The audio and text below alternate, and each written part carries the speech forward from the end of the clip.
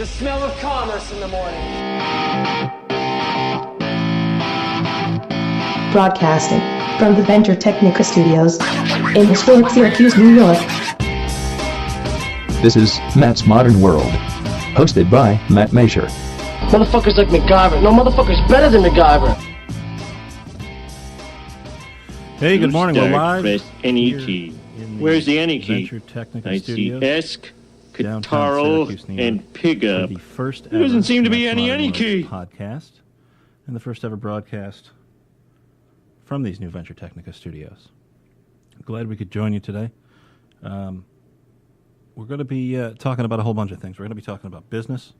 We're going to be talking about technology. We're going to be talking about how the two go together. And I think it'll be a good time.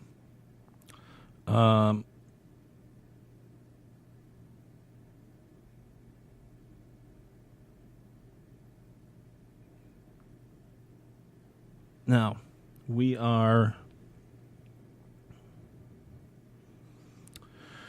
working with a couple of different things here. We've got some video elements today, but I'll let you know that the video is kind of our second priority. Being a podcast, being an audio, typically an audio delivery situation, we're going to focus more on the audio and focus more on the guest than necessarily the video element, but there will be YouTube willing live stream from the YouTube video that you can find on MattMasher.com or JoinEventLive.com. And also check those out for video clips after today's broadcast. We'll have that all cut up into segments, and you won't have to listen to the 7-hour broadcast just to find the part you want.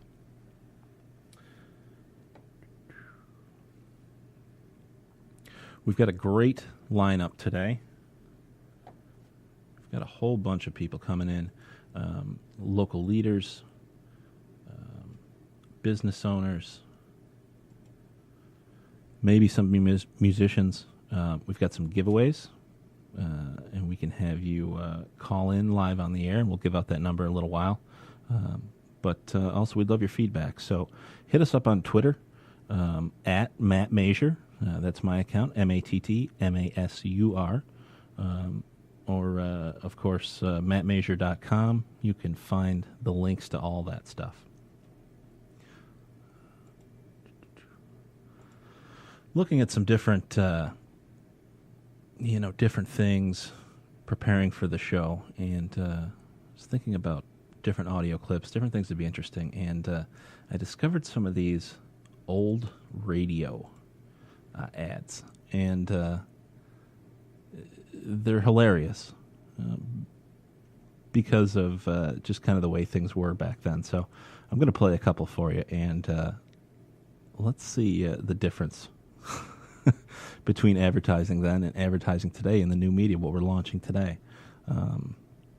Let's take a look at this great ad. My complexion's so bad, I hate to go out. Don't be a square. Try Ting, the faster way to clear up pimples. Yes, doctors' half-face tests prove Ting medicated cream dries up pimples more effectively than any other product tested. Here's why. Boys and girls, in lab tests, Ting completely absorbed oil in 15 minutes. Hours later, other products still had not.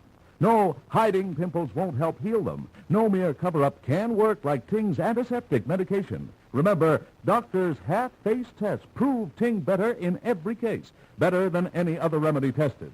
Applied at bedtime, greaseless, stainless Ting dries to oil-absorbing powder that clings all night, even helps heal acne-type blemishes. Don't let externally caused pimples spoil your fun. Get Ting medicated cream, T-I-N-G. See thrilling improvement overnight or money back. You ready for some Ting cream? Can't imagine that was the cure, but one of the better ones we found here, if you're a car guy especially, is the old Studebaker. This is the year of the Lark. The Lark is the car of the year. Look what's new for you from the Lark. It's here, it's here, it's here, it's here. It's the new convertible, seats 5 adults in style. It's so pert and perky, runs on pennies per mile. The Lark by Studebaker, yours in 6 stunning styles for $60, including the new convertible and... Look what else is new for you. It's here, it's here, it's here, it's here. It's the new Lark wagon with 4 convenient doors. And it's styled for fun and frolic, but it's built for chores. Look at the Lark yourself. Learn how it's been proven by 750 million miles of owner use. Visit your Studebaker dealer and see how nothing has been spared to build quality into the Lark. Discover why it's the value car of the year. The Lark is the car of the year. Car of the year, huh? I love these. I can't get enough of them. Where's another great one? Here we go. Patty cake cookies. Patty cake cookies. Patty cake baker, you're a famous man. Well, all I do is bake them just as good as I can. What is your secret, Mr. Patty Cake Man? I sample them, ladies, one from each pan. Children, stop shoving. There's more in the oven. Hey, Mom! Put patty cake cookies on your shopping list. Oatmeal, chocolate chip, and sugar mist. Umpteen varieties on your market shelf. Why, they're so good you're lucky I don't eat them all myself. Patty cake cookies. Patty cake cookies.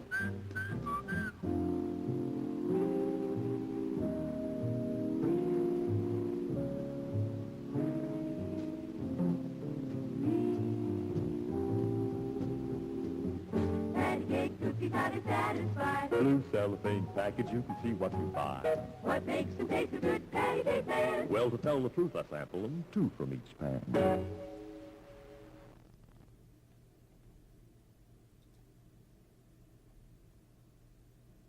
All right, that's great.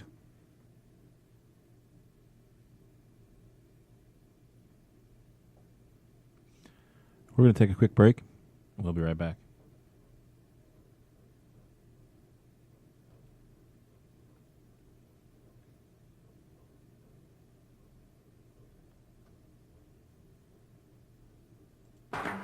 Everybody's talking Tempo, the new filter cigarette. Far more charcoal, far more charcoal. How does all that flavor get through all that charcoal in that new filter cigarette? Tempo, the secret's in the structure of Tempo's all new filter. Try the new filter cigarette, Tempo. Tempo brings you far more activated charcoal than in previous filter designs. The first bonded charcoal filter, a new kind of filter for a taste too good to miss. White Estron Filter 2. No health claim is made for Tempo. Only the promise of easy draw, smoother taste. How does all that flavor get through all that charcoal in that new filter cigarette? Tempo, the secret's in the structure of Tempo's all new filter. Try the new filter cigarette, Tempo.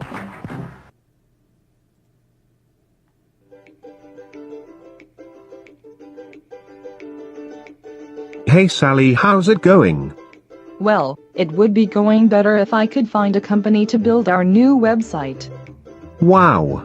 I thought that would be easy. There are lots of web companies around. Yeah, there are many web companies around, but I can't seem to get a straight answer on price from any of them. It's all, get a quote, or contact us for information. Oh. That old gag. Yep. I guess that's the way it goes. Well, wait just a moment. Have you checked out Venturetechnica? They have no-quote website packages that include hosting and the whole bit? No, I haven't. What's different about Venturetechnica? Well, first off, they don't play the get-a-quote game. They offer flat prices you can see up front and order instantly anytime. Wow, that sounds refreshing. But how are the prices? Some people are telling me our site will cost us thousands of dollars up front. Their prices are great. It's all a low monthly fee. And they have a variety of packages any business can afford. Sweet. Oh yeah. And they don't just set you up and send you on your way. They stick by you and monitor your site, keep it up to date and provide unlimited tech support. Well, that settles it. I'm going to order a website package from Venturetechnica right now. Great choice. You won't regret it.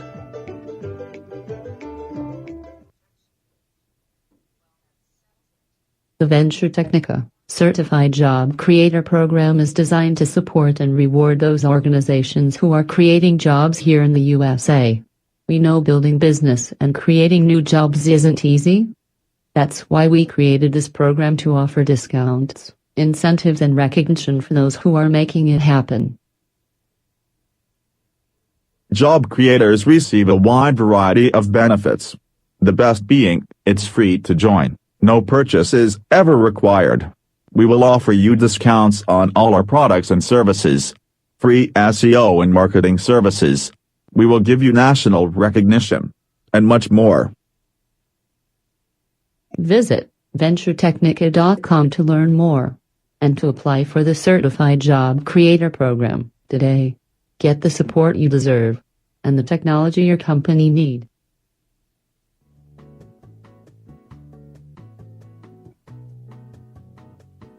Wow! Thanks to Venturetechnica and their efficiency, profitability and growth consultation.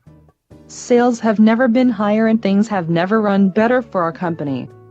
Well, Susie, that's exactly what we were going for. Our goal at Venturetechnica is to grow our business by growing yours. What other services can you provide? Well, you already know about our amazing custom development and online business management services. But you may not know we also offer high-quality business class phone systems. Wow, I did not know that. But that's not all. We also offer top-notch IT and technical support services, advanced network and large area wireless deployments and so much more. Wow. I'm so glad we called Venturetechnica. We've never worked with a company so dedicated to our success. Thanks so much. Anytime, Susie. That's what we're here for. Just visit Venturetechnica.com to learn about all our products and services, many of which you can order instantly online.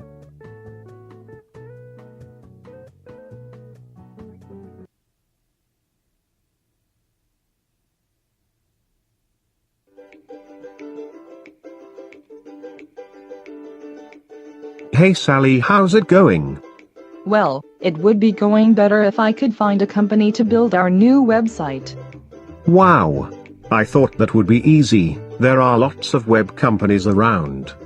Yeah, there are many web companies around, but I can't seem to get a straight answer on price from any of them. It's all, get a quote, or contact us for information.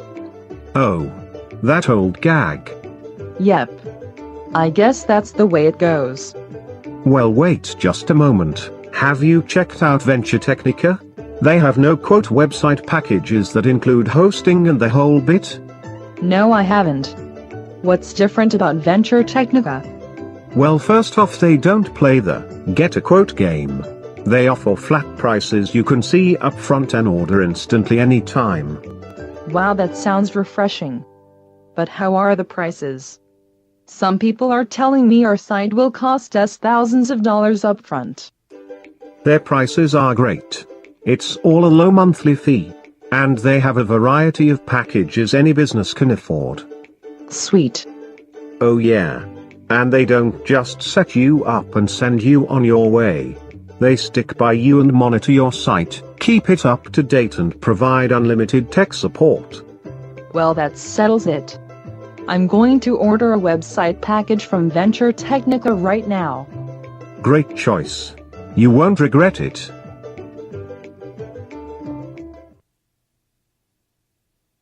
The Venturetechnica Certified Job Creator Program is designed for organizations who are creating jobs here in the USA. We know building business and creating new jobs isn't easy. That's why we created this program to offer discounts, incentives and recognition for those who are making it happen. Job creators receive a wide variety of benefits. The best being, it's free to join. No purchase is ever required. We will offer you discounts on all our products and services. free SEO and marketing services. We will give you national recognition, and much more. Visit Venturetechnica.com to learn more and to apply for the Certified Job Creator program today. Get the support you deserve and the technology your company need. Venturetechnica. We've never worked with a company so dedicated to our success. Thanks so much. Anytime, Susie. That's what we're here for. Just visit Venturetechnica.com to learn about all our products and services, many of which you can order instantly online.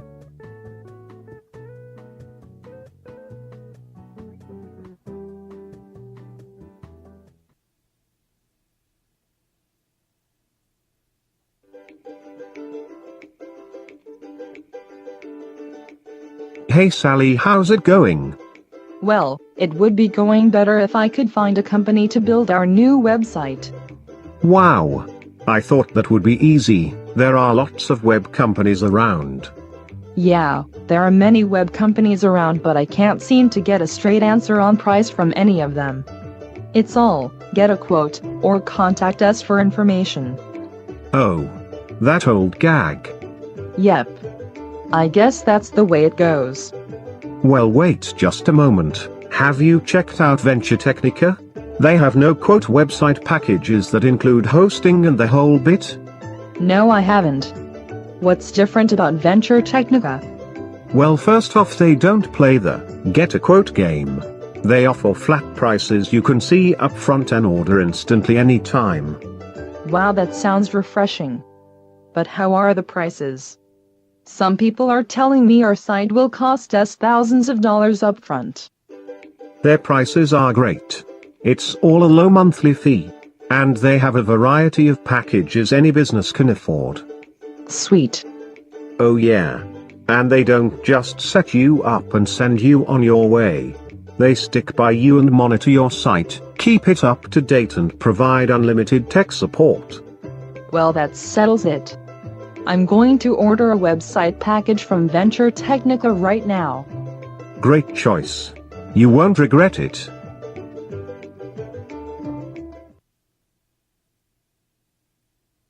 The Venturetechnica Certified Job Creator program is designed to support and reward those organizations who are creating jobs here in the USA. We know building business and creating new jobs isn't easy. That's why we created this program to offer discounts, incentives and recognition for those who are making it happen. Job creators receive a wide variety of benefits. The best being, it's free to join. No purchase is ever required. We will offer you discounts on all our products and services, free SEO and marketing services. We will give you national recognition, and much more. Visit Venture.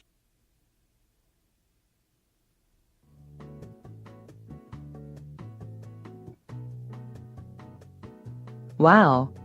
Thanks to Venturetechnica and their efficiency, profitability and growth consultation.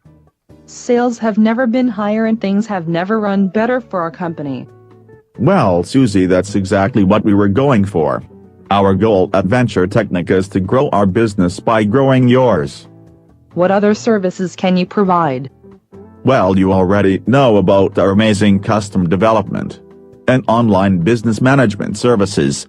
But you may not know we also offer high-quality business-class phone systems. Wow, I did not know that. But that's not all. We also offer top-notch IT and technical support services, advanced network and large area wireless deployments and so much more. Wow. I'm so glad we called Venturetechnica. We've never worked with a company so dedicated to our success. Thanks so much. Anytime, Susie. That's what we're here for.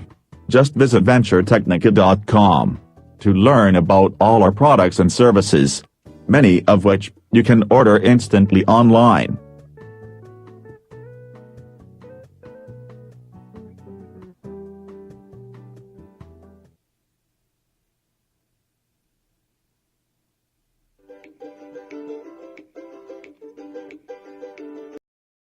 Hey, going? Well, it would be going better if I could find a company to build our new website. Wow. I thought that would be easy. There are lots of web companies around. Yeah, there are many web companies around, but I can't seem to get a straight answer on price from any of them. It's all, get a quote, or contact us for information. Oh. That old gag. Yep. I guess that's the way it goes. Well, wait just a moment. Have you checked out Venturetechnica? They have no quote website packages that include hosting and the whole bit? No, I haven't. What's different about Venturetechnica? Well, first off, they don't play the get a quote game. They offer flat prices you can see up front and order instantly anytime. Wow, that sounds refreshing. But how are the prices? Some people are telling me our site will cost us thousands of dollars up front. Their prices are great. It's all a low monthly fee. And they have a variety of packages any business can afford. Sweet. Oh yeah. And they don't just set you up and send you on your way. They stick by you and monitor your site, keep it up to date and provide unlimited tech support. Well, that settles it. I'm going to order a website package from Venturetechnica right now. Great choice. You won't regret it.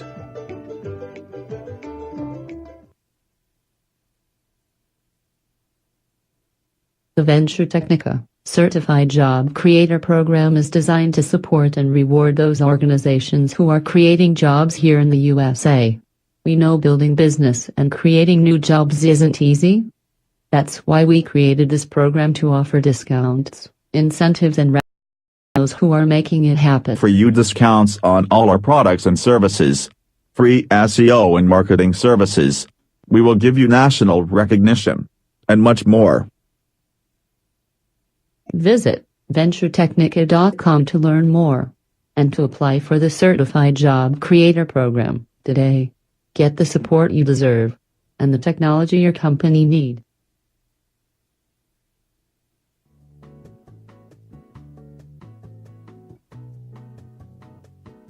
Wow. Thanks to Venturetechnica and their efficiency, profitability and growth consultation. Sales have never been higher and things have never run better for our company. Well, Susie, that's exactly what we were going for. Our goal at Venturetechnica is to grow our business by growing yours. What other services can you provide? Well, you already know about our amazing custom development and online business management services. But you may not know we also offer high-quality business class phone systems. Wow, I did not know that. But that's not all. We also offer top-notch IT and technical support services, advanced network and large area wireless deployments and so much more. Wow. I'm so glad we called Venturetechnica. We've never worked with a company so dedicated to our success. Thanks so much. Anytime, Susie. That's what we're here for. Just visit Venturetechnica.com to learn about all our products and services, many of which you can order instantly online.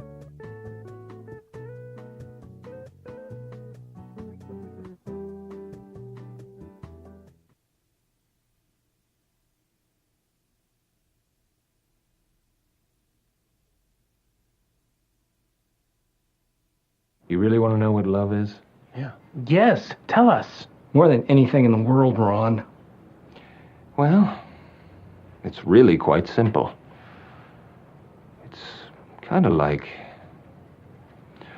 Gonna find my baby, gonna hold her tight, gonna grab some afternoon delight. My motto's always been, when it's right, why wait until the middle of a cold, dark night? When everything's a little clearer in the light of day. And we know the night is always gonna be here anyway. Thinking of you's working up my appetite. Looking forward to a little afternoon delight. Rubbing sticks and stones together, making sparks ignite. And the thought of loving you is getting so exciting. Sky rockets in flight. Woo! Afternoon delight. Whoop. You guys have it, I think. Afternoon delight. I don't know, Ron.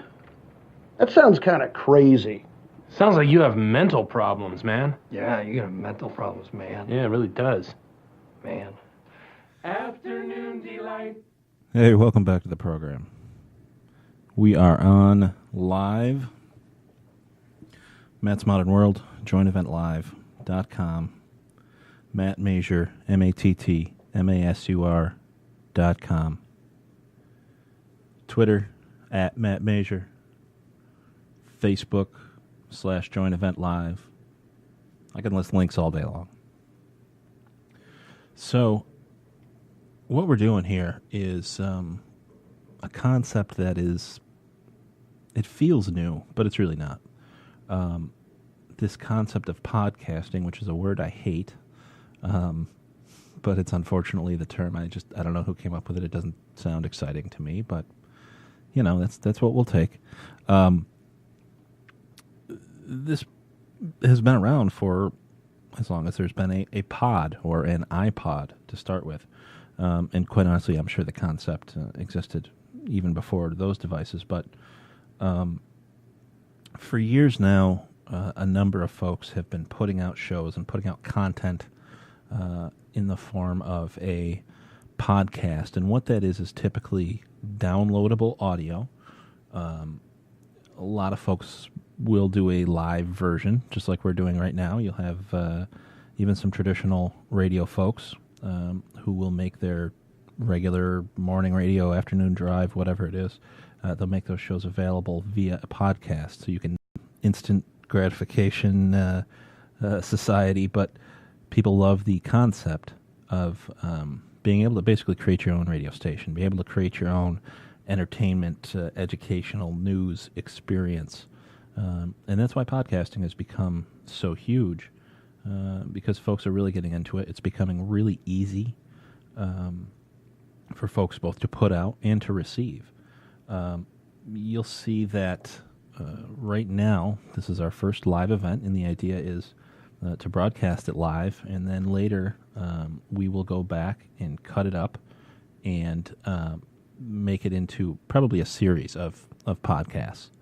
And you can download those things from a number of outlets. There's a place called Stitcher that has a phenomenal app for podcasts. It lets you find thousands of them, select the ones you want, build your own radio station, download the audio so you don't have to stream it live. You don't have to use your data on your phone or anything like that, as long as you plan ahead a little bit. TuneIn Radio, that's a place where you can hear us broadcasting live. We're also going to get our podcast listed there as well, so hopefully without much longer, you'll be able to download the past shows, or I guess it will be today's show, because this is as far past as we go.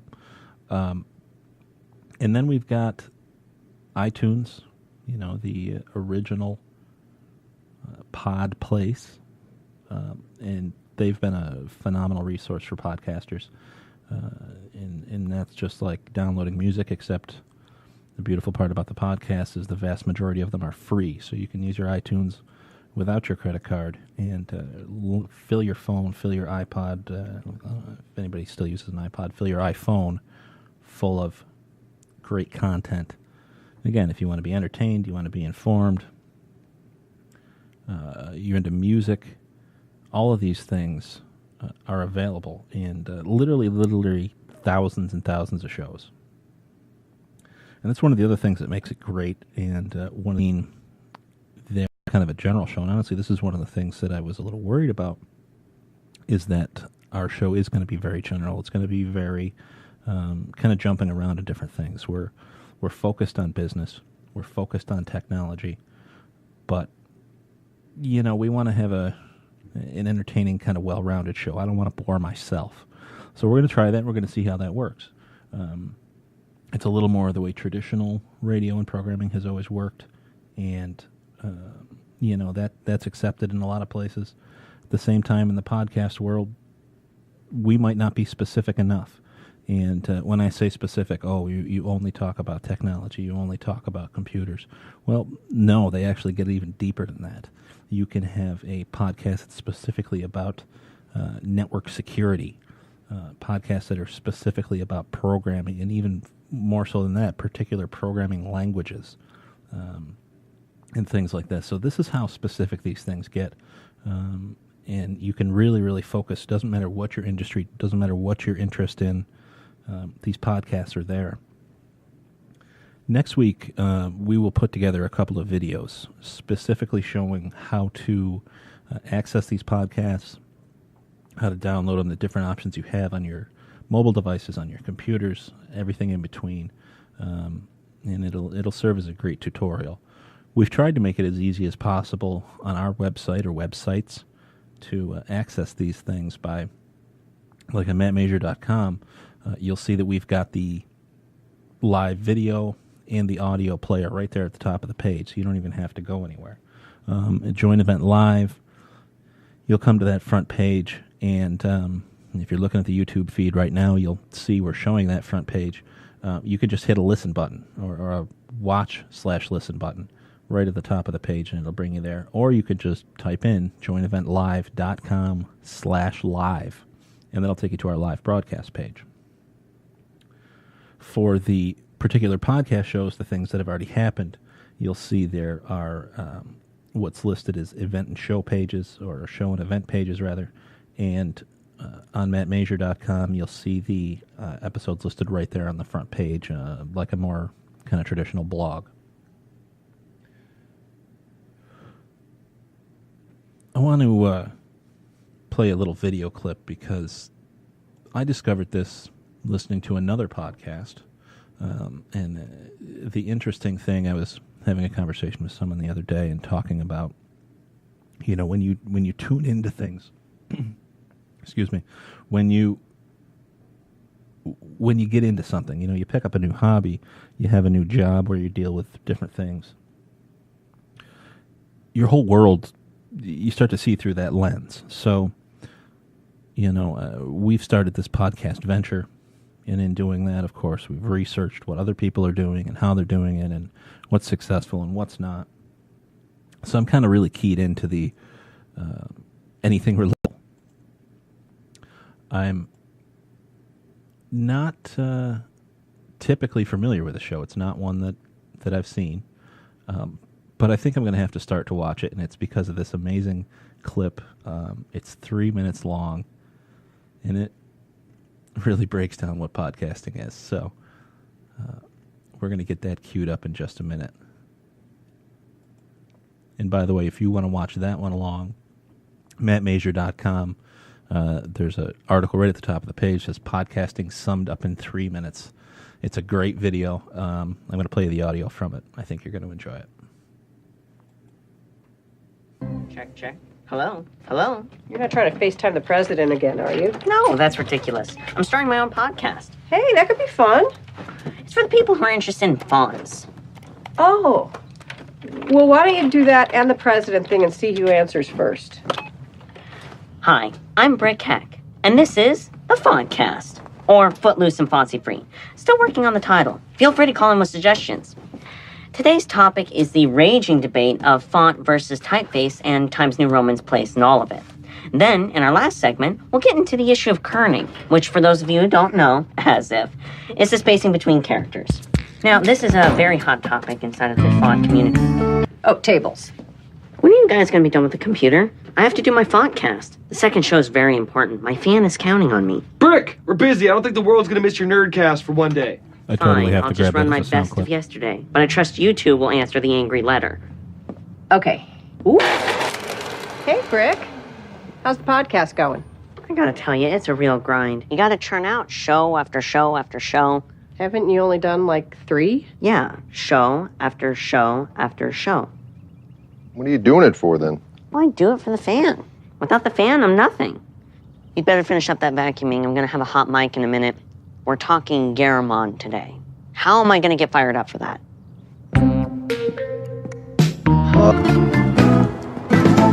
And remember, any more than 3 fonts in the same document and you're just showing off. Hey, you doing your...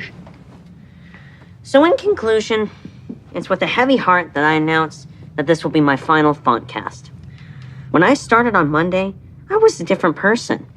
That first show was an incredible high. The second was a little less so, and by the third, well, I was just going through the motions. I've always said when I didn't have the joy anymore, I'd walk away. It wouldn't be fair to you, the fan, to keep going. I just want to thank you for allowing me into your home for the better part of a week. I leave you with this. Your choice of font says more about you than the words it's written in. If you're feeling bold, always italicize. And don't be afraid to let your freak font fly. I'm Brick Heck. Honor. You're on in 5, Jimmy. Give me a minute. I just lost my favorite font cast. I went out on top, too. So classy. What is that, Helvetica again? What a surprise. Can't throw in any Century Gothic every once in a while? What are we, animals? If you didn't realize that was a fun little camp. Now, the other thing I should point out is we were talking about how niche-y things are, and this seems like an extreme example. It's not. When I was doing research and actually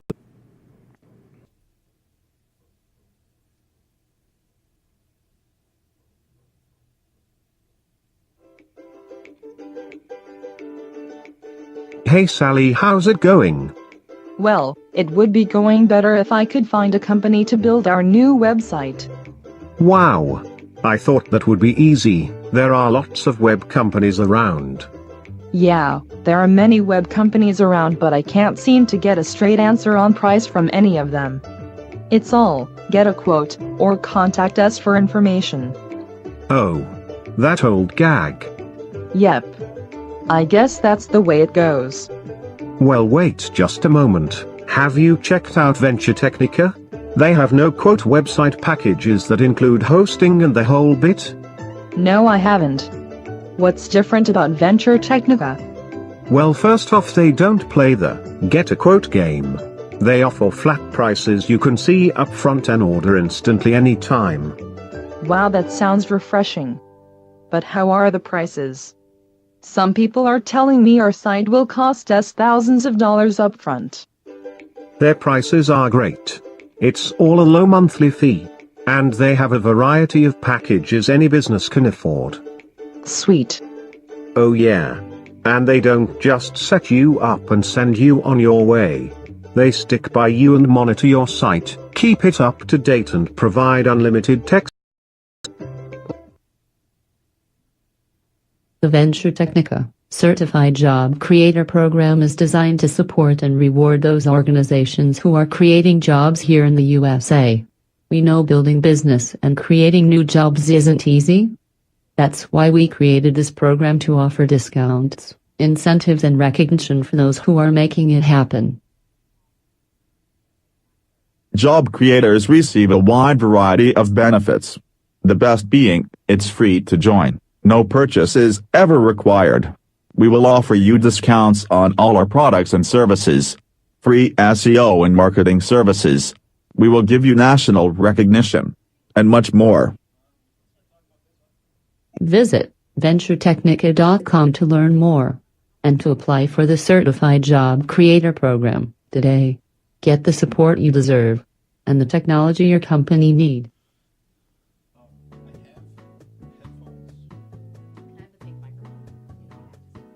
Wow. Sales have never been higher and things have never run better for our company. Well, Susie, that's exactly what we were going for. Our goal at Venturetechnica is to grow our business by growing yours. What other services can you provide? Well, you already know about our amazing custom development and online business management services. But you may not know we also offer high-quality business-class phone systems. Wow, I did not know that. But that's not all. We also offer top-notch IT and technical support services, advanced network and large area wireless deployments and so much more. Wow. I'm so glad we called Venturetechnica. We've never worked with a company so dedicated to our success. Thanks so much. Anytime, Susie. That's what we're here for.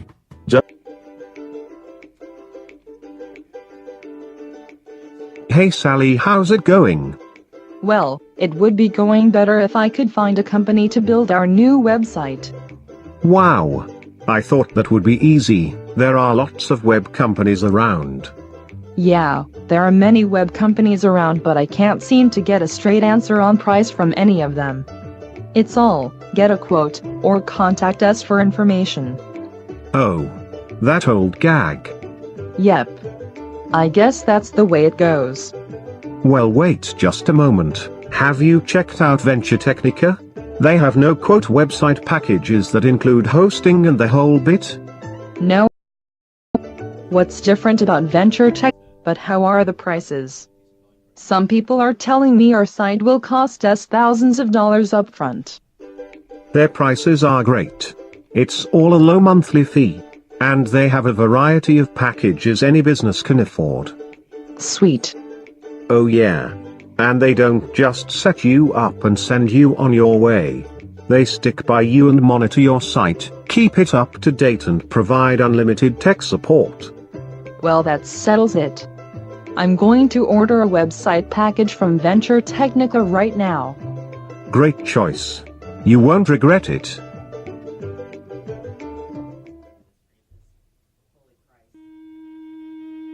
The Venturetechnica.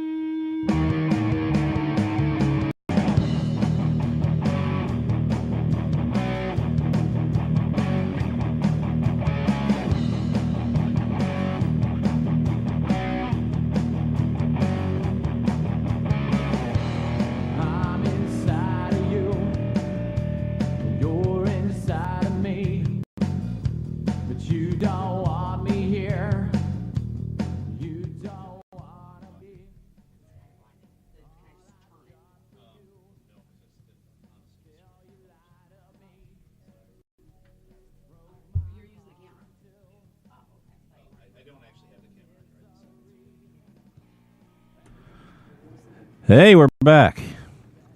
We're going to bring in our first guest. Now, the fun part about that is I got to make sure I got on the right mic. From BizHub CNY, welcome Miss Alyssa Blazina.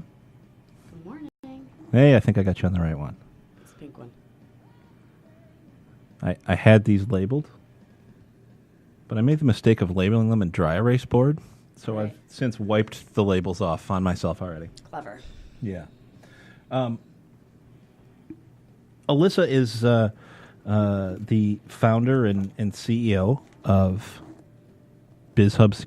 What BizHub is all about and what she's got going on. So what we have done, I have partnered with Venturetechnica to put together an online procurement tool. So what we, over the past very hard 6 months, have created is a customized software system that facilitates procurement while plugging local businesses into the supply chain of larger entities that procure goods and services on an annual basis, to the tune of about $500 million, very close to home. That's a lot of money. That is a lot of money. But I think a lot of people don't realize how much local businesses spend on an annual basis. Now, when you say that, that's what is that $500 million? What does that mean? That's everybody in Central New York spends that much money, and we can tie it into people, or what? How does that work? Well, the way that it works is that, I say $500 million just because that's our customer base, our buyer base, which is still growing, but that's where we're at. Oh, so now. that's just what you have lined up. That's not even just you're not one of these folks who comes out on Shark Tank and says, "Well, the market is $14 billion, and we're just going to take that little pie slice." Now, you're talking about $500 million. You've already got lined up. Yeah, the total market is in the billions. Wow. And it I think has been a lack of awareness to the amount of local businesses that procure the goods and services that these people are purchasing anyhow.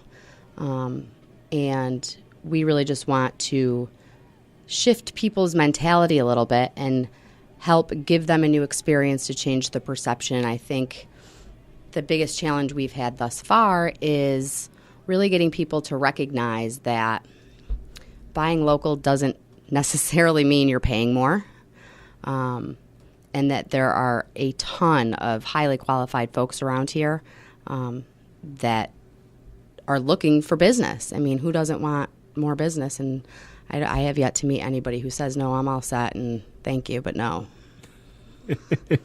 Yeah, that's it's a real hard sell, isn't it? Do you want to sell what you sell? Yes. Yes, I do. Right. That's about as much buy-in as we need at this point. And, I just think it's really important to recognize that there is a middle ground and that you can create a situation that is mutually beneficial for larger businesses, corporations, and institutions, as well as the small guy who really is looking to get more contracts and, create a new stream of revenue. We kind of act like a online sales rep. So the real key component there, or the key word that I heard there, was local. So now, is this a tool where we've got $500 million worth of, or people are buying $500 million worth of things? Is this just an easy way to sell them to, or to get them to buy from these companies all over the country? Or you mentioned local. How much of this is local? Currently, all of it is local. Wow. Okay. So, down the road, we want to keep the nature of the model intact and certainly recognize the importance of relationships and, facilitating and building and maintaining, trust and ongoing relationships and, customer care with customers. At the end of the day, that's what keeps, every business thriving, is their reputation and their service. Sure. So we want to make sure that it's a networked thing. We certainly want to branch out at some point and have a Biz Hub Western New York, a Biz Hub Boston, during cold temperatures like this, a Biz Hub Boca. So you'll replicate this model basically, and to me that sounds great, because being local is awesome.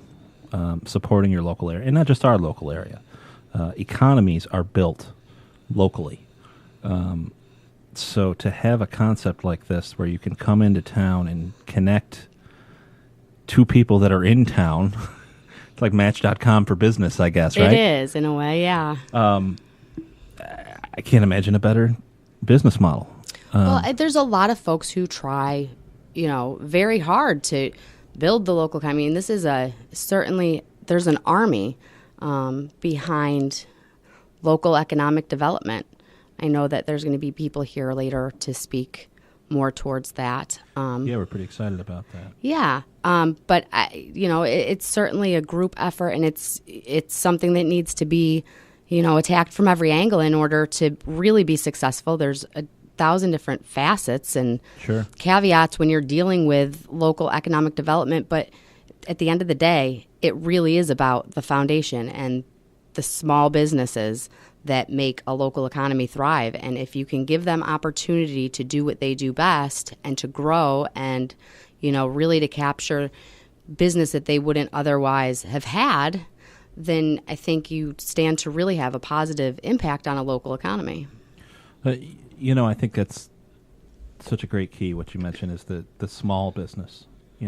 Small business accounts for, when you combine them, the biggest employers in the country. The businesses that you may not think of. They may not be flashy. They may not have their name on the top of a tower somewhere, but you couldn't put somebody's name on top of a tower without a local company that comes and does these things. So, and by the same token, and I know in my business, when you're building a business and starting it and working hard, when you're starting up and you have overhead and expenses, it's sometimes not something you can do. So sure, and I think it's really important to recognize that competency for a business or any company isn't directly related to their marketing budget. Right. One really doesn't have anything to do with the other, and I think ultimately everybody should be provided the opportunity to be successful based on merit. And that's what it is, right? It's opportunity. So you're not giving any sort of unfair advantage. No, to anyone. absolutely not. All we're doing is facilitating what already happens. What we attempt to do is take a larger buyer, a larger company entity, whether it be an educational institution, hospital, or regular business, and grow their vendor database, and give them the opportunity to receive estimates and bids and quotes from local businesses that provide those goods and services. We certainly don't want to monopolize anybody or give anybody an unfair advantage. Sure.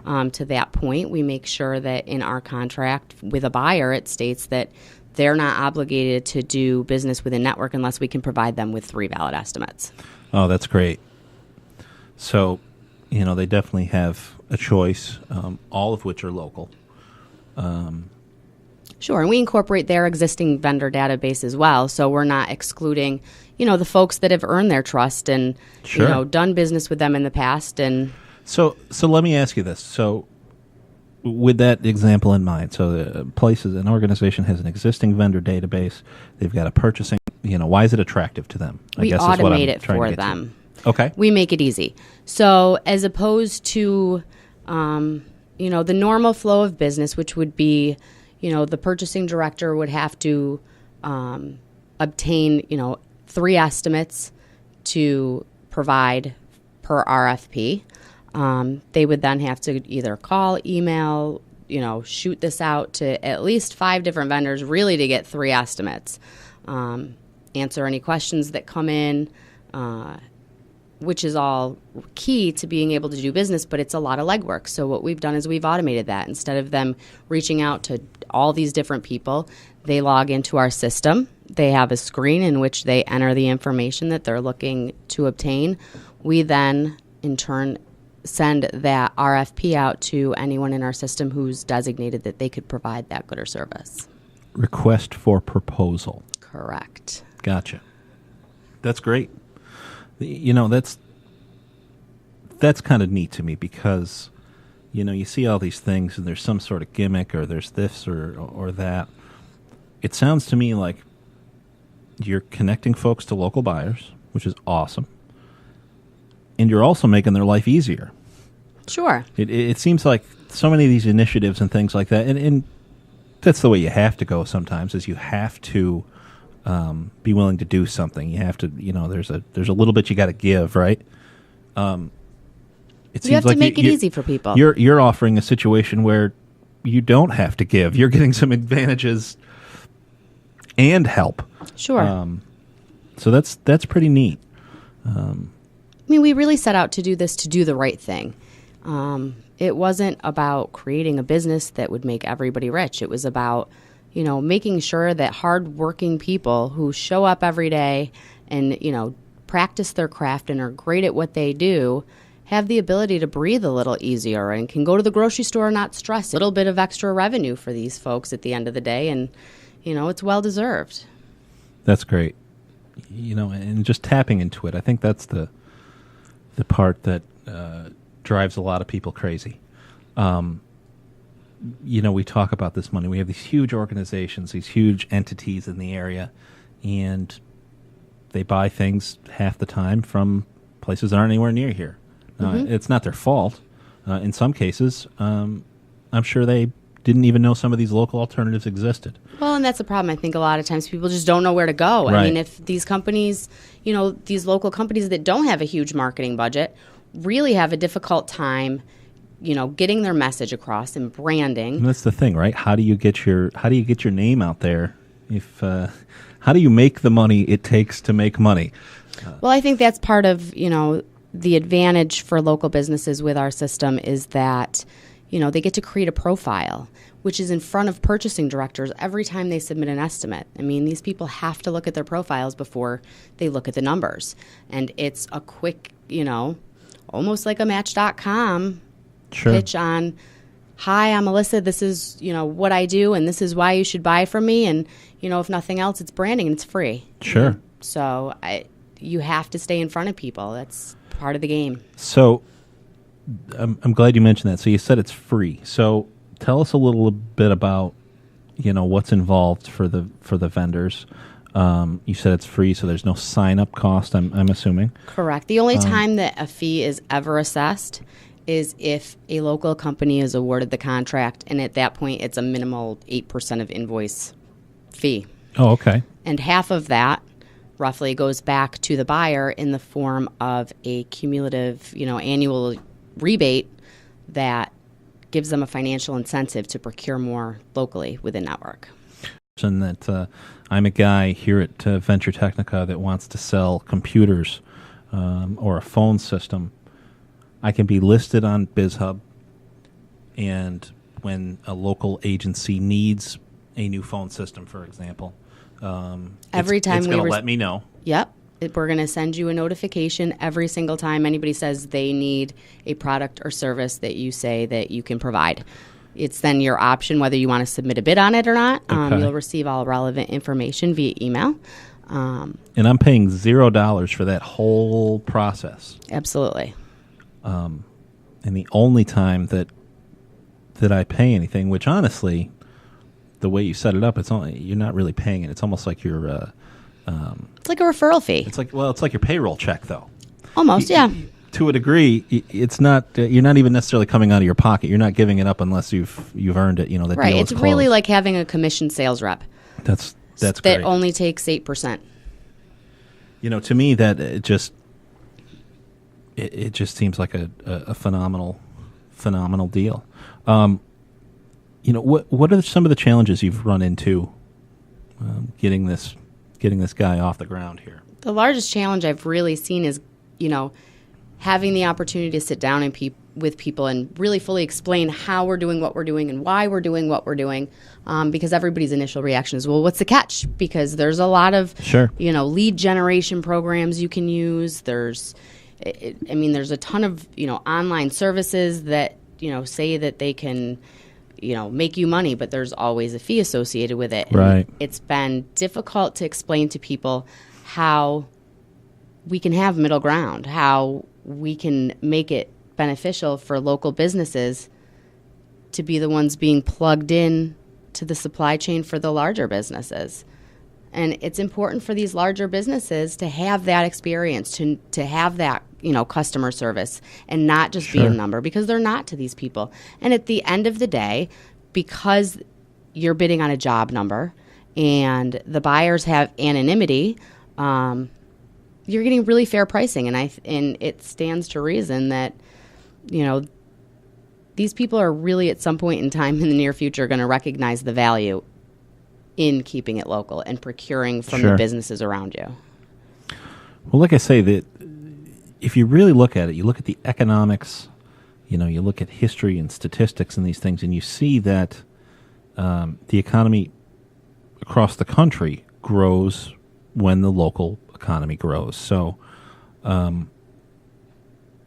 to me, the fact that somebody local is getting that job, I almost don't even mind as much if I lose out to that bid, as a vendor. Now, I'm not sure everybody would necessarily have that philosophy, and I'm not sure I would still be all that excited about it. But sure, but you've still gotten yourself in front of, and your company and your mission and your, the different facets of your business in front of the people that you really want to be in front of, that are not easy to be in front of. I mean, these are people you have to make an appointment with weeks in advance, and it's not quite as simple as, hey, just here I am and buy my stuff. And I've been in sales for a very long time prior to doing this, and marketing and business development is not easy.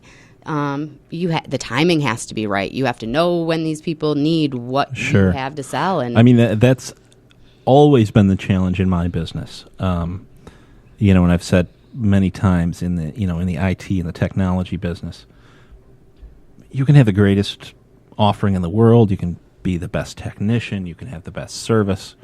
But nobody really cares until they're in the market for that. Sure. And how many times there's not anybody who's in a sales role who hasn't once had somebody say to them, oh, I wish I had known a month ago. Exactly. But what do you do? Right. But it's important. And I stress that we've automated this thing. We've created something that makes it easy to do this, but I don't want to disregard, the importance of that, knowing people. I mean, people buy from people they like.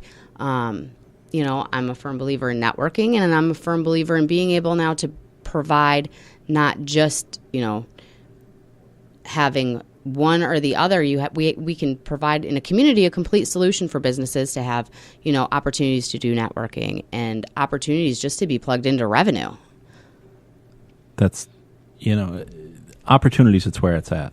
I've always felt that in business, anytime I've had a sales opportunity, it's mine to lose, basically. Sure. So if somebody's willing to meet with you, if somebody's taken the time, if they're going to hear you out, that's as far as you can expect them to go before it's your turn. So, making that connection, giving folks the opportunity to give their best pitch, give their best price, which is something I heard you mention just briefly, I believe, about something about anonymity. The bids are anonymous.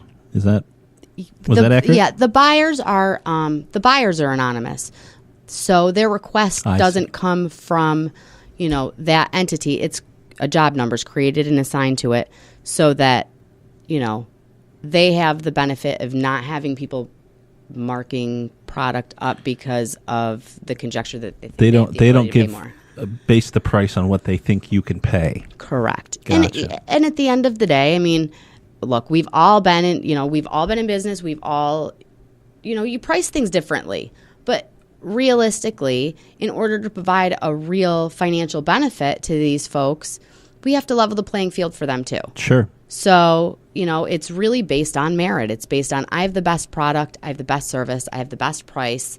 This is why you should hire me. And certainly not all of these things are decided based on low bid. They're not. But, right. You're provided the opportunity to give them a snapshot of who you are. So it's a total picture for them. It's so true, though. I worked in education for a few years, and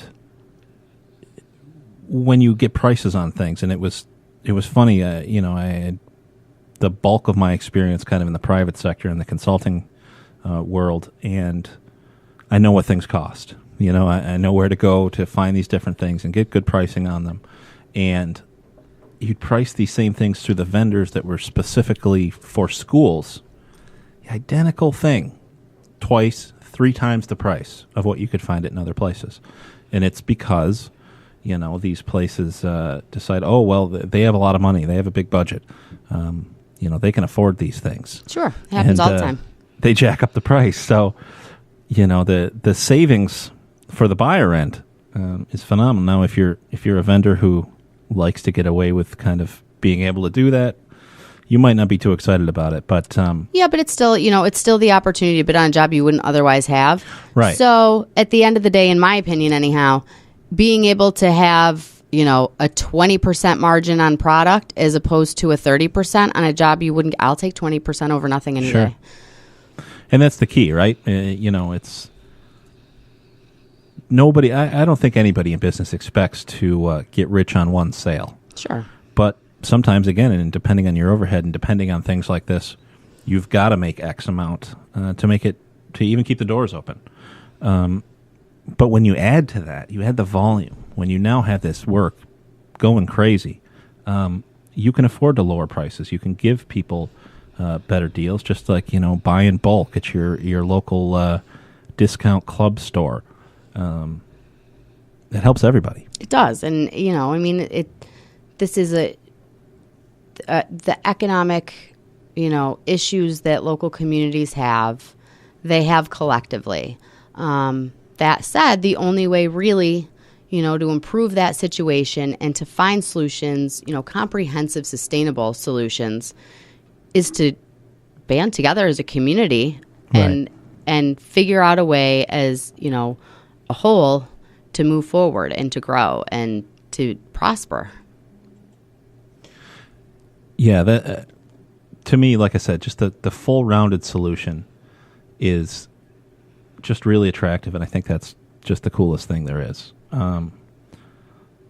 So let me, I'm going to put you on the spot just for 1 second, and then we're going to take a break and bring in some more entertaining folks. But just to put you on the spot, if you were to give... Buyers and sellers, we make it easy and financially advantageous for large companies to utilize local vendors in their supply chain. We provide financial rebates, and we do this all for free. That was pretty... I think you even came in under... I was going to time you. That was impressive for me, huh? Did you like that? That was good. That was the shortest statement I've ever heard. Especially from me. Right? All right, we'll be back. Alyssa Blazina, bizhubcny.com. Go register. Go register right now for free. Big button right on the homepage that you can click on if you're a vendor or a buyer. We have RFPs going out this week. Hey, if you've got something to sell, you need to let us know, and we can connect you with the right folks. We'll be back in just a moment with a whole bunch more.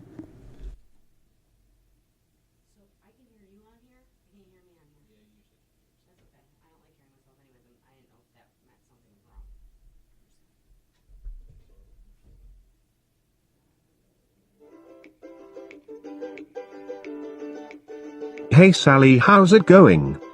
Well, it would be going better if I could find a company to build our new website. Wow.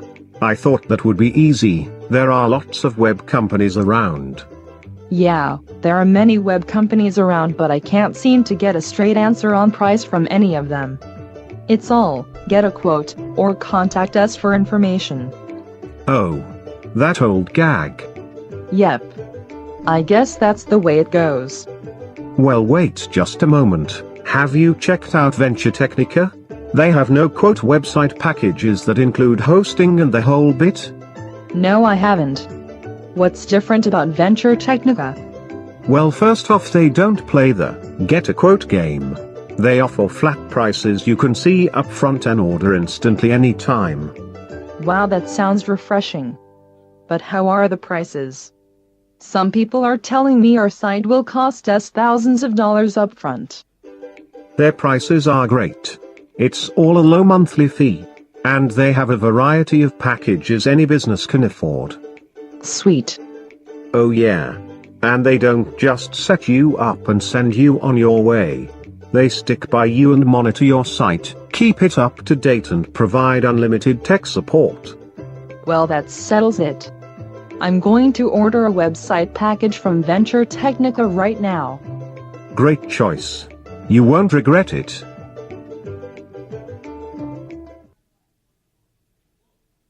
The Venturetechnica Certified Job Creator Program is designed to support and reward those organizations who are creating.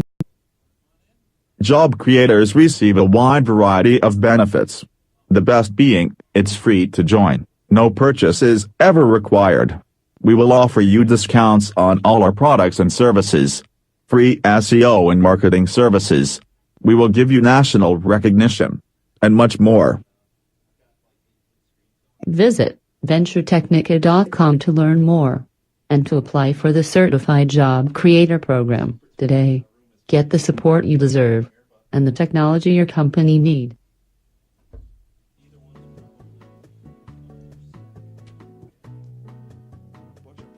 Wow. Thanks to Venturetechnica and their efficiency, profitability and growth consultation. Sales have never been higher and things have never run better for our company. Well, Susie, that's exactly what we were going for. Our goal at Venturetechnica is to grow our business by growing yours. What other services can you provide? Well, you already know about our amazing custom development and online business management services. But you may not know we also offer high-quality business-class phone systems. Wow, I did not know that. But that's not all. We also offer top-notch IT and technical support services, advanced network and large area wireless deployments and so much more. Wow. I'm so glad we called Venturetechnica. We've never worked with a company so dedicated to our success. Thanks so much. Anytime, Susie. That's what we're here for. Just visit Venturetechnica.com to learn about all our products and services, many of which You can order instantly online.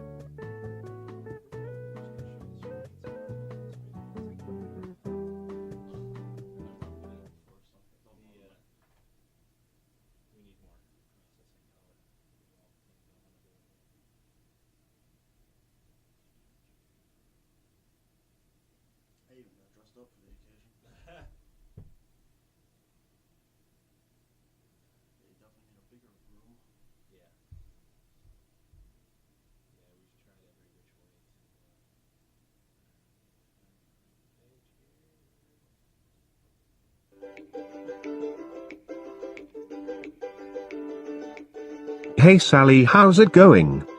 Well, it would be going better if I could find a company to build our new website. Wow.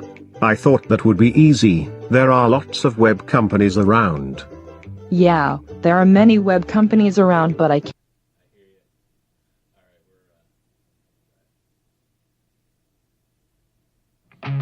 When I was young, just in my teens, I always knew where I wanted to be. A superstar on MTV. And we're back. JoinEventLive.com. Matt Masur, MattMasur.com. We got rid of Alyssa, but don't worry, she'll be back. And we brought in Ben from Urban Geek CNY. And if you've got the video feed up, you can see his website, urbangeekcny.com. We'll get a mic on for him so we can talk. See if I got the right one. How you doing, Ben? Good, how are you? I'll do better when I get you on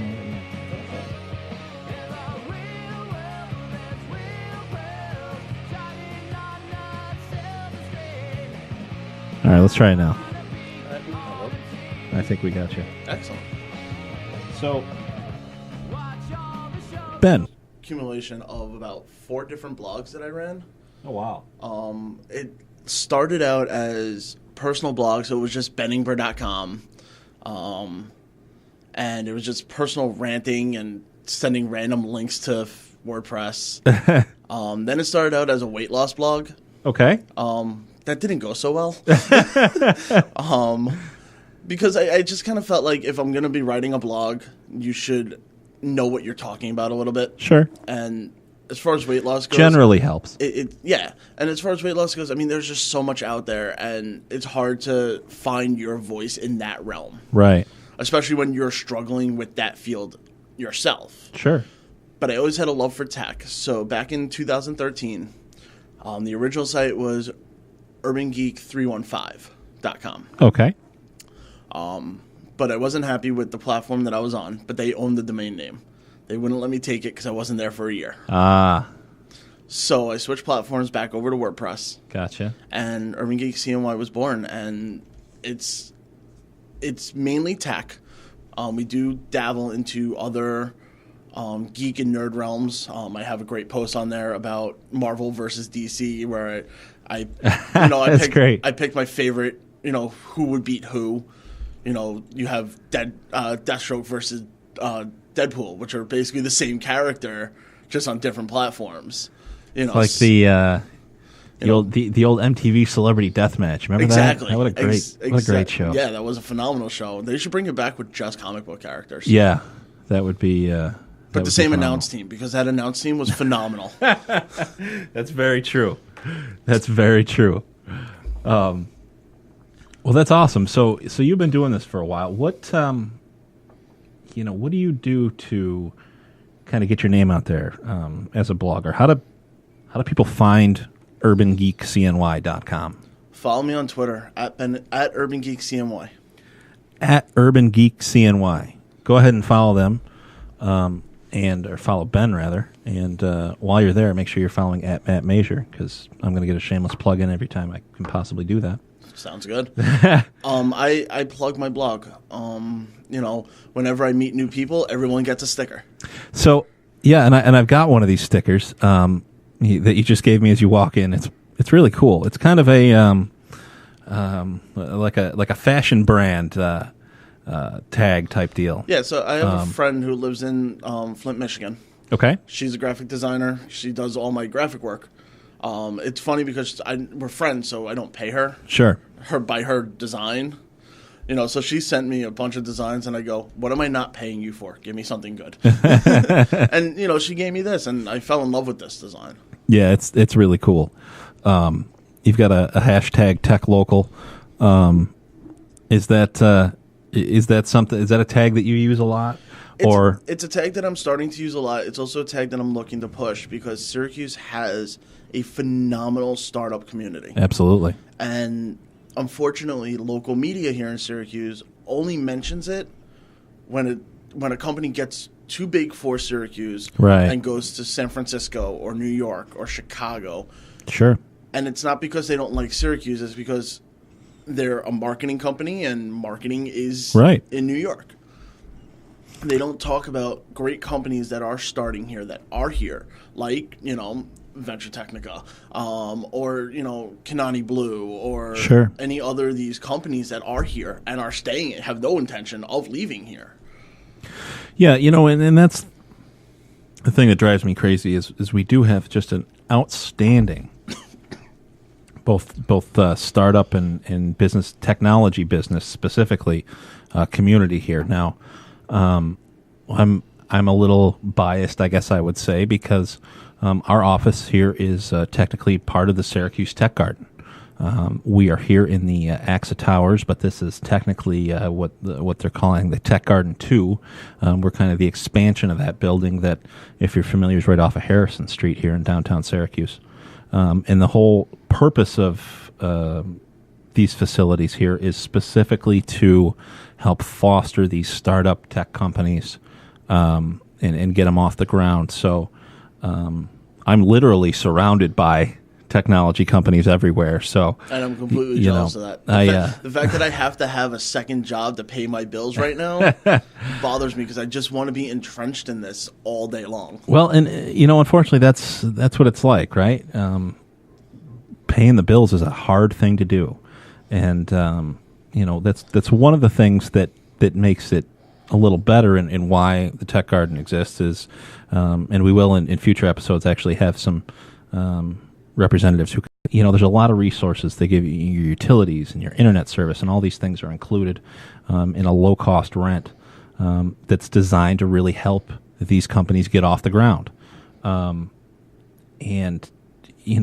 sometimes it's just a little bit of help. You still have huge expenses to run any business, but but any little thing you could do is just phenomenal. And they've, exactly like you said, they've spurred some phenomenal companies that have started and graduated, and that's actually their term. It's technically, this is a technology incubator. So it's not for, you're not going to, it's to get you off the ground. It's still important for the local community and the local media to recognize that it's here. Sure. And what it is doing for the local economy, for the local industries, for students up at SU, for students at Lemoyne, and students SUNY Oswego. And that's, Oswego's got a huge presence in the Tech Garden. That's absolutely. And that's one of the great things is you read all these articles, and I'm originally from out near the Utica area, and a big problem with that's in the media and they're talking about in that particular area is young people leaving. I believe in my graduating class there's maybe 15% that's still in the area. People go to college and they don't come back. Well, that's exactly what I did. I went to SUNY Oswego. I'm from New York City. Yeah. And I didn't go back. Yeah. Now, see, and that's the great situation with you. And with Syracuse, I think, is what's different than kind of the Mohawk Valley area, that there are so many of these opportunities that we've seen, and especially in the Tech Garden, because they have programs specifically for students. They have something called the Student Sandbox, where there's literally college kids who have started companies and have employees here. And, that helps, and that puts down roots. Syracuse is a wonderful university, incredibly highly ranked nationwide, and we want their graduates, we want that talent to stay here and help our area. And I think places like the Tech Garden and various programs in the area are really supporting that, and I think it's just phenomenal. Yeah, it's definitely a great way for students to, get their feet wet, and be able to be in I almost want to call it a stress-free environment for them and their ideas. Because yes, they have the stress of, I want to make this company, I want to make this work, here's my idea. But it's stress-free in the sense of they could spend a day at Coworks, where there are some phenomenal people who are residents of Coworks, and will sit and listen to any idea you have. I remember when I first was starting my blog, I was trying to find my voice and my approach. And I went to Coworks just to have a change of environment because you can only drink so much Starbucks coffee in one day. And I went there and I was talking to people and I'm like, but I'm looking for my voice. I don't want to be that guy who's just putting links. And they go, that's exactly what you need to be doing, though. You're not at CES. You're not at Macworld. Gotcha. So you need to take the information that TechCrunch is putting out and The Verge is putting out, interpret it, regurgitate it, and find your listener, your reader. So I looked at what they were doing and said, you know what? They're way too tacky. Yeah. I love that. Right. It's great for me. But I want my mom to understand it. But if you're just the typical guy who loves gadgets, you might want to hear about the new and latest cool gadget, but you don't care about what software version is out. You just used my current buzzword for the week. Oh, I did. It's gadget. Gadget, huh? As some people may know, some people may not know, we are in the middle of CES. Week. CES is the Consumer Electronics Show. Yes. Is that in Las Vegas every year. It is my Christmas. Right on the homepage of Urban Geek if you're watching the video feed, or if you're following along at home, and pull up urbangeekcny.com right now. It is my Christmas. Yeah. Granted, I'm not opening any gifts right now. So that idea of Christmas is not there. But there's just so much coming out, and for me this year, and I'm an outsider looking in. I've never actually been to CES. That's the goal. Right. But from an outsider looking in and seeing what's coming out, gadgets are back. So what? So when you say that gadgets are back, what are we looking at? What are we going to see out of this show? So far, there've been some weird things that have come out. LG announced a mega capacity refrigerator, and that's why I say gadgets are back. No, wait a minute. What do you? Mega capacity? It's just 3 times bigger? It's double the size of a regular refrigerator because the doors have doors. Oh, wow. But I've never once gone to my refrigerator, opened it up, and said, you know what? I needed to get the ketchup off the door. Right. This would have been a lot more convenient if the door had a door. This is true. So they also announced, and this one's really interesting to me, what they're calling the baby washing machine. And it is not to put your baby in. So I'm not endorsing that. I've got one of those, but I guess I shouldn't. I wouldn't put it in her the in washing there. machine. Huh? No, okay. It's a washing machine that goes underneath your standard washing machine. And it's meant for that time where you've separated your laundry, you've put something in, and then you go, I got to get this washed too. So now you can throw it in the little machine and wash it at the same time. Oh, wow. So it's I don't know necessarily sustainable, but it's reducing. Definitely reducing, but it's using more water because now you have 2 tubs to fill up, but the baby tub is about a quarter the size. The other big thing this year is the Internet of Things. Now, this is a term. Yes, that I've used. It's definitely a term. It refers to sometimes you'll see it listed as IoT, abbreviated Internet of Things, but please define this for us because I have a hard time defining it. Internet of Things is, to me, what it sounds like, but then again, I'm a tech guy. So you have this whole notion of home automation and smart homes and smart coffee machines and smart locks, and it's all connected together via Wi-Fi, via Bluetooth, that I can just control from my phone or from a tablet. Internet of Things is literally exactly what it says. We're still not there where it's seamless that my coffee pot I could control from an app. Granted, I can because it will connect to Wi-Fi, but at the end of the day, it's a coffee pot with a cheap Android phone connected to the back of it.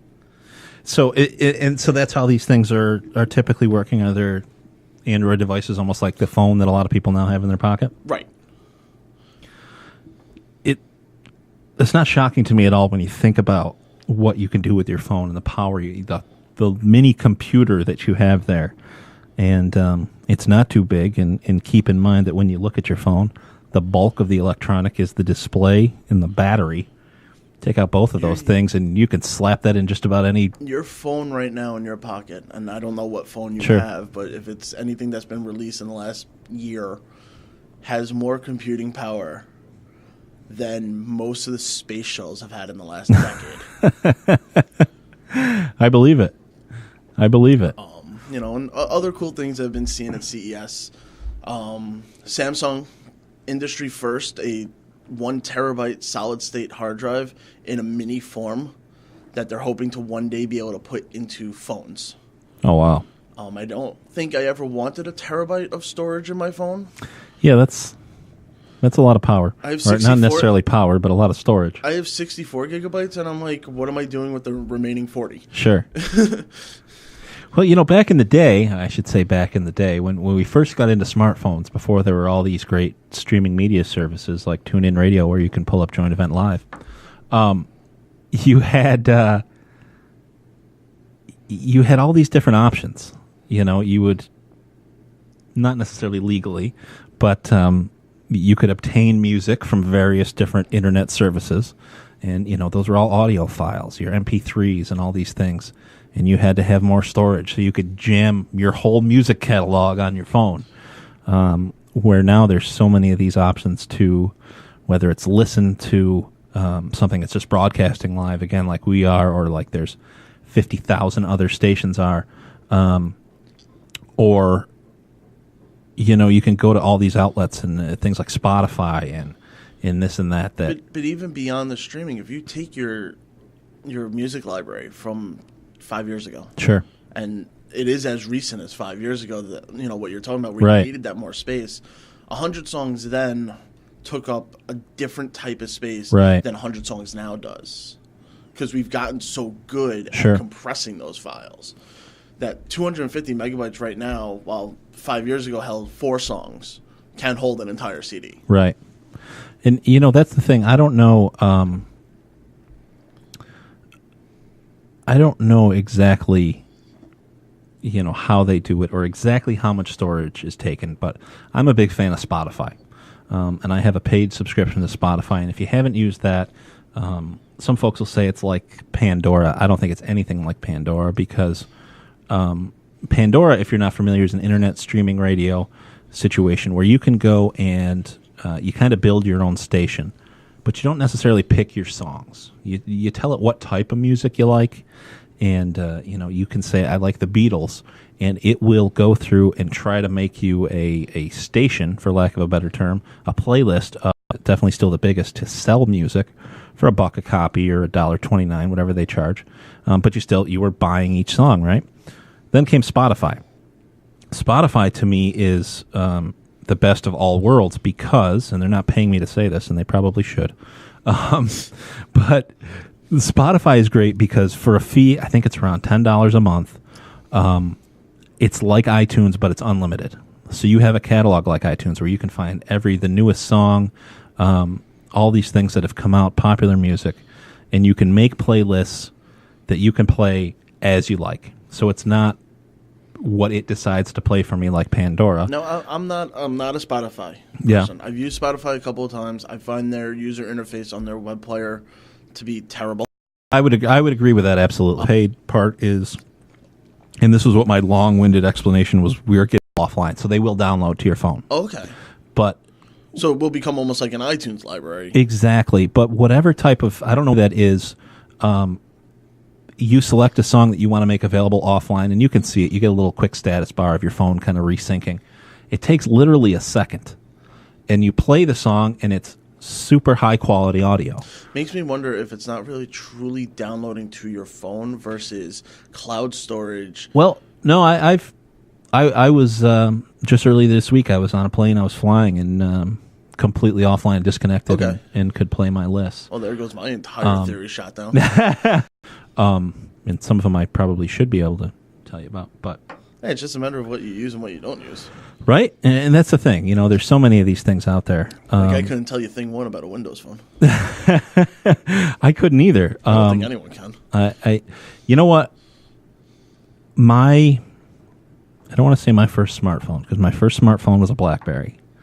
My favorite smartphone's still a BlackBerry Curve in a lot of ways. You know what? We're going to have you back in, and I've got a good friend by the name of Brandon Crosway. He's actually in the band that we're playing a lot of the music from today. But recently, What do you and got? he Is it an iPhone? No, the BlackBerry. Okay. And he just adamantly preaches about how good it is. And I ask if it was Sure. an iPhone because I was just watching something before I came in here today. Out of CES. Uh-huh.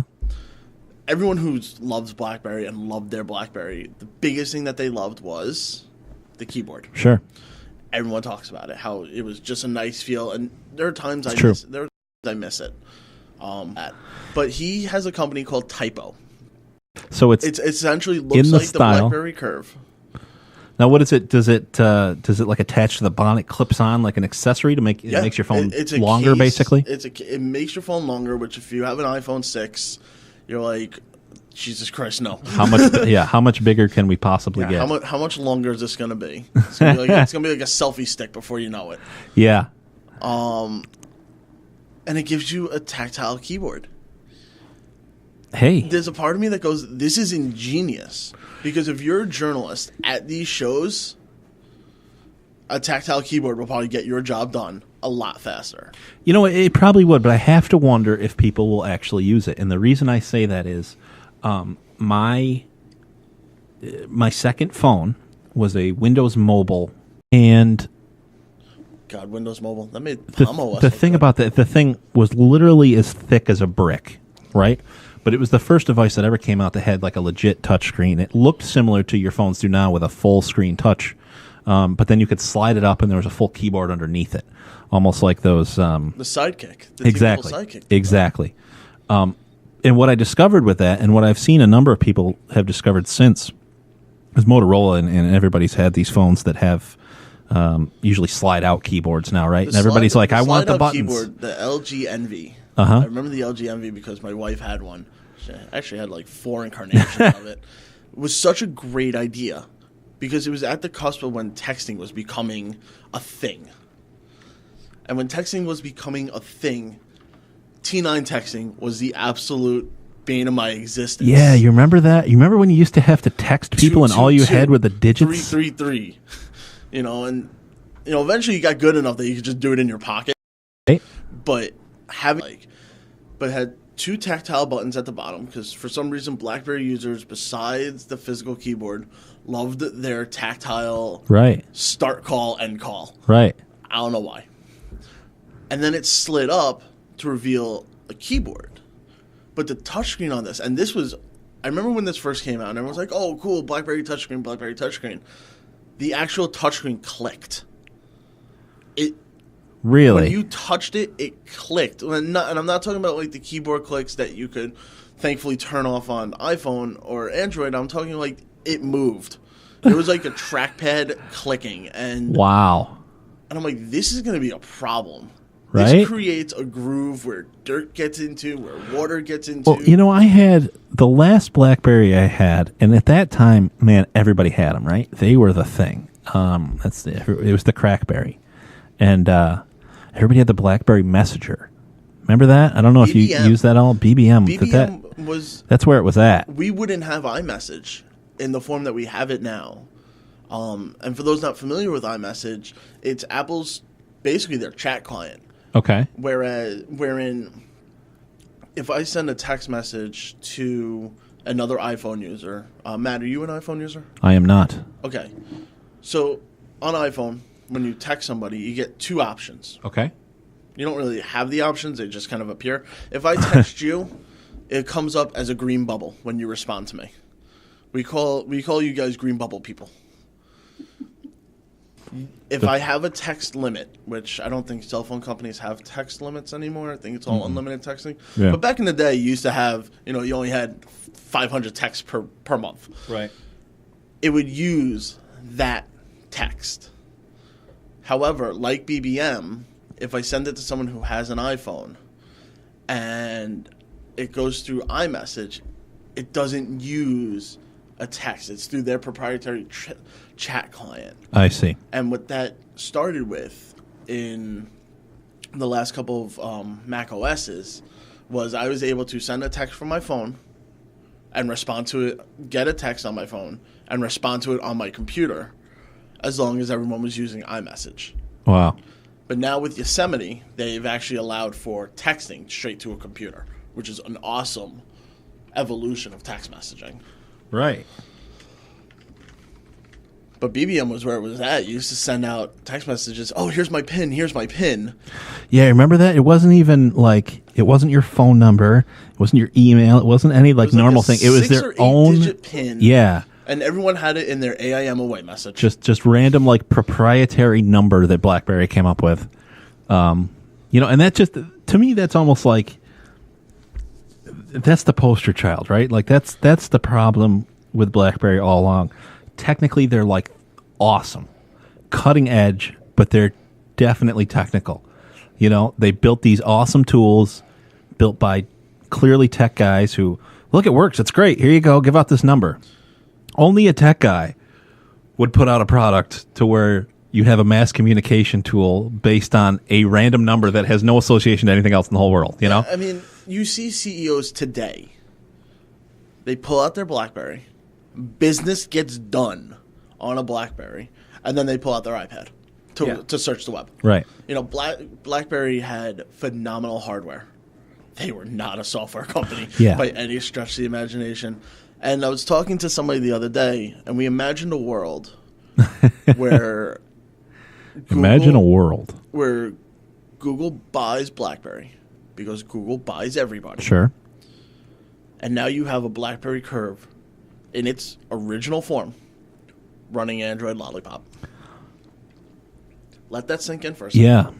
Yeah. I mean, it's.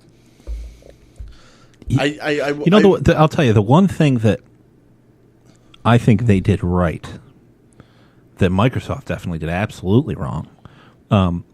BlackBerry designed the software for the device, right?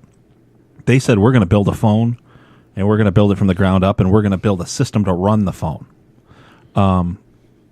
Android, same type of deal. Microsoft... Oh, I have to disagree with you on that, in the sense that Android is the same kind of deal. Android builds a software.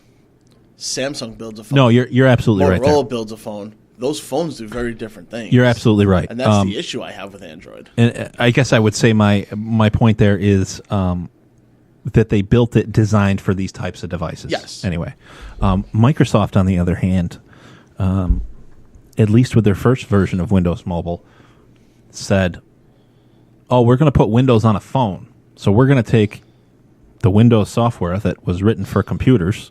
Much of it uses code that dates back to the 90s. And we're going to pull things out of it until it fits in a phone. And we're going to jam it in there. And here's the problem, though, with Microsoft. Mm-hmm. When they came out the Windows Phone that's currently out, they reinvented the OS for mobile.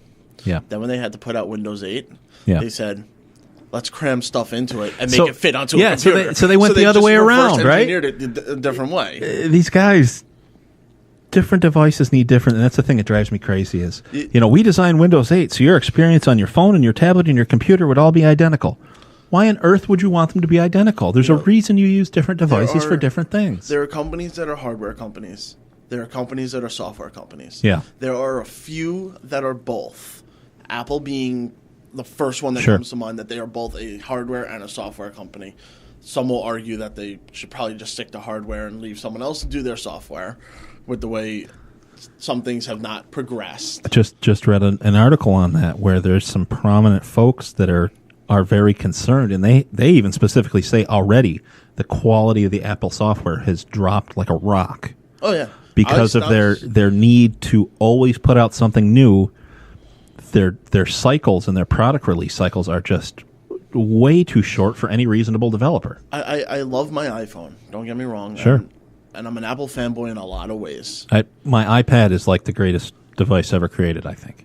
But I got the iPhone 6. I worked for Apple for 2 years. Oh, wow. In their retail store. Gotcha. Got the iPhone 6. I actually stayed in line overnight. You were one of those guys, huh? This was actually the very first and only time I've ever done it. Okay. I looked at it as, well, I have off from work. I've never experienced that from So a you- consumer side. You did it for the experience, I've done right? it from an employee side. And I actually got to like the 5th person in line, and my wife showed up. She goes, Sprint's got the phones. She also didn't bring coffee. Yeah. So she was Fail. already on the bad list. And Yeah. then she tells me that I just waited in line for nothing for 12 Right. hours. But my point is that the iPhone 6 and iOS 8 have not impressed me at all. Yeah. iOS 8 was a rushed, buggy software, and it's not getting better. Well, I remember when it was the first update first came down. It just bricked people's devices like it was going out of style. And now I used to be that guy. Oh, 8.1's out. Gotta update my phone. Yeah. Now I kind of wait almost 2-3 weeks. Yeah. To make sure that all my sources, and if you're ever looking at me while I'm on a computer, I have about 30 tabs open at once, so I have sources. Trust me, I'm right there with you. Yeah. Until they tell me, guess what? This is an okay update. Sure. And we've gotten to that point where they need to tell me it's an okay update. Right. It used to be everyone would do the update. You hit the Mac forums. Oh, there's this bug. Oh, there's this bug. Right. Now it's, okay, it's safe to update. Yeah. I'm actually a big fan of the Note 4 right now. Really? And if I was doing my phone all over again, Yeah. because obviously now I'm locked into a contract. Of course. One day we'll not be able to do that. But if I was doing it all over again, I'd probably jump ship from the iPhone to the Note 4. Yeah. It's just such an impressive and beautiful device. It's not too big for you? I thought it was, and I actually went to the Sprint store just to look at it, and have the crazy notion of, I wonder how much this would be Sure. off contract. Then I realized it's more than my car payment. And the guy there's like, and I was talking to him, he goes, yeah, I use it. I go, is it too big? He actually went and grabbed his phone and let me put it in my pocket, and it's actually, really nice. It's not too big at all, and a lot of it will come down to the type of case you put it in. I thought when I first got my 6 that it was too big. Right. I actually found it to be way too slippery and too thin. That was my issue with the 6.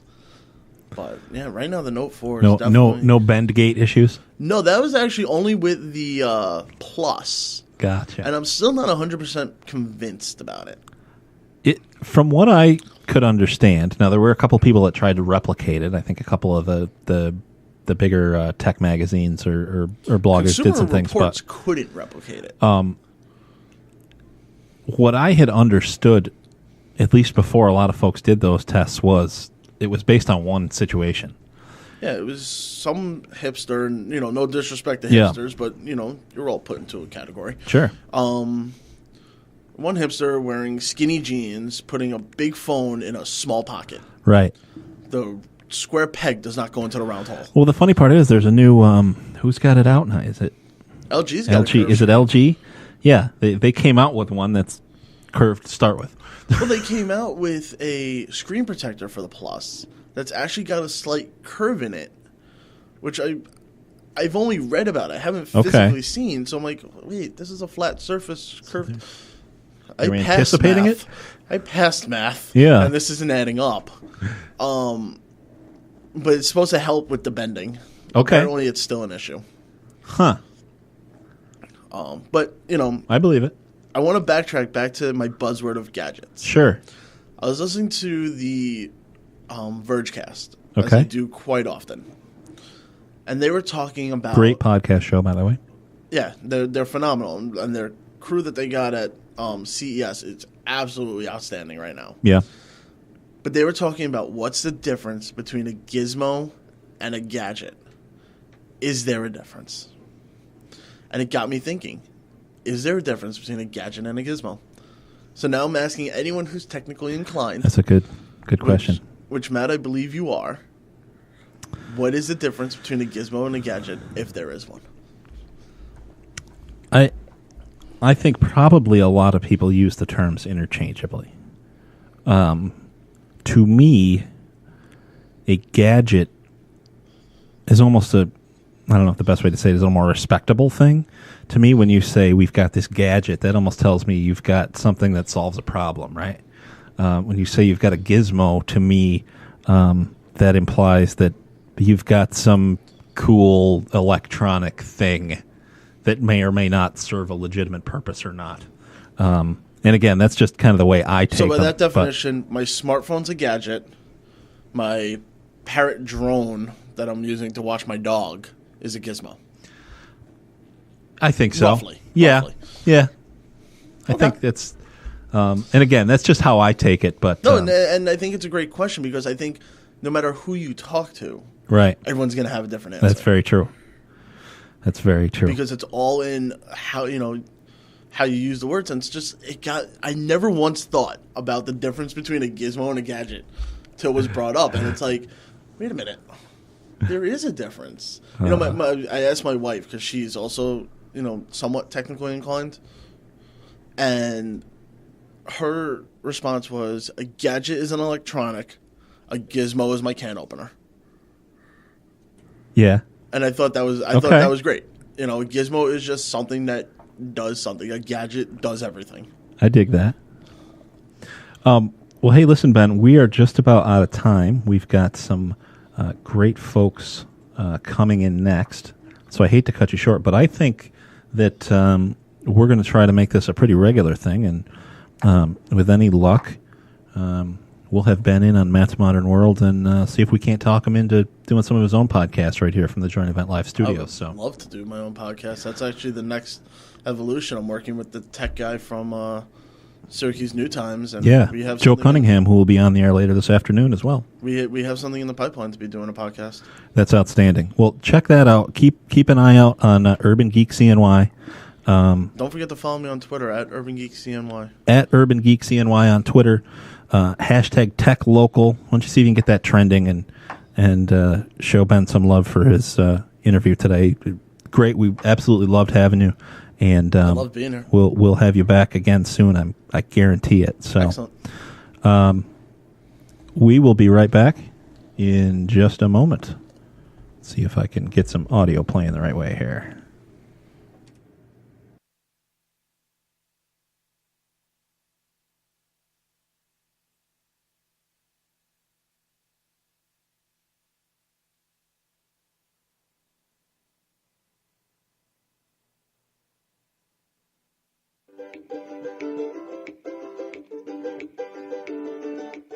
Hey Sally, how's it going? Well, it would be going better if I could find a company to build our new website. Wow. I thought that would be easy. There are lots of web companies around. Yeah, there are many web companies around, but I can't seem to get a straight answer on price from any of them. It's all, get a quote, or contact us for information. Oh. That old gag. Yep. I guess that's the way it goes. Well, wait just a moment. Have you checked out Venturetechnica? They have no-quote website packages that include hosting and the whole bit? No, I haven't. What's different about Venturetechnica? Well, first off, they don't play the get-a-quote game. They offer flat prices you can see up front and order instantly anytime. Wow, that sounds refreshing. But how are the prices? Some people are telling me our site will cost us thousands of dollars up front. Their prices are great. It's all a low monthly fee. And they have a variety of packages any business can afford. Sweet. Oh yeah. And they don't just set you up and send you on your way. They stick by you and monitor your site, keep it up to date and provide unlimited tech support. Well, that settles it. I'm going to order a website package from Venturetechnica right now. Great choice. You won't regret it.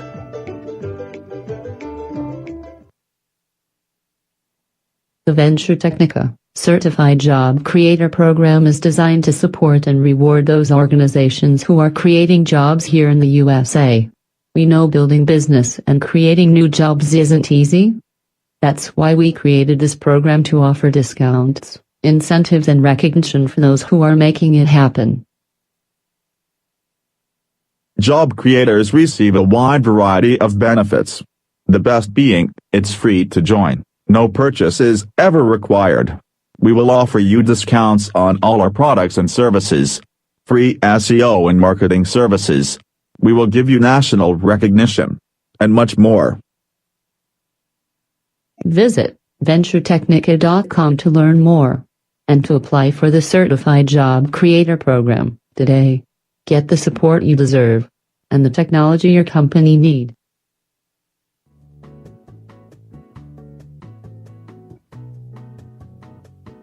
Wow. Thanks to Venturetechnica and their efficiency, profitability and growth consultation. Sales have never been higher and things have never run better for our company. Well, Susie, that's exactly what we were going for. Our goal at Venturetechnica is to grow our business by growing yours. What other services can you provide? Well, you already know about our amazing custom development and online business management services. But you may not know we also offer high-quality business class phone systems. Wow, I did not know that. But that's not all. We also offer top-notch IT and technical support services, advanced network and large area wireless deployments and so much more. Wow. I'm so glad we called Venturetechnica. We've never worked with a company so dedicated to our success. Thanks so much. Anytime, Susie. That's what we're here for. Just visit Venturetechnica.com to learn about all our products and services, many of which you can order instantly online.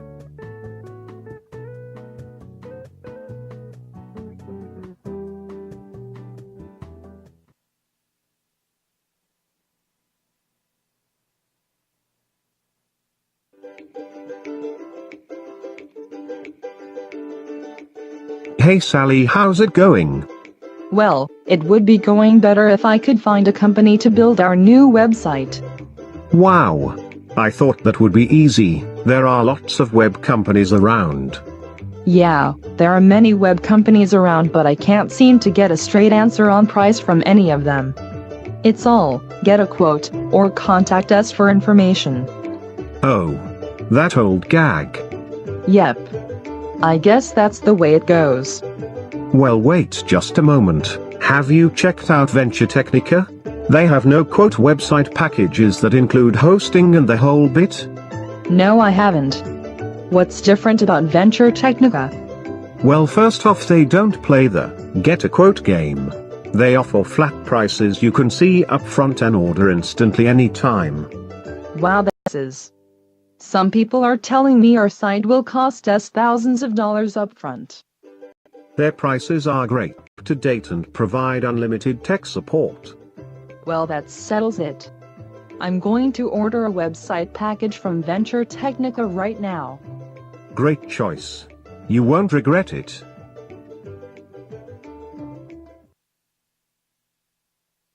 The Venturetechnica Certified Job Creator Program is designed to support and reward those organizations who are creating jobs here in the USA. We know building business and creating new jobs isn't easy. That's why we created this program to offer discounts, incentives and recognition for those who are making it happen. Job creators receive a wide variety of benefits. The best being, it's free to join. No purchase is ever required. We will offer you discounts on all our products and services. Free SEO and marketing services. We will give you national recognition. And much more. Visit Venturetechnica.com to learn more and to apply for the Certified Job Creator Program today. Get the support you deserve and the technology your company need.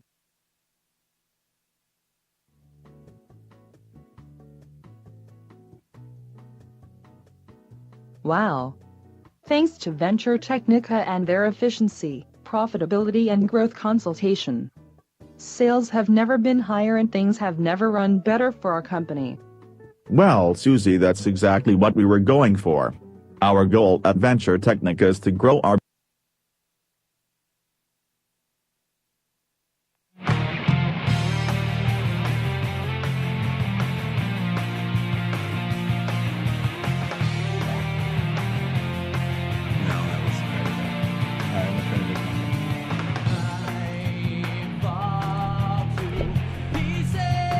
And we're back. Welcome to Matt's Modern World. Back again on JoinEventLive.com, MattMajor.com. We've got a room full of guests, and I'm going to let them go right around and introduce themselves. We'll start right over here with our friend Lakia, who's in the middle of texting, so I'm putting her on the spot. Sorry. That's all right. Say hello. Hello, everybody. Back again, we have Alyssa. Good morning. And from the Syracuse Common Council, we have Mr. Khalid Bey. Did I say it right? Khalid. Khalid. Khalid. Sorry. Khalid. It's all right. I can't pronounce my own name half the time, so welcome, everybody. We're so glad that you could all join us. And we're here today, again, kind of the core topic is business, not only business, but local business here in Syracuse, here in the central New York area. So we are so excited to have a Common Council member here who can hopefully tell us a little bit about, first of all, what the Common Council is all about in their role in business and things like that. So please take it away. Let us know, kind of what's your role in business, and I guess just for the folks that maybe not familiar, what is the role of the Common Council in general?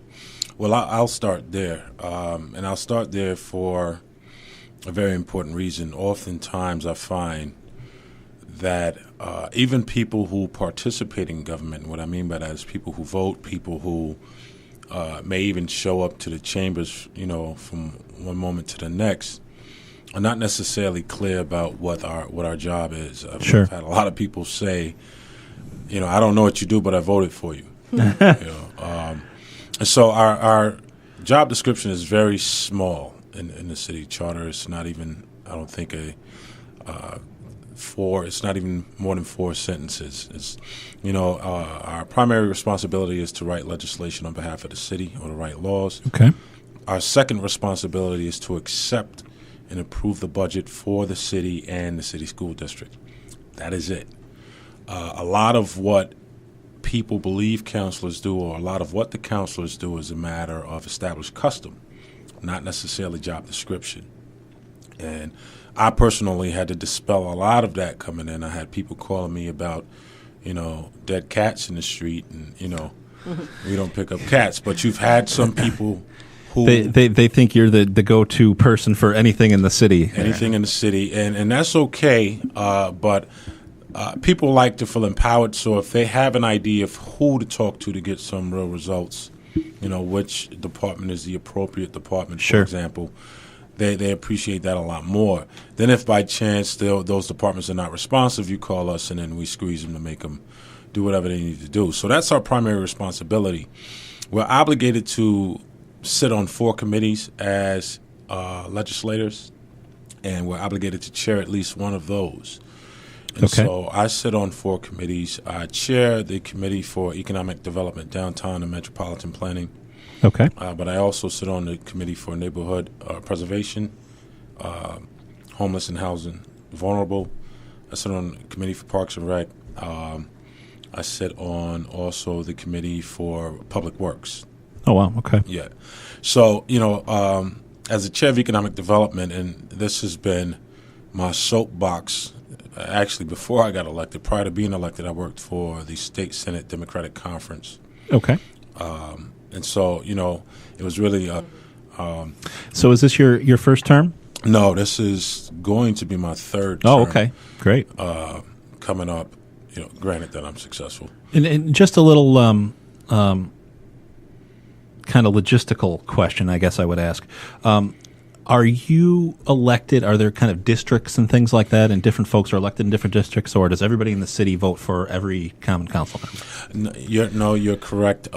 You have 4 citywide councilors, and you have 5 district councilors. I am the councilor for the 4th council district, I see. Which is where we are right now. It includes downtown, a large portion of the south side, university neighborhood leading into the east side. I see. So most of that encompasses the 4th district. It's the most diverse district in every respect, not only in terms of ethnicity, but even in regards to the economic diversity. Sure. So it's pretty interesting. Many people consider it a tough district to represent. I don't. I can appreciate the differences because what it provides is different demands, if you Sure. understand. And so it makes it pretty easy to manage when you consider it from that perspective. Great. That's the, I can imagine being a district that's, at least a good chunk of it is the core of the kind of the downtown business area. Yeah. And at the same time, the core of the, some big neighborhoods in the city. So Right. I can imagine that it's two different worlds in terms of their demands. So I can understand why somebody would think that would be a challenging district to work in. If I could interject please. a little bit of an opinion, a little bit of a plug for you. While doing all of this stuff with BizHub, Councilor Bay was one of the people that I had sought out, who I will vouch to say is, has a very comprehensive knowledge of not just economics in general, but local economics and how things work within, different demographics. Sure.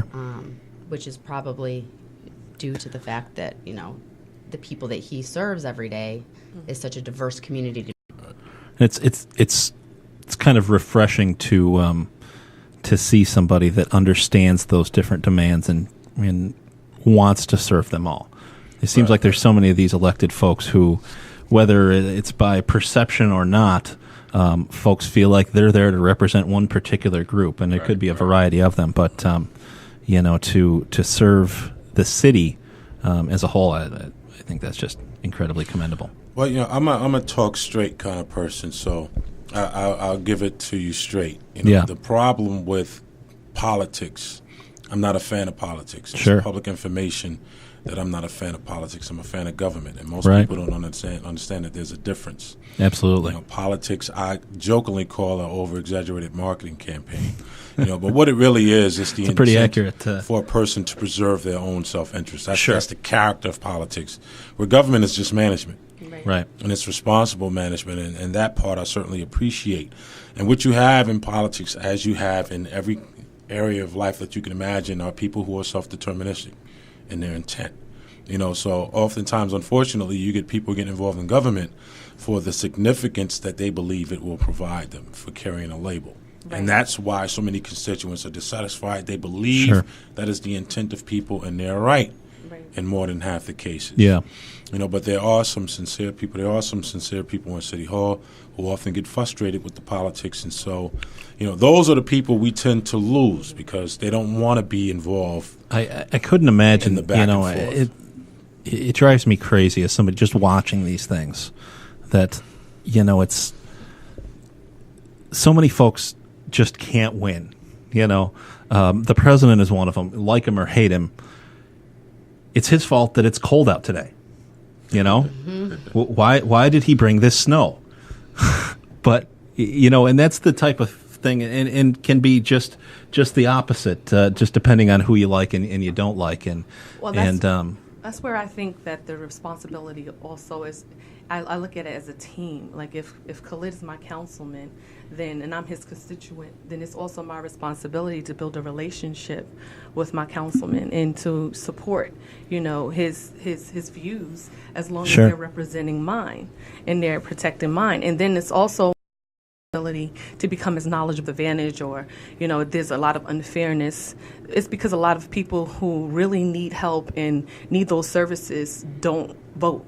Sure. Well, that's the other thing. We have a culture of complainers. Right. It's because it's a lot easier to complain than it is to say. Right, exactly. Let's come up with a solution. Right. It's easier to say this is the problem, instead of collectively joining forces and saying, okay, but how do we tackle this and where do we go, and let's educate So ourselves. that would be like the responsibilities, though, of like the organizers and things of that nature who are supposed to go out into the communities, help educate, and help those types of things. Educate and bring those people together. The education is important because right now you have people attempting to stick circular pegs in the square holes. Mm-hmm. Sure. This misunderstanding about what government is the problem. It's assumed, I'm going to sound like I'm a dim that's about to sound like a serious moderate right now. Right. With the assumption that, City Hall is a community center where free money is available for anybody who walks through the door is impractical. Sure. That's been, you could appreciate the condition in 33 FDR and the New Deal, Sure. the establishment of the social services system, which has its value even still today.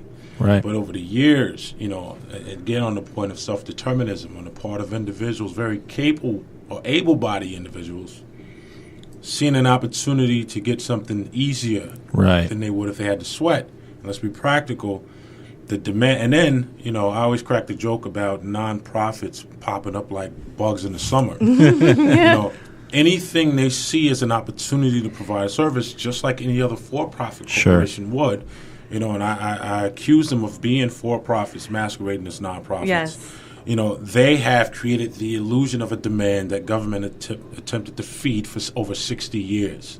That has added to our condition right now, Sure. especially with cities. Cities are broke, and then cities have forgotten, people in government have not realized that government is a business that sells services. No matter how you want to paint it, Yeah. we have lawyers, we have accountants, we have security, we have maintenance, like any other corporation. In Very fact, true. in name, we're referred to as a municipal corporation with a charter, so on and so forth. So Okay. it's a business whose business it is to manage the assets of the people, your money, your land, everything. And logically, if you're paying your taxes, which is your investment, Sure. then I should make the best possible investment with your money so that you see a return in your investment in the way of adequate services and the like.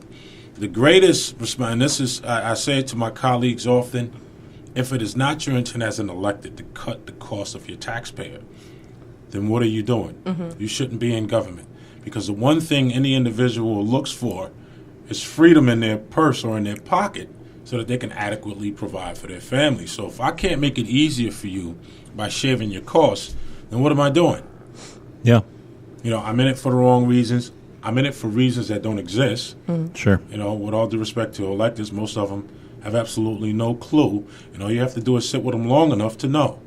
So if there's an attempt to determine why Syracuse is 5 blocks from bankruptcy, Sure. it's because of years and years of questionable management, not necessarily relative to this administration, but I think the overall culture. The last thing I'll say about this is that, I said to my colleague the other day, and I might have mentioned it to Alyssa as well, as individuals, we might do decent things in government, but as a unit, Right.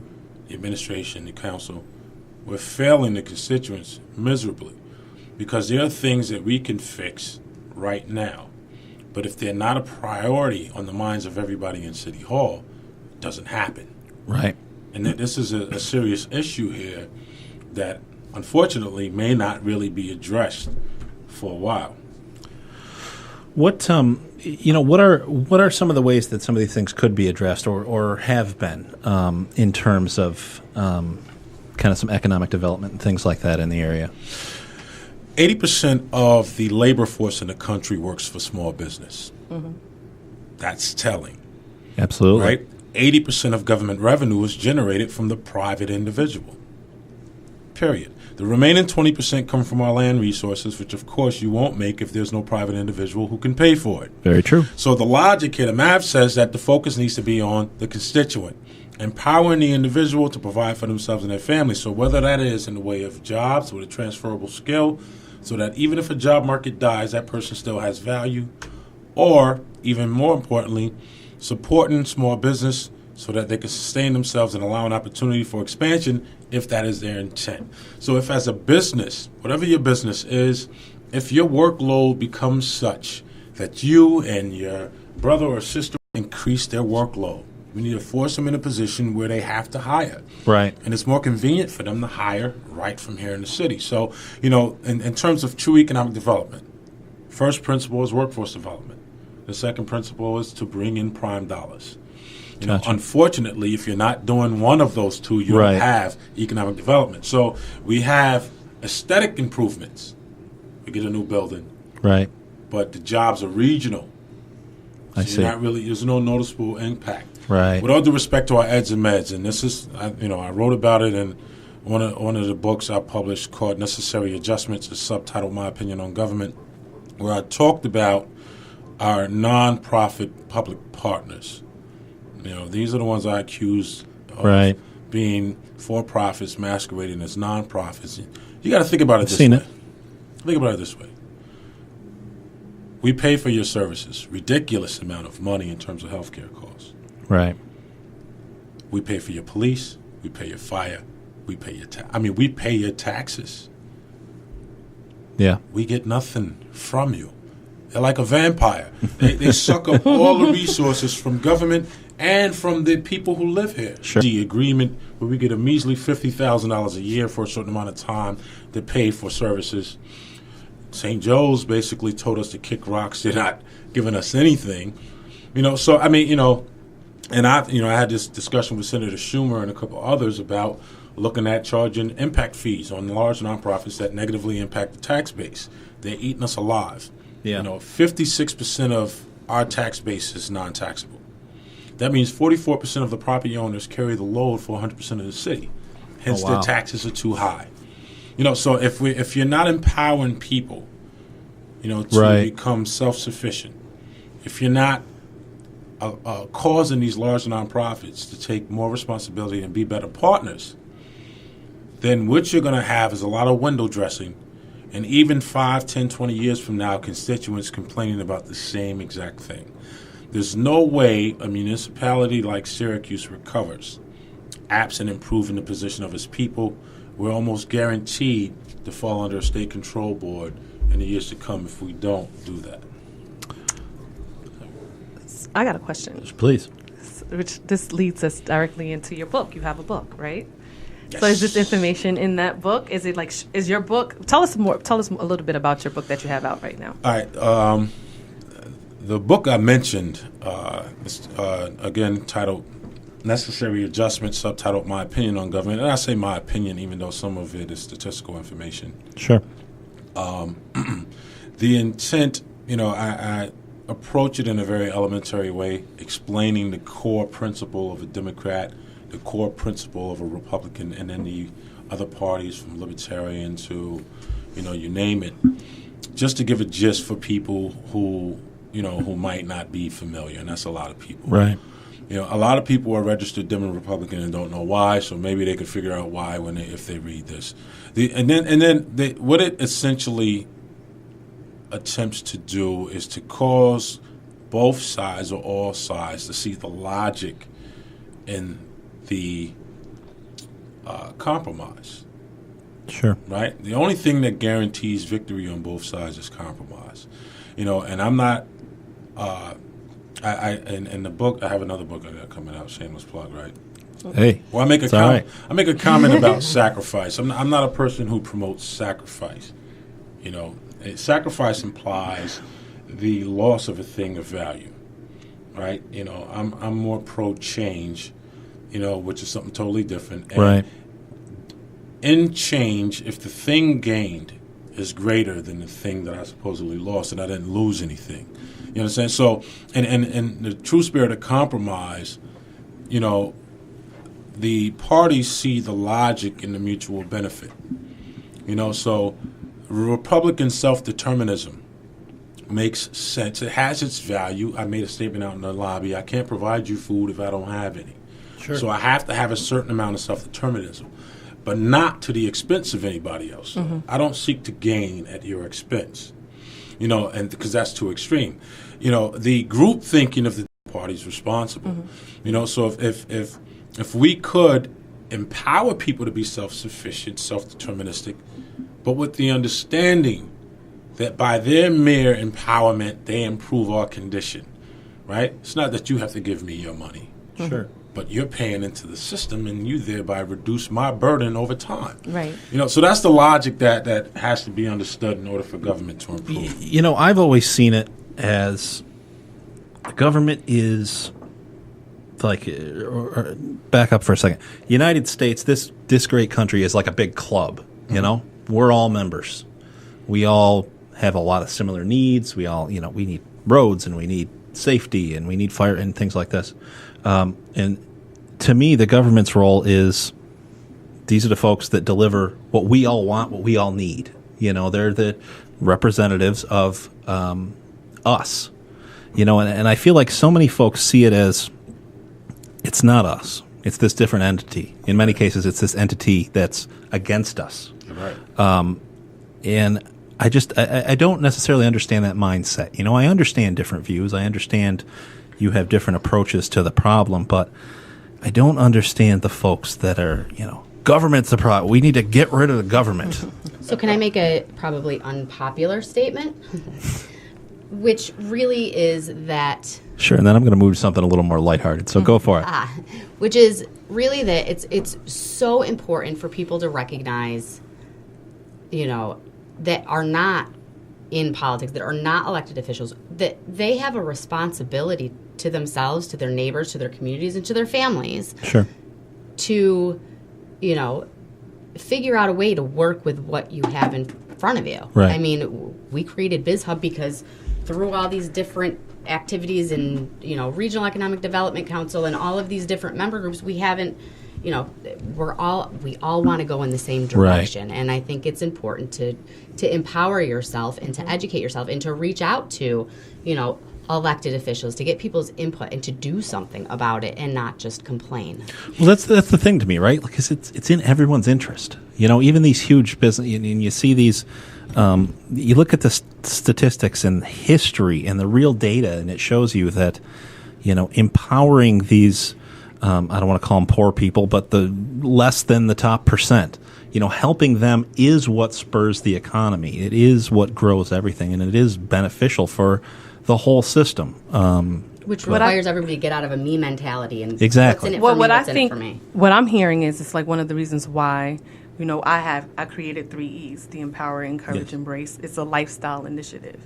It's just to create a way of living, but because people are so disenfranchised in higher need areas and they have to deal with all these different responsibilities that they can't handle because one, maybe, their education system is poor, right? Yep. So there's not a quality education in those type of neighborhoods for them to even be able to begin to even think in that process. They're not being paid a living wage so that they can provide for their family. So they have all these different stresses that are coming into their lives to oppress them. But I've been in that position before, right? So I've been in a place where, I can live comfortably and, take care of my children and not have any worries. And then I've been in a place where I didn't have a dime. And in that process, I began to understand just exactly what we're all saying is about empowering ourselves. And so I had to begin to not look at my condition on the surface of me not being able to, but understanding that, wait, I'm alive, I'm here for a reason. There's a purpose in my life, right? And figure out what that is. And once I figure out what that is, then I'll be able to live and be happy at any level of whatever my life is, economically, socially, or whatever have you, because then when you know what your purpose is, you find a sense of joy and a sense of peace in your distress or in your happiness, either or, that doesn't leave you. And then you're motivated to get out of it. And what I found was just looking back, because I'm a journaler. I love to journal, right? And then looking back in all of my journals, I started to see a pattern. Dear diary. In my life, yes. Dear diary. I saw a pattern, right? I was able to see this pattern. You don't need a journal necessarily to see it if you decide consciously to make a decision. Let me check myself first real quick. Let me look at myself. And that's what the Aspire to Do Great Things presentation is about. Let me look at myself first without pointing any fingers at anybody else. Right. Right? That's the first step. But it sounds easy, but it's actually really hard. Not everyone is able to be able to do that. So you need someone or something to kind of help bring you there. We tend to think, especially in the realm of politics and in the political world and things like that people, because of their age, know better. Right? And that's not where wisdom comes from. Wisdom doesn't come from age. Wisdom comes from experience and a self-awareness. I was so smart at 17, though, when I was 16 and 17. Right, but intelligence is not wisdom. Right, exactly, right? And that never failed it's you. Like, so you figure, well, they should know better, or parents should know better, or this person should know better. You're 40 years old. You're a grown woman. You're a grown man. And it's like, no, you're wrong. That's that actually has nothing to do with money or where you live. That's just the individual, because there are tons of rich people and wealthy people who don't have it together, despite what others may think. Right? It's a stigma. So we break that down. That's what I take you through that process to help you get there. I'm not trying to help you see your vision either, but you should be able to see one, but you can't see a vision if you don't understand that you even have a purpose first. And you have and that's what I do. to own your own happiness. Right, exactly. Well, it's all about responsibility, together in a sense. There's a balance in that. But You're it's not right. coming from but at the outside. same It's time, from you. right. What you gonna say, Khalid? Go ahead.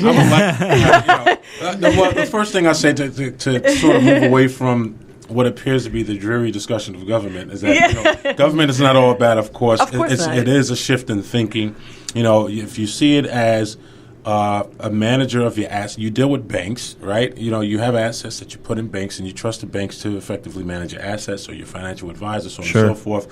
And your vote should be seen as an investment. You vote for a person who understands your issues, who you think would manage it in a way that you would like. It's really that simple. Right. And to not make an investment, if you don't make an investment, then understandably, often when we don't make investments, if I don't invest in Carroll Corporation, I can't expect to get assets from Burger King. Right. So we have to really understand what it is that we're doing, what's required, and most importantly, follow your money.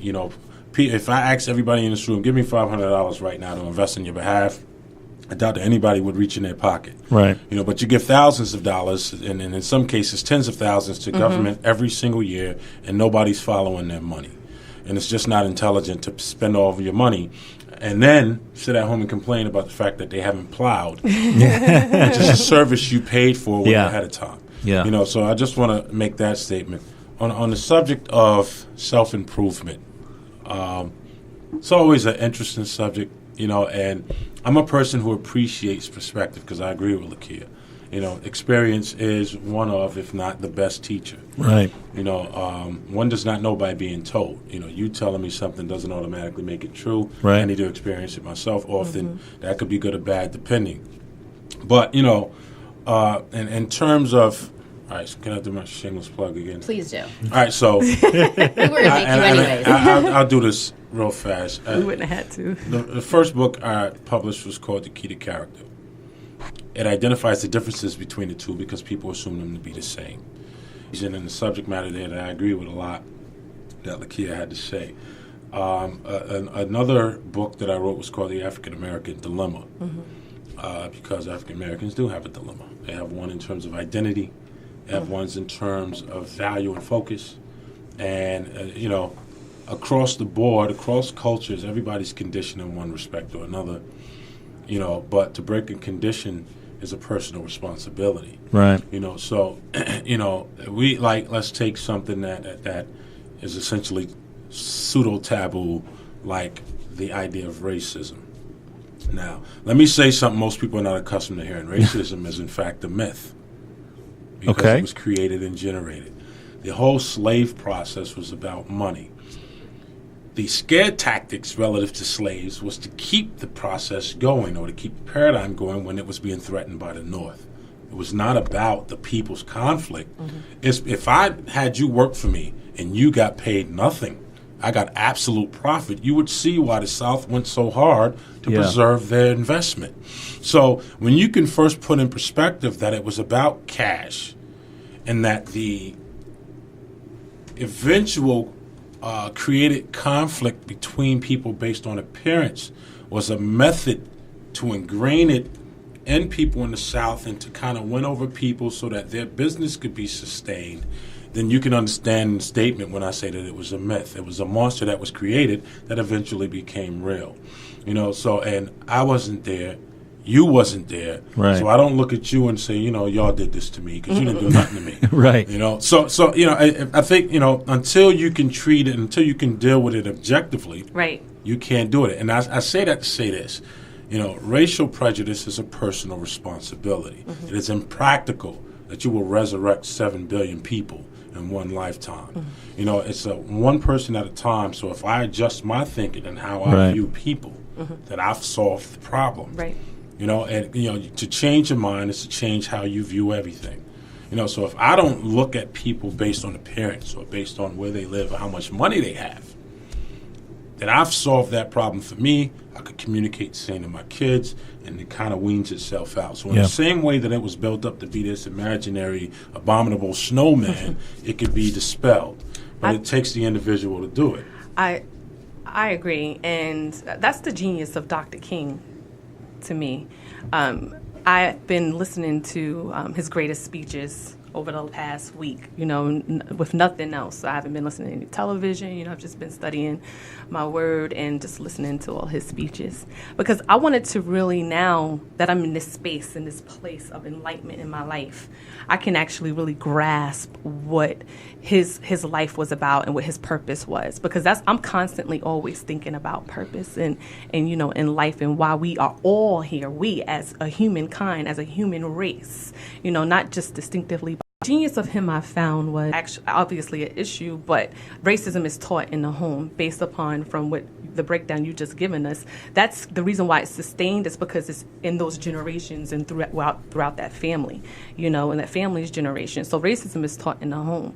But he spoke just exactly of what you were talking about, being objective and changing your thinking and how you look at people just as individuals, not necessarily seeing, their condition or their color, and where they live and focusing on that. He talked a lot about, no man being an island, right? And how we are all a part of this world. And that's why he can't talk about just America without talking about the whole world. Love even more with him and his philosophy, because it's in line with mine. Well, right? It's aligned with mine. And that's the message. I believe that if we begin to speak this language, if we begin to change the way we talk to one another, in the conversations that we have at our dinner table with our children and in our homes, in the conversations we have in our work environment, in the conversations we have with our relationships, in relationships being a whole, not just your mate, but your friends and things of that nature, anybody that you're connected to, then we can actually begin to make a difference and force out the negativity and let the positivity rise, right? Because once you make a decision to become better, you're going to begin to not want to be around people who do not want to.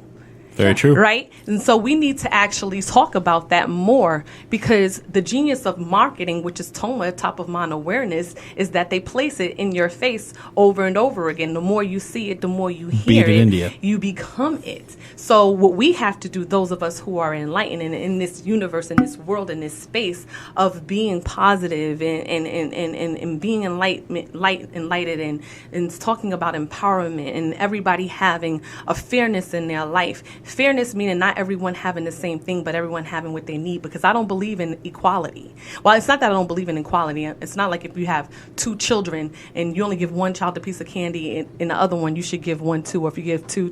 I'm not talking about that. I'm thinking deeper. I'm talking about equality, meaning that I don't necessarily have to make the same amount of money that you make, right, in order for me to be happy. I just want the opportunity to have what I need to sustain myself to be happy. And that might be different for each of us. It might not be the same thing. So again, I like to talk about fairness of everyone having what they need to live, to be able to survive and sustain themselves. And then given the opportunity, in that they're given the opportunity that if they want more, they can get more. Then it's up to you. You see what I'm saying? Without looking at it and saying, but we're so stereotyped now of how black people are and how white people are and how yellow people are and things of that nature. It's so difficult for me initially at once, it was difficult for me to speak in that language because of my universe where I was. But then as I got older and I became involved in becoming a political activist and a community activist and so forth, my eyes changed and I realized it's the people. It's the people, it's the leaders, it's the people in their mindset and with how they think and how they perceive things to be, and that self-interest that they have. To the people that they serve. Right. Like Maya Angelou's book, which I love, I Know Why the Caged Bird Sings. Right. And it was being able to give people the ability to look beyond those bars and to see what else is out there. Because there always is. Right. But being able to reshift focus, and I am a firm believer in, it is a self-fulfilling prophecy. If when you look out in the world, all you see is all the problems. There's 1,000 problems, don't get me wrong. Exactly. Yeah. But there's always something to be grateful for. Yes. And there's always something good around you. You may have to look a little bit to find it. So- it may not be obvious, but So it's there. speaking of something good, this is my awesome segue. You can tell I'm a radio professional of Clearly. 2 hours and 41 minutes now. I got you at 44 minutes. Just in the interest of time, I don't mean to cut anybody short, but one thing to quickly just kind of change the topic and throw out something just a little more lighthearted, and then we'll take Are you a break. talking about Khalid's book coming out on Valentine's Day? No, but we will. One thing I wanted to ask, is this the first podcast you've been on? Have you been on a few of these? I've been on 2 before. Great. So you're obviously familiar with the concept and the trend and things like that. What we're doing here is 2015 is my 20th year in the technology business. Congrats. Technically, I didn't start till June, but It makes him 25 years old, by the way. yeah, no. I started when I was 14, and that's a true story. And actually, started working in a local computer shop, and the gentleman by the name of Joe Castellano, customized computer room, still there.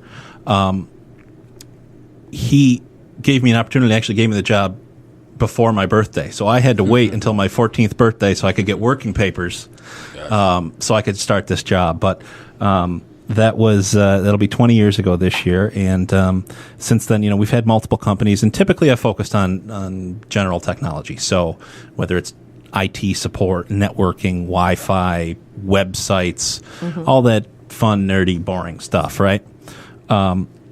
This year we are launching what we're all here today is this kind of new media and podcast platform, and we're hoping that we can jump in, not just because it's a huge trend, but it's becoming a huge trend because it's incredibly effective form of marketing, form of sending out a message, form of entertainment.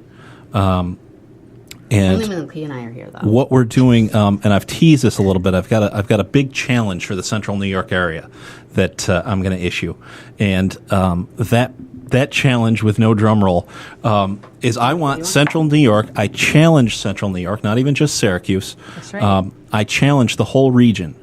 It's not necessarily you have to come in here and pay me to produce a podcast. I'd love you to do that, but get your break into it on your own. A lot of these things you can try. We've got a lot of expensive equipment, and we've tried to put the right things in place. We have some real quality audio. But the truth is, especially if you're just yourself, you can spend a small amount of money, get yourself a microphone, and record yourself and put together a great show. And that's what we are encouraging everyone, businesses in Central New York, individuals, people with ideas to do this. Let's put Central New York on the map for podcasting.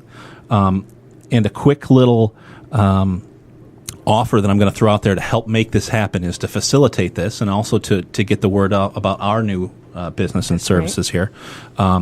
We are offering every business owner in the area who wants to come in a 30-minute show produced completely for free. So we want you to come in, figure out how it's done. See, that can be your dip your toe in the water type thing. See if you like the concept. See if you get some traction from it.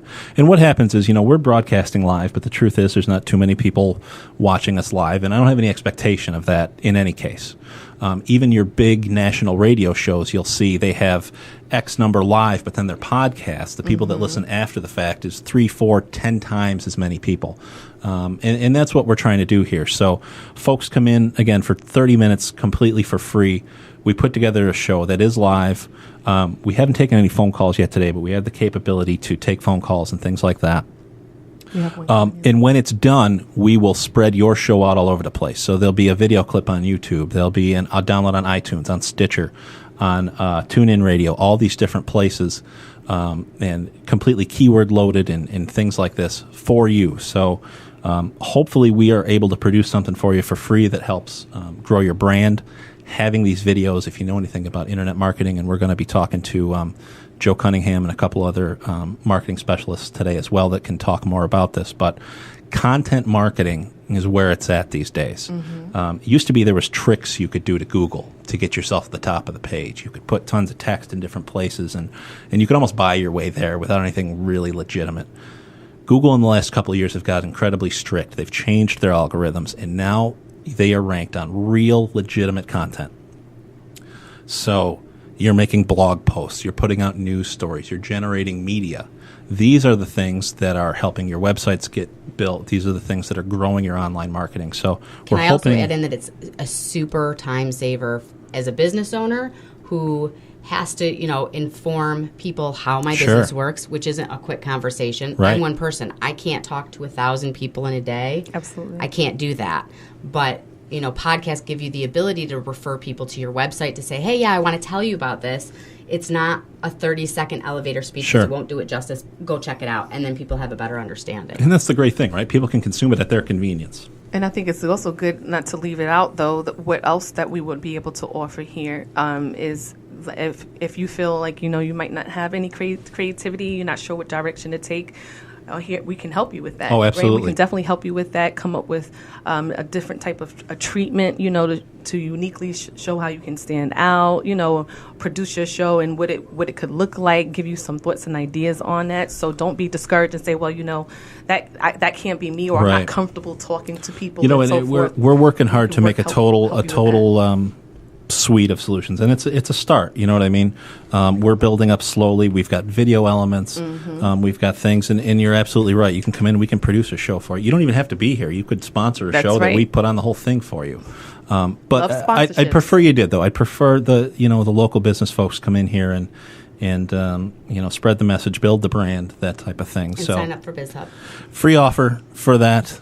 And if you need to motivate your employees. But we've had a phenomenal conversation, and I really, really appreciate everyone's time and definitely the councilman coming in and talking to us. We could probably go on for hours, I could tell. So we definitely have to bring you back in. But we did forget the name of his book, your book. Yeah, that's coming out on Valentine's Day is... Let's get into that. Well, the book is titled Love Under Will.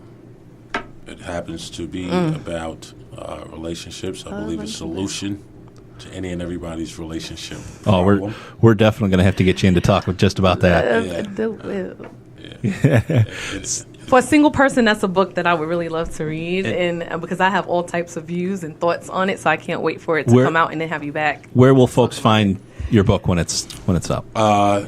That book and any other one I have are available on Amazon.com, BarnesandNobles.com, and any other book retailer you can think of. Can you get it as an ebook? Can you read it on your Kindle and things? You can get it on your Kindle. You can get it on your iPad. Yes, sir. That's And phenomenal. you can get it signed if you're lucky enough. Yes. You can get it signed if you're lucky. Oh, now we're really throwing it out there. This was awesome, guys. This was wonderful. All right, everybody. I had so much fun.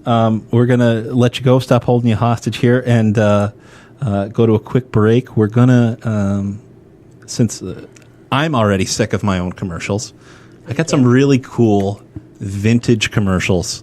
They're not real ads. Nobody's paid for any of these spots, and most of these brands don't even exist anymore. But Did you get the movie one? they're fun to listen to. So I don't have that one yet, but I'll get that the one. movie thing when you go to the movies, the let's all go to the movie with the candy and the popcorn and the... We'll be right back. I like that.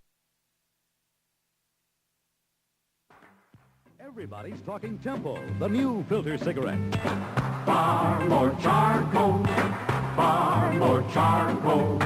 How does all that flavor get through all that charcoal in that new filter cigarette? Tempo, the secret's in the structure of Tempo's all new filter. Try the new filter cigarette, Tempo.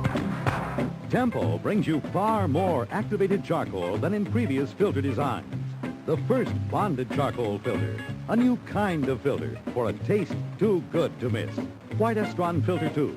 No health claim is made for Tempo. Only the promise of easy draw, smoother taste.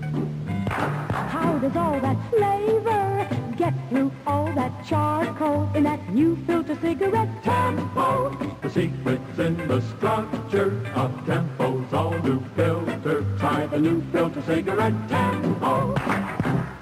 When coldest breath is getting down, just call on Roll-Off Quinine. Relief is fastest all around, so call on Roll-Off Quinine. Famous now for years and years. Forget those seasoned sniffle fears.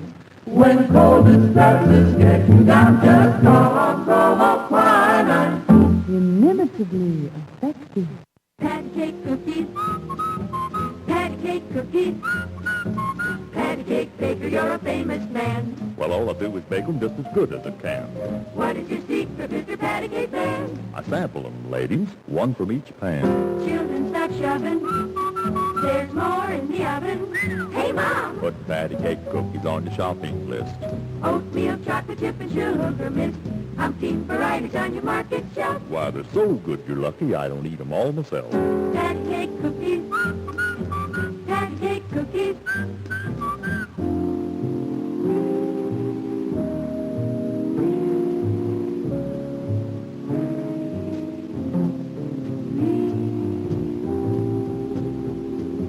Patty cake cookies, how to satisfy. Blue cellophane package, you can see what you buy. What makes them taste so good, Patty Cake Man? Well, to tell the truth, I sample them, two from each pan. For those who save top value stamps, the best gifts in life are free. Gifts to grace your living room, each backed by a guarantee. Free for top value stamps. An elegant polished brass chafing dish.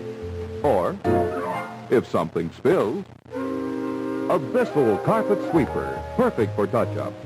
To brighten your living room, select a beautiful Bradley table lamp fashioned in walnut and brass. To enjoy your favorite TV shows in any room, choose an RCA portable television set. Like everything else, free for top value stamps.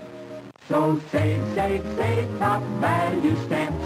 The best gifts in life are free, free, free.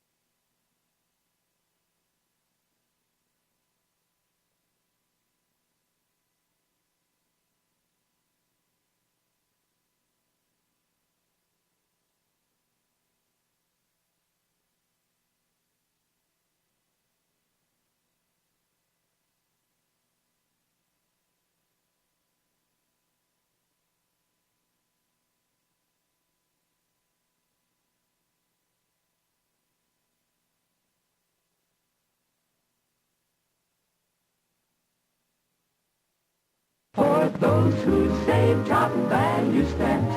The best gifts in life are free. Gifts to grace your living room, each backed by a guarantee. Free for top value stamps. An elegant polished brass chafing dish. Or, if something spills, a Bissell carpet sweeper, perfect for touch-up. To brighten your living room, select a beautiful Bradley table lamp fashioned in walnut and brass. To enjoy your favorite TV shows in any room, choose an RCA portable television set. Like everything else, free for top value stamps. So save, save, save top value stamps. The best gifts in life are free, free, free.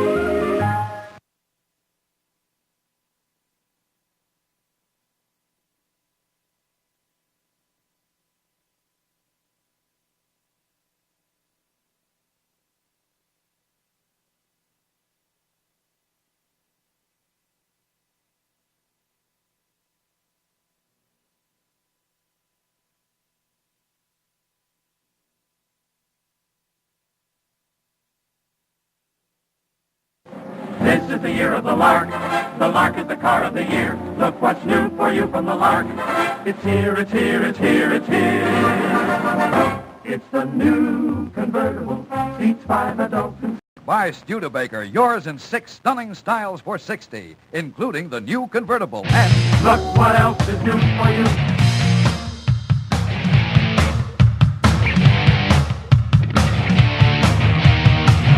She says I'm wasting my life, and I need to grow up. And I never made a dime because I always quit my job. And I used to dream I'll make a leap, and I'll never get out of this town. She says she deserves my. Hey, welcome back. Matt's Modern World Super Marathon Broadcast, episode 001. JoinEventLive.com. Matt Masur, MASUR.com. We are back. We've got our new guest co-host, Michael John Haggerty, joining us. And good morning. Attorney to the stars, or attorney to the CNY stars, David Reed is joining us here in the studio. I guess I can kill our background music. Welcome, gentlemen. Just a quick note, Alyssa may join us at any moment. Okay. So if you hear a commotion, that's what that is. So, David, tell us a little bit about yourself and kind of what you do, what your practice is, and that type of thing. Sure. And be sure to focus in, David. Oh, I love it. See what I Thank did you, there? thank you. You did. Rather than beginning where Michael wants to lead me, I'll go where I want to go. I'm the attorney. My business firm is called Reed CNY Business Law. And those 3 words, CNY, business, and law, define what I do and where I do it. Fair enough. What makes me different, and I've strived since returning to Syracuse. I grew up here, but I was gone for 15 years. I came back in 2009. And what I've been striving to do is help people understand that the large law firm provides certain kinds of law practice, law support, but that's not necessarily what most of our businesses here in Central New York need. They're small businesses. They're family businesses. Sure. They're working every day harder than anyone else. They're nose to the grindstone. And they survive. And they're happy that they've survived. 3 years, 4 years. I want to help them thrive. I want to help them grow. Yeah. I want to help them see the risks that they don't know about so that they can plan for them. I want to help them see the opportunities that they can have so that while they're keeping their nose to the grindstone, I'm looking over the horizon and saying, hey, here's a new opportunity, here's a new program, here's a new set of regulations. Let's plan for it. Because most businesses, I don't care what the politicians say about, oh, New York's bad for business because of the regulations. Most businesses, if they can plan for it, they can handle it. Sure. What they can't plan for, though, is the things they don't see. Right. And so I'm helping them see those things. And it's my intention, every time I meet with a client, to find out what they think would be a great thing for me to do for them. If a year from now we were having this conversation, what would make them say, geez, that was the best decision I ever made bringing Dave on board? That's, I have to say, a little refreshing, I guess I would say. That's not the, you know... A lawyer that cares? Yeah, exactly. You know, looking for, what do you want your outcome? How do we improve? Aren't generally things you hear. No. Well, it's unfortunately. more of like a mantra, really, that you're living by, and that's the cool part. That's what draws some of these small businesses to you, David, and your services. Because you know what, I'd rather have a friend in my side of the ring or an ally than just a guy who signs my paperwork sometimes. Sure. You know what I mean? I've summarized that as I'm a transformational attorney rather than a transactional attorney. Oh, there you go. We all know those attorneys who you call them up, you ask them a question, they give you the answer, and they send you the bill. You don't hear from them. They don't hear it from you. They don't even ask you another question about your question. Right. But from my perspective, when you ask me a question because you think you have a legal problem, you're not the lawyer. I have to first spend time with you to make sure you've defined the question correctly. Because maybe if you ask a bad question, you get a wrong answer. But if you ask the right question, you get a fantastic answer. Yeah, that's I think that's the other part of the gig with the attorney, right? What is the right question? What don't I know? You know. Sure. Who's going to sue me for things I didn't even know existed? Yeah, right. A lot of these businesses too, David, are first timers for the most part, right? I start about 40 businesses a year. Mm-hmm. Okay. And what I find is that in most instances, they've been doing it as a DBA, they've been doing it on the side, and they finally got tired of that gig that had them working too many hours. Right, 9-to-5ers, yeah. Yeah.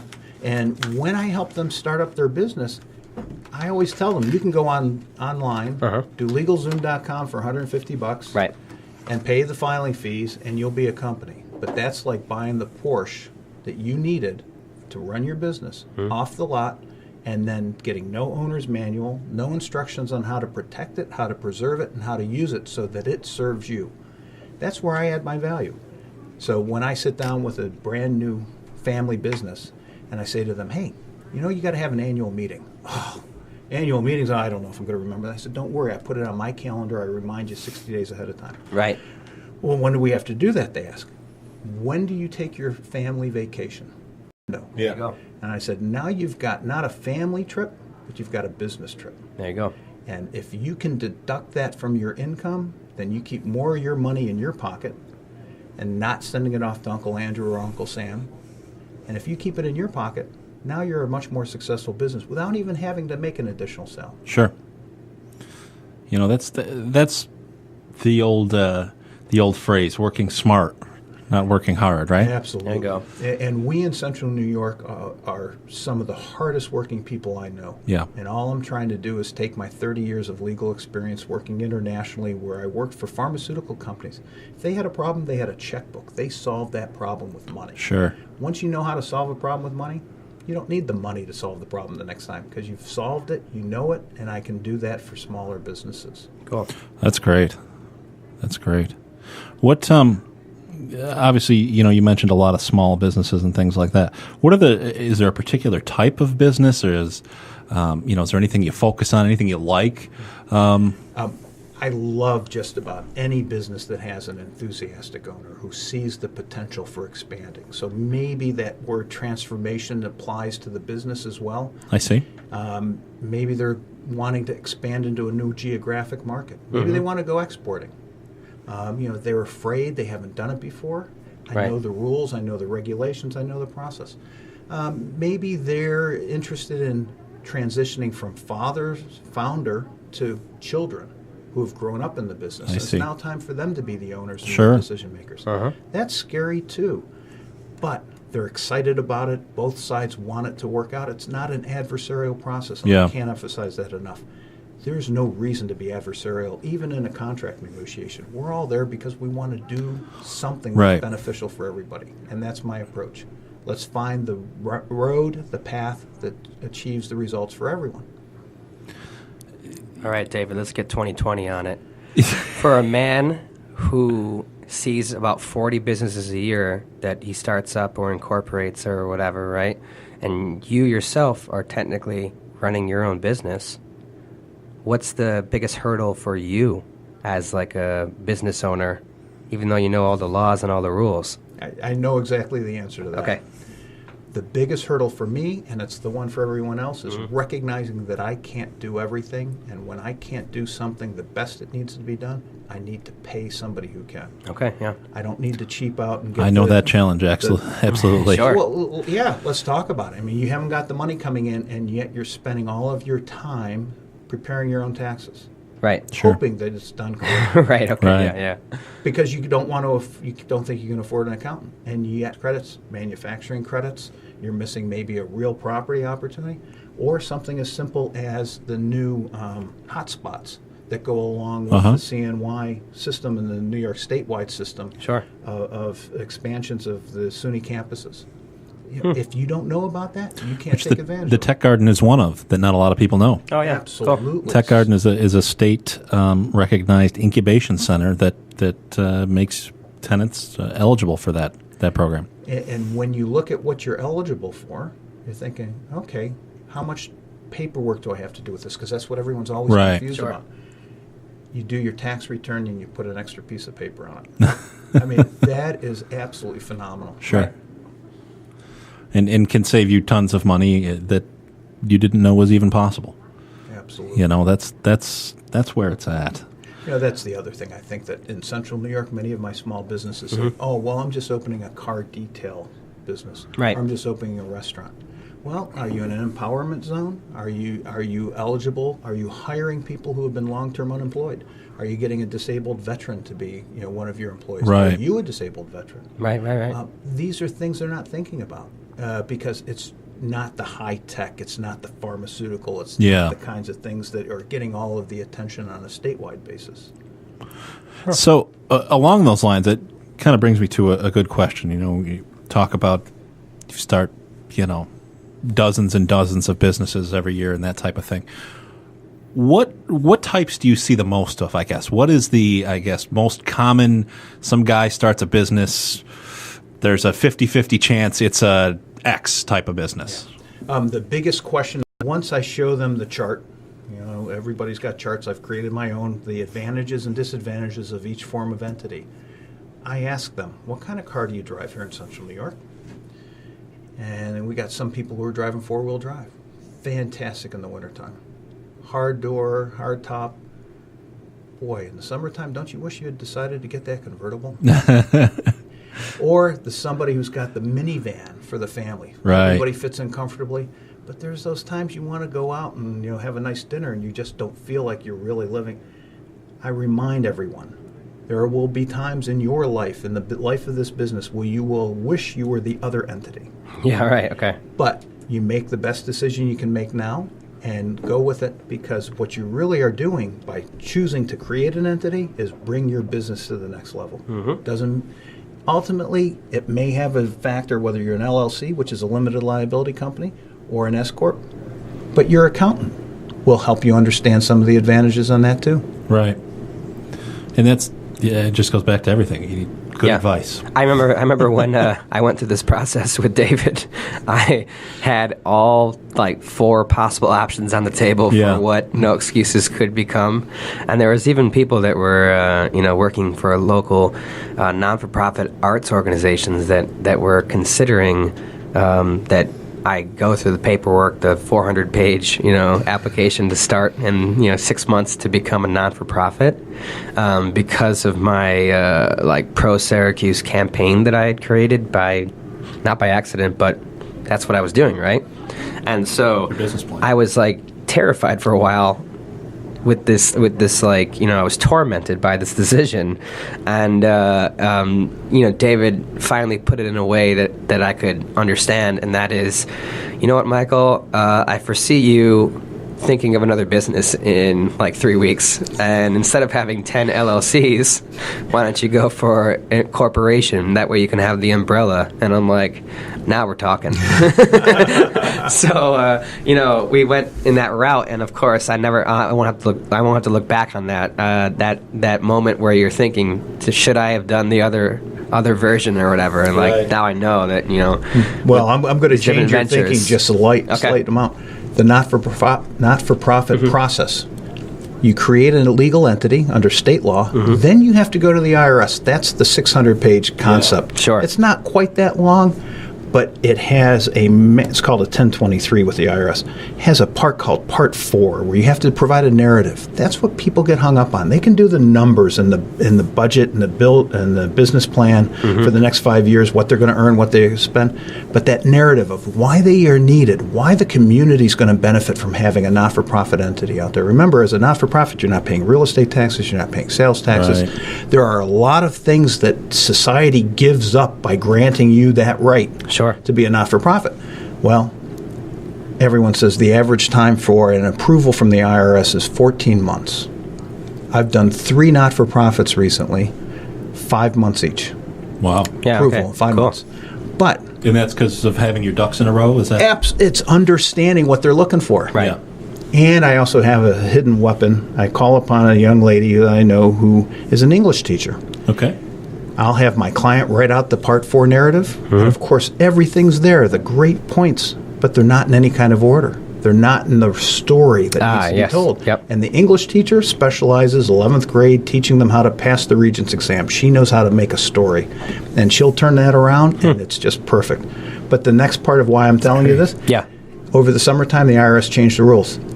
If you want to be a not-for-profit and you are going to be making less than $50,000 a year, it's a 4-page form. It's absolutely phenomenal. Wow. Now, I don't know that they respond any faster to the 4-page or the 40, but it makes it a lot easier. When you say make, which is 50,000, that's as an organization. As You're an only organization, take in that amount. And if you think about it, Michael's an exception. He really wants to be profitable, and therefore I put him in the category of American Red Cross and all the other large not-for-profits who are paying their executives millions of dollars. Right. Michael, you're getting paid millions of dollars? Eventually, yeah. Absolutely. Yeah. So, but the smaller not-for-profits that we're most used to, someone's sister died of cancer, someone's nephew had a unique situation. Of course, yeah. These type of things. They're still working their day job, and they're going to be trying to save some money, help people raise money, solve a problem. They're not going to be making over $50,000. They're going to be pulling it in. It's going to be going out. Right. Those are the types of smaller not-for-profits that really benefit from this new simplified process. That's great to know, because there's so many things out there that people have good ideas, and to be able to do that in the right vehicle where the money and the things like this that you're able to raise, and you're able to fundraise and give people that tax credit, things like that, which in some cases is the only reason you can get people to donate. Towards a cause. It's nice to hear that.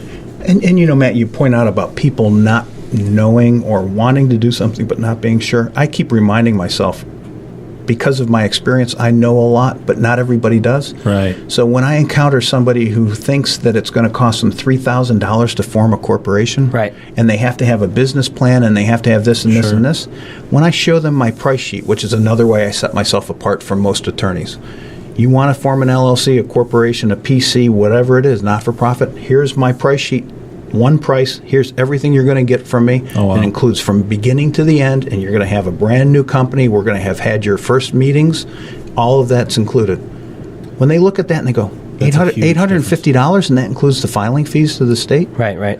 And that includes the corporate book, and that includes the corporate minute? David, so we're listening in on this Join Event Live podcast, right? And later on, people can download and listen to this. So my name's Joe Syracuse, and I've got a business idea, right? Mm-hmm. There's a lot of different things out there that can deter me, but there's family and friends who are encouraging me, and, it's time. It's time for me to take the leap and go for it, right?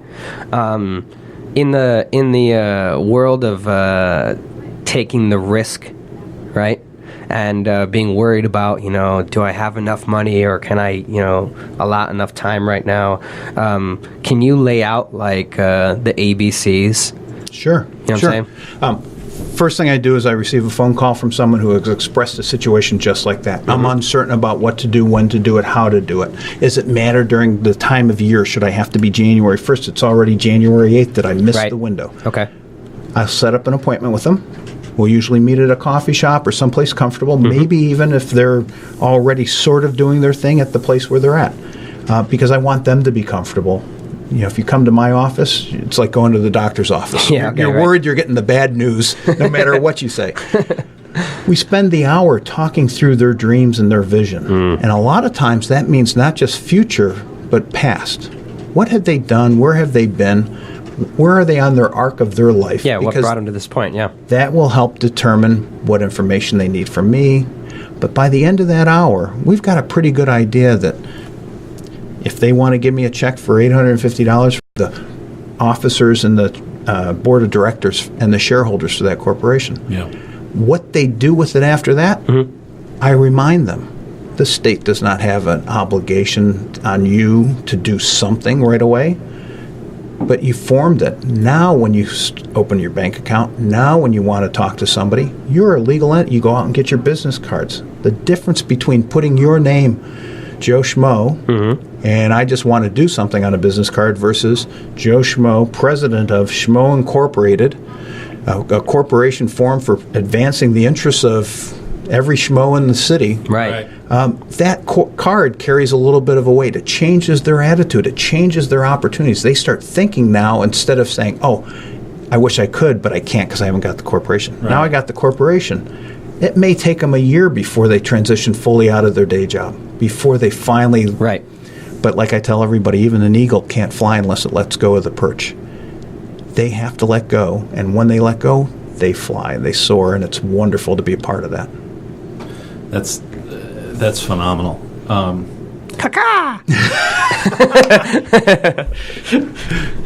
We need more bird sound effects. That's definitely the case. Can you do a blue jay? Sure, yeah. One thing I wanted to ask you. Do you see restaurants, you see tech companies, all these different things, right? You see a unique tour company called No Excuses that gives you awesome tours. Plug. And we might even have some free tickets to some of those later on today. Giveaways. But my question for you is, what is the most unique out there? Somebody walked in and said, I have a business idea to do this, that you were just, I can't believe it. Good one. It's a great one, but I've got exactly the great answer. Because this happened just about 5 months ago. I got a call from an accountant. Many of my referrals come from professionals.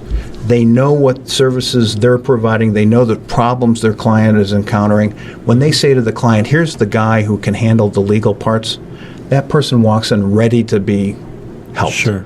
I don't have to convince them. I don't have to overcome issues. So it begins a whole different level. We sort of bypass. We're already into high school instead of starting at grade school. This particular accountant called me and said, the guy's got a problem, but the real problem is his other attorney that I referred him to hasn't been doing the work. So can you help him? You got to help him this weekend, though. It's time sensitive. I said, sure, I'll help him. He sends me a contract. I love contracts. I know people don't like contracts, but I've done them for years. 30 years. And in fact, I was in charge of contracts for Bristol Myers Squibb's procurement operation. So it's the kind of thing that I feel like I can get on that bike and ride it with no problem. His contract, though, was a CRO, Contract Research Organization. Now, this is really unique because they deal with drug development, drug testing. Wow. I spent 20 years doing that.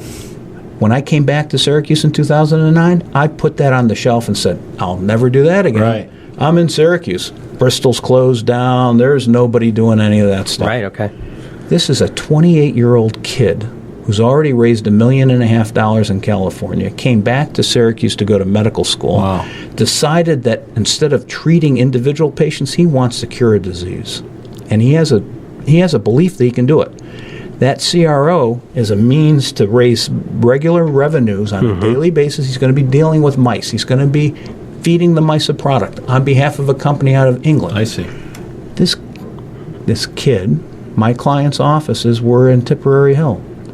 Now, who would think that there are mice being fed a product out of the UK and Tipperary Hill? Yeah. How unique is that? Yeah. So then we start talking about what he really wants to do. He wants to cure a disease that currently has no treatment. And when I walk through the process with him and he explains it to me and we talk with the scientific advisory board, who has scientific advisory boards if you're 28 years old? But he's got them. When I talk to them, I'm convinced. And that is the most unique thing. Now, even on top of it, the icing on the cake, he decided the tip hill space wasn't big enough. He needed to buy a building. Sure. I instructed him, I requested of him, I suggested to him, don't buy it in the company name that's doing the contracting. That's job is for contracting for dealing with mice. Right. So we created a new entity and we bought the company and an entity that's designed simply to hold the building. Now he leases the building to his other entity and he leases some of the other space to a residence. He bought it in Lafayette. We went down to Lafayette because we needed a zoning change. Laboratories in Lafayette aren't really part of the zoning code down there. Sure. The head of the board, planning board, has 3 patents in biotechnology. Really? In Lafayette. We went down expecting, no offense to anyone from Lafayette, expecting the board to be filled with people who are, farming background, filled with, local individuals. This guy had spent 30 years working for a large pharmaceutical company in research and development and had come back to Lafayette and joined the board to be a participant in the community. Wow. He loved it. Yeah. He asked great questions. We almost had to, just pull the plug on everything because, come on, guys, let's, get to the approval part and let's stop talking the science part. Right. Absolutely fascinating, though. Wow.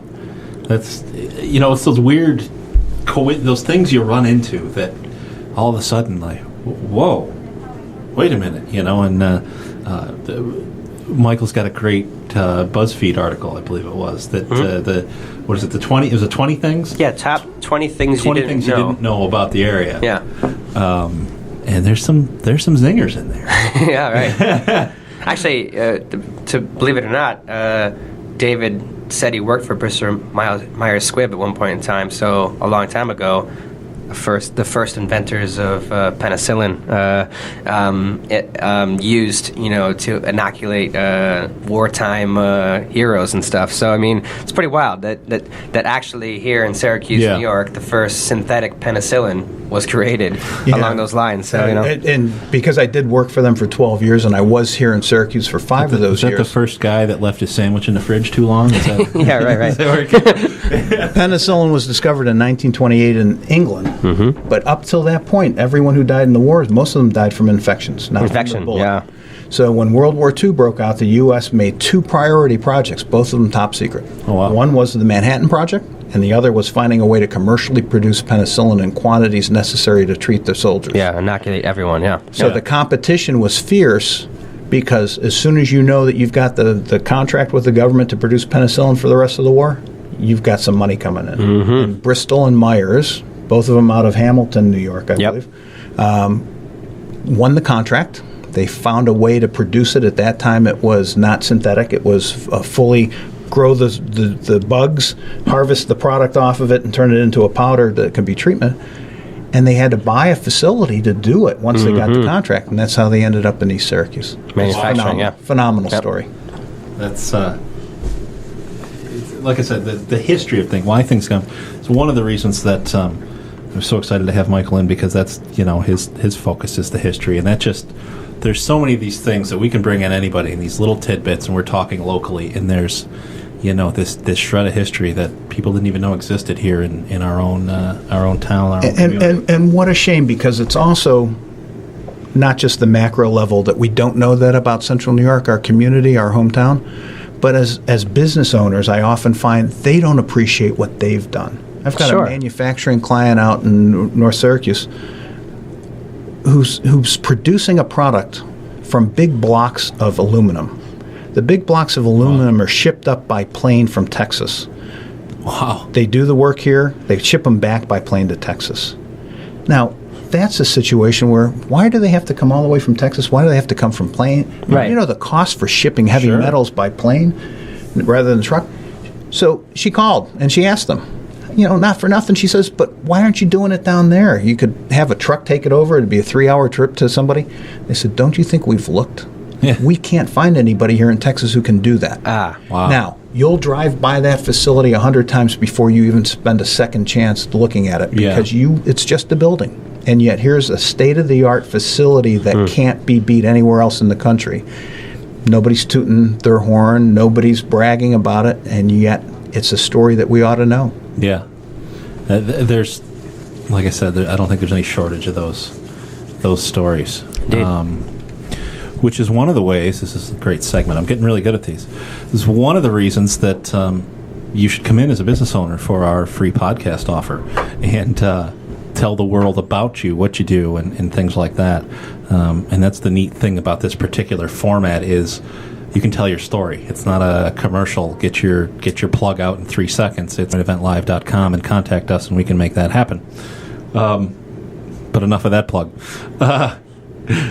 Can I offer up a couple things? Please. One of the other values I find in what I do, because I'm not in a large law firm, is it's the things that don't generate billable hours. The engagement in the community, which exposes me to the story.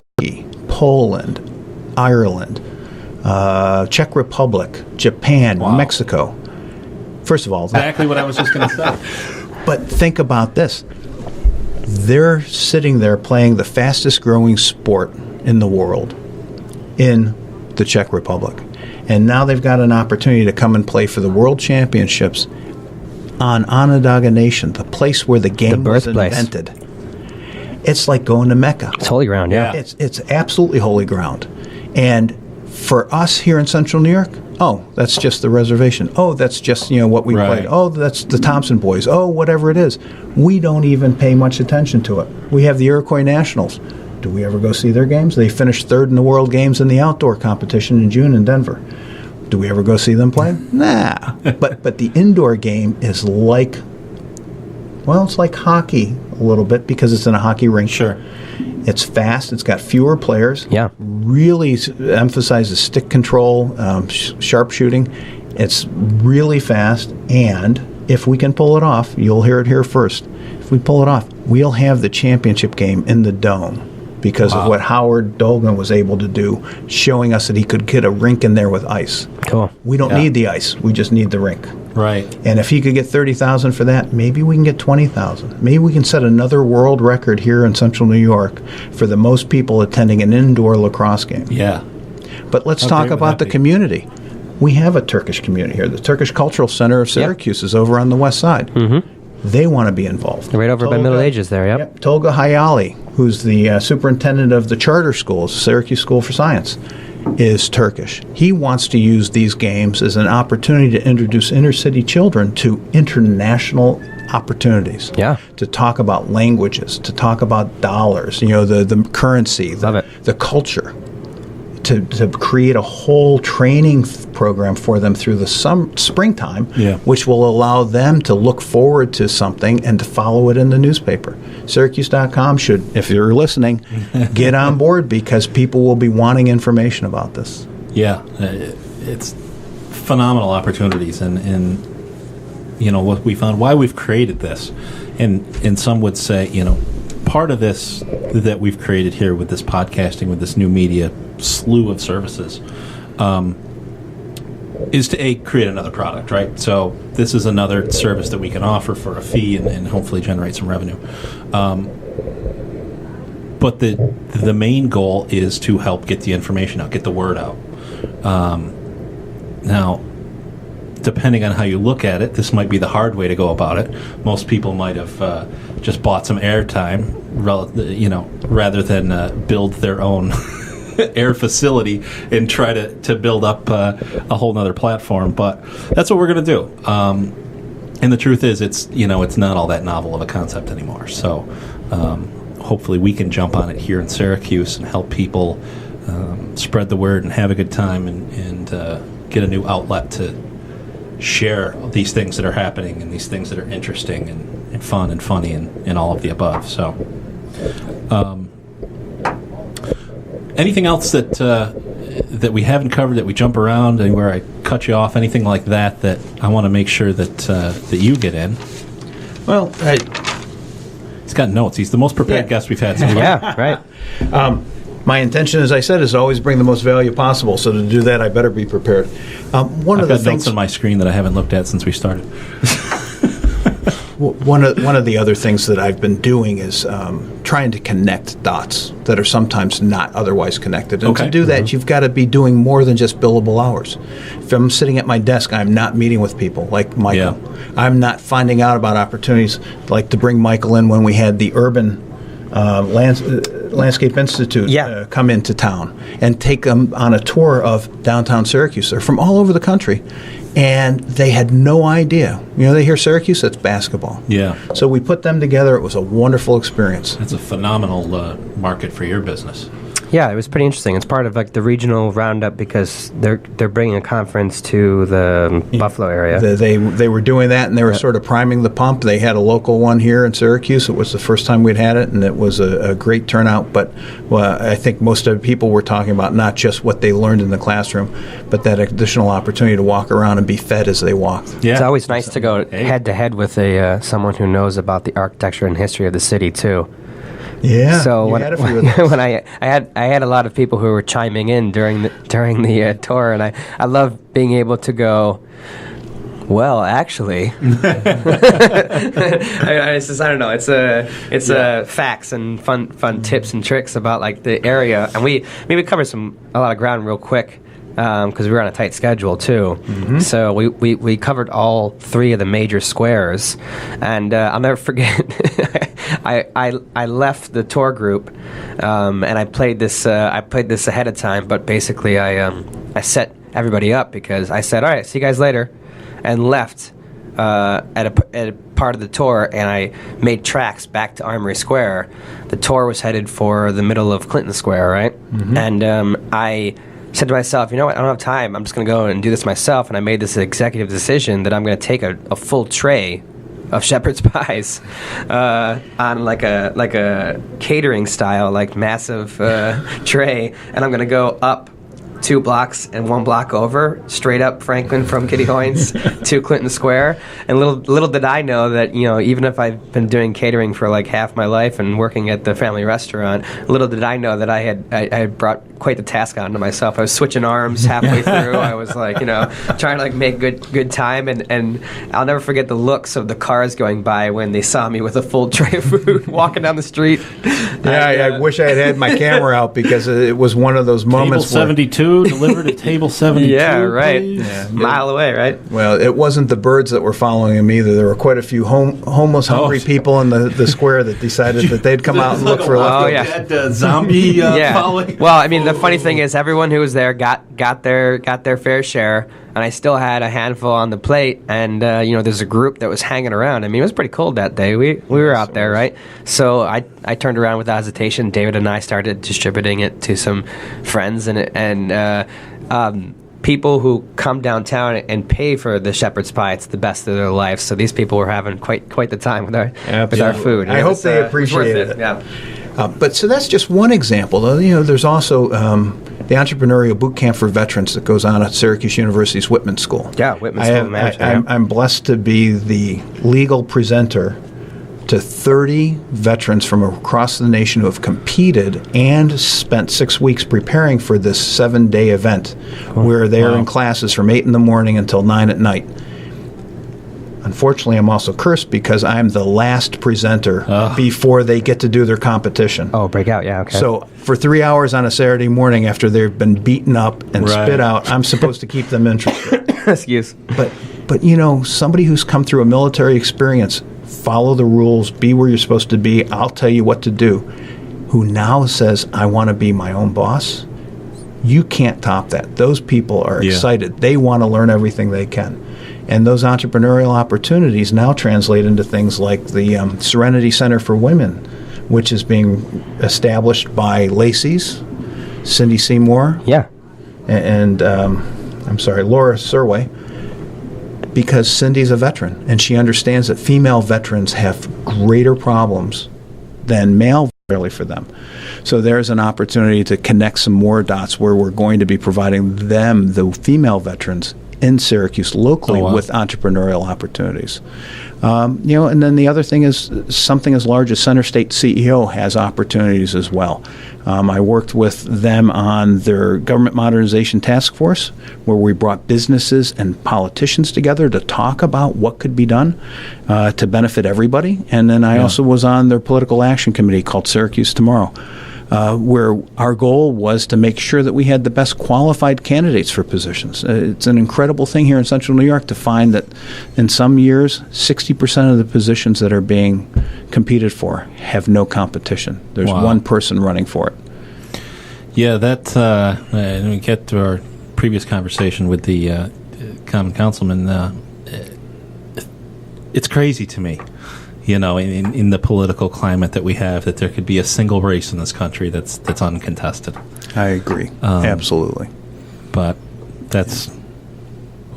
we had enough politics for this morning already. Very good. We'll stick there. Yep.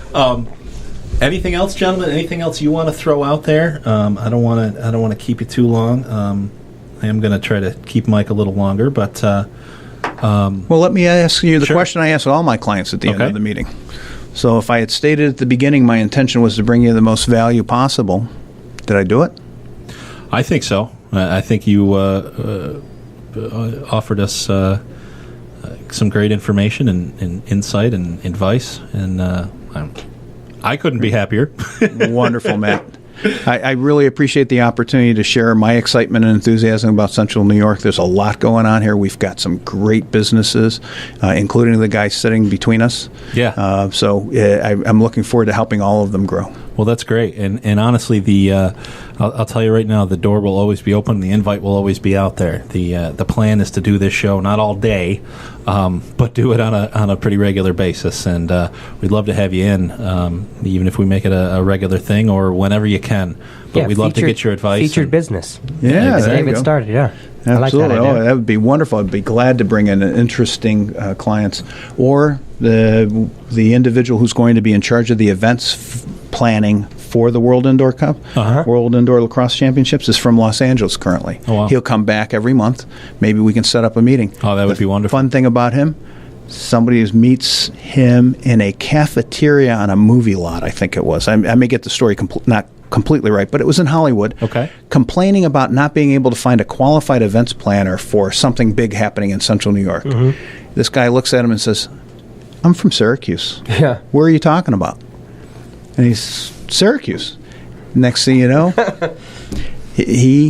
our Los Angeles contact comes back home and stays with his parents when he comes to visit to do the work. So cool. It's great. Fantastic to find great people from Syracuse, not just here, but also great people from Syracuse all over the country. Yeah, that's wonderful. I love hearing stories like that. And, so we'll bring him in. We definitely want to do that. We definitely want to hear from him. Great. Thank you, Matt. So I'm going to have to get my Rosetta Stone out to learn some languages so I can talk these people properly. Yeah.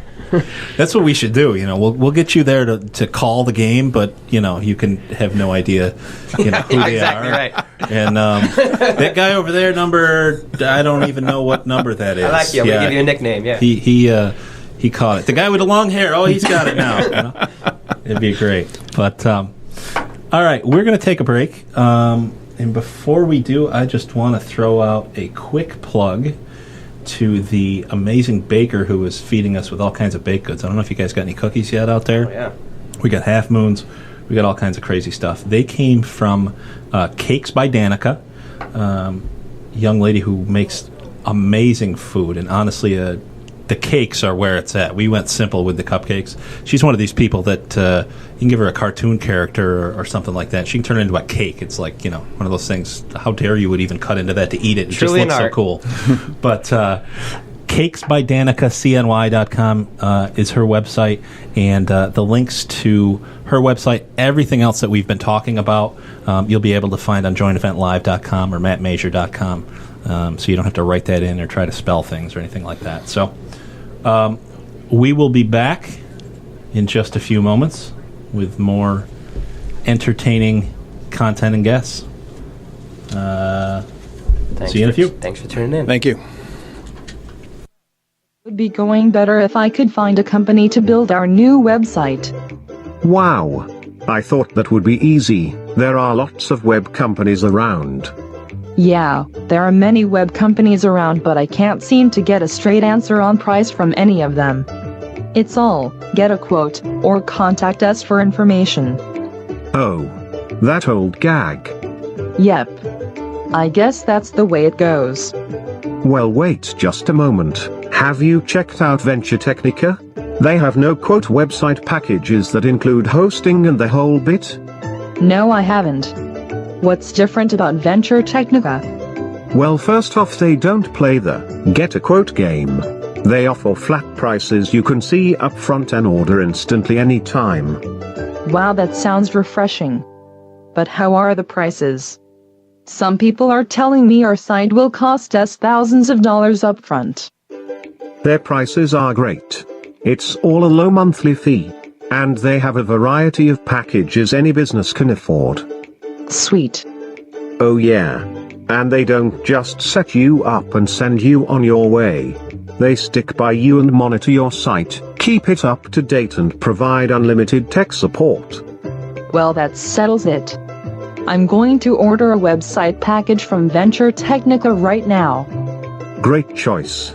You won't regret it.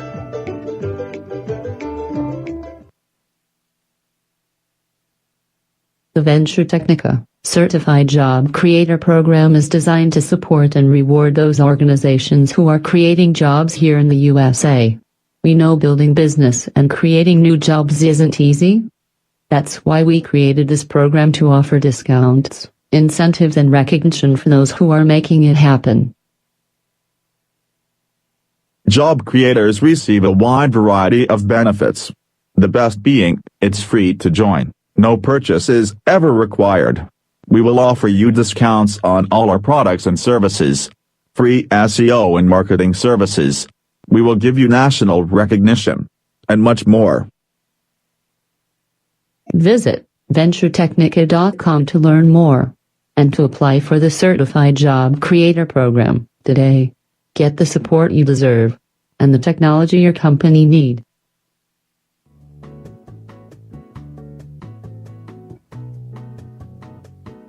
Wow. Thanks to Venturetechnica and their efficiency, profitability and growth consultation.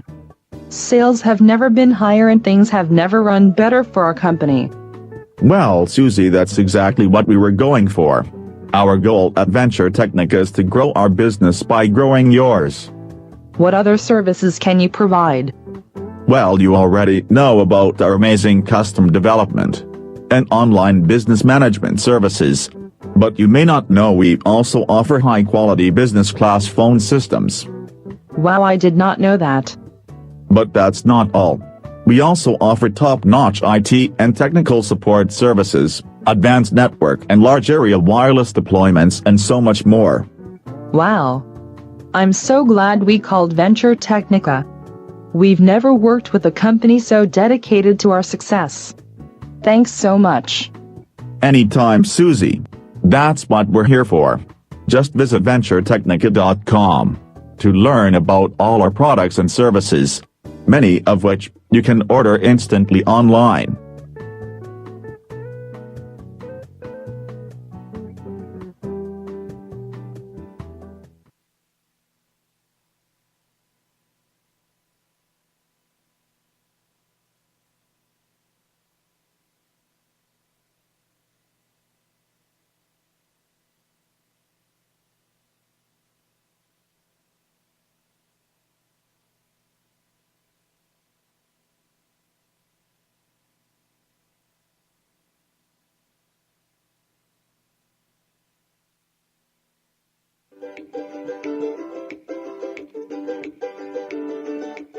Hey Sally, how's it going?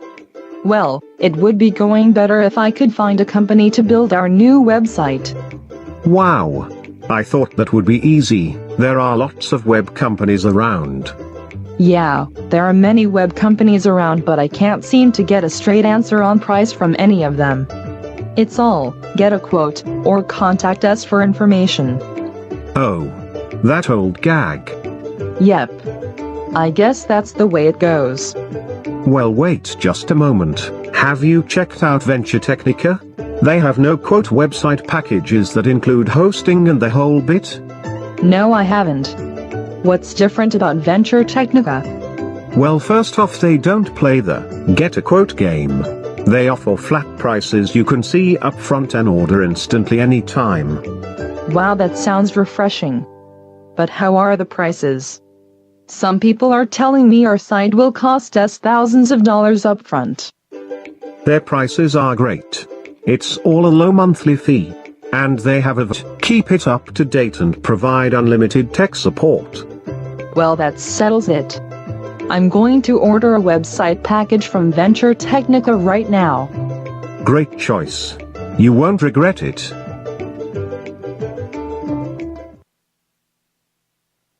The Venturetechnica Certified Job Creator Program is designed to support and reward those organizations who are creating jobs here in the USA.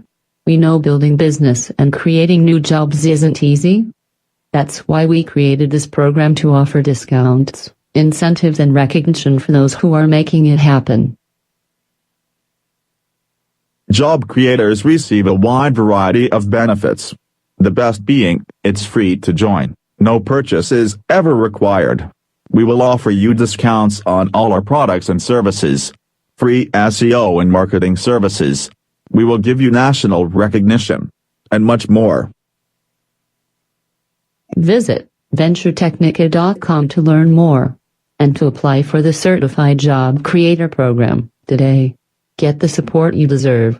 And the technology your company needs.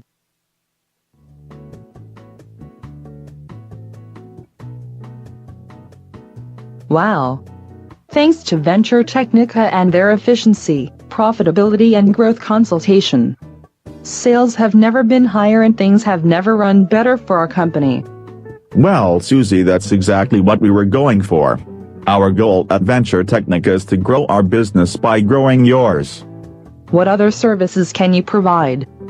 Well, you already know about our amazing custom development and online business management services. But you may not know we also offer high-quality business class phone systems. Wow, I did not know that. But that's not all. We also offer top-notch IT and technical support services, advanced network and large area wireless deployments, and so much more. Wow. I'm so glad we called Venturetechnica. We've never worked with a company so dedicated to our success. Thanks so much. Anytime, Susie. That's what we're here for. Just visit Venturetechnica.com to learn about all our products and services, many of which you can order instantly online.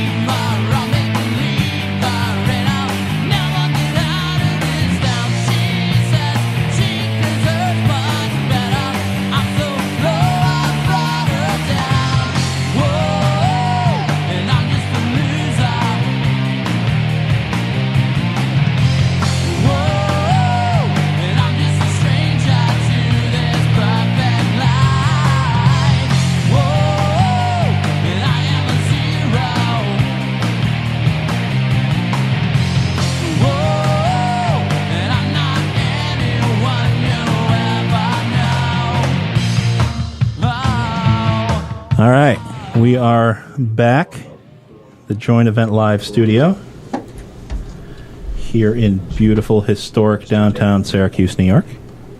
Website, JoinEventLive.com, or my website, mattmasur.com, MattMasur. follow me on Twitter, Matt Major. It's really creative. And check us out. So in the studio, we've got Michael John Haggerty again joining us. And we've got from the Syracuse New Times, Joe Cunningham. Now, there's one other gentleman here, and I'm going to let Joe introduce him because we're actually going to let Joe go ahead and conduct the interview a little bit. He's got some great info, and we're going to let him roll with it. So, Joe, I would say put that mic just a little closer to you, maybe like... No problem.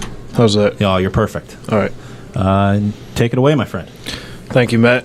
Again, I'm Joe Cunningham. I'm the tech writer for the New Times. Recently had the privilege to interview Nate Palumbo, who is project manager at Cafe Cabal. He's working on a really cool project called the Charity Water Ball, and I had the privilege to interview him about that just a couple of days ago, and I'm working on an article coming up explaining that and also the technology behind that project. So we'll get into that. Nate, welcome to the show.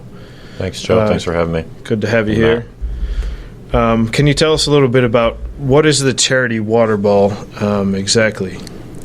It is kind of a kickoff to our efforts that we're going to spend in 2015 to support a nonprofit called Charity Water. They are a nonprofit based out of New York City, and they build wells and water systems for developing countries all throughout the world. And so we wanted to kind of start 2015 off with a bang and raise a bunch of funds and raise awareness. And so we're going to have this opportunity. It's like a big party. Yeah. Fundraising event. Yep. All the proceeds of the tickets are going to go right to Charity Water. And there's going to be, the night itself is going to be heavy hors d'oeuvres, dessert, live music, silent auction, a water walk where people get the opportunity to pick up those large yellow canisters and carry them, see what it feels like. Just a little, a little bit of opportunity for people to see what it feels like to be in their shoes and walk miles with these canisters. So you said that's January 30th? January 30th at Sky Armory. Is that that's a Thursday night? Friday night. Friday night. Yep. Cool. And you said there's going to be like a live band and... Yeah, the live band is Early Bird Trio, kind of a jazz folk feel to them. So we're excited about that. Very cool. Where can people buy tickets for that? They can go right onto cafecubal.com. There's a banner at the top of the website that they can click on. All the information is there. There's an opportunity for a single price ticket, a couples pricing ticket. There's also group ticket pricing. Or if they want, they can go right into one of our 3 cafes. 4? 3. Yeah. one of our cafes around Syracuse. They seem to multiply like rabbits. Every time I turn around, there's another one somewhere I didn't know was there. That's great. So. Yeah. Just to give people the motivation behind, why they'd be interested in going. I found the story to be really amazing. And tell us a little bit about, how you guys came up with the idea of picking this charity, and then what is this charity exactly all about?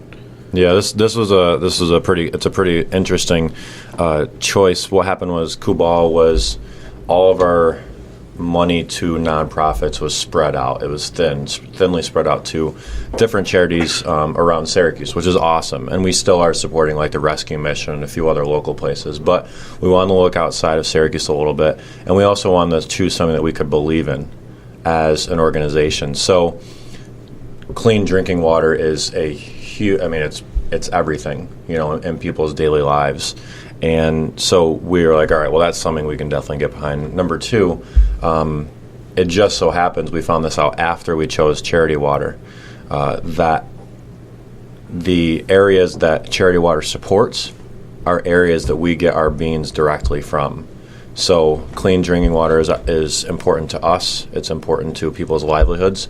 So we thought it was like a really cool match. So you're like giving back to the community that you receive coffee beans from. So That's really cool. we're not only buying beans from them, but we're also giving back so they can multiply the clean water in their area. And in effect, the whole community that your customers are receiving coffee from that area indirectly, and then giving back to that community through water as well, which is really cool. So it's a pretty cool opportunity. You mentioned that these third world countries that Charity Water supports, women or people that are getting water from whatever. Mainly women. Mainly women. Mainly women. Yeah. Gotcha. They are walking sometimes 8 miles. Well, it's 3 miles. 3 miles over 8 hours. Over which will be an 8-hour day for them. Wow, just to get water. Just to get water. And then the water can be even, at that point, the water is even sometimes contaminated. Yeah. And that's a real thing, right? Yeah. They're really walking that far. Yeah. It's not like your dad's 8 miles to school uphill both ways. You know? It's crazy when you fathom that. And it's over the elements, they could be through the jungle or the desert or something of that nature. Charity Water puts out a pretty cool, it's like a 3-minute video, and it shows like what they have to go through to walk. I'll actually probably be showing that. I'll just drop this right now. We're going to have an open house at Cafe Kubal on the downtown location this coming Saturday. The 10th, yep. Yep, from 10:30 to 11:30. I'm going to be presenting a little bit more information on what exactly. There'll be free coffee, free breakfast, samples, stuff like that. So if anybody wants more information in person, they're more than welcome to come check that out. It's just amazing to me how we take for granted you can turn on a faucet anywhere in any building. The worst would be you go into the country and they have a well or a purification system or something, but there's always water, whereas in third world countries they have to travel over foot, great distances to get maybe even contaminated water that is a real danger. And the trip is dangerous too a lot of times, so it's definitely interesting. So the yellow canisters have a saying on them, specifically, and it's almost like the overarching theme of Charity Water. Yeah, the craziest thing we can do is nothing. So explain that to us. Well, it's kind of just Scott Harrison is the founder, and he was an A-list DJ around the world, celebrities. He knew everybody, and so his life took an unfortunate turn.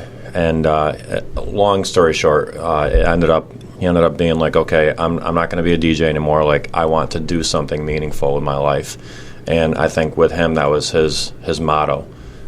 The craziest thing that I can do is sit back and do nothing at all for the problem that exists in our world.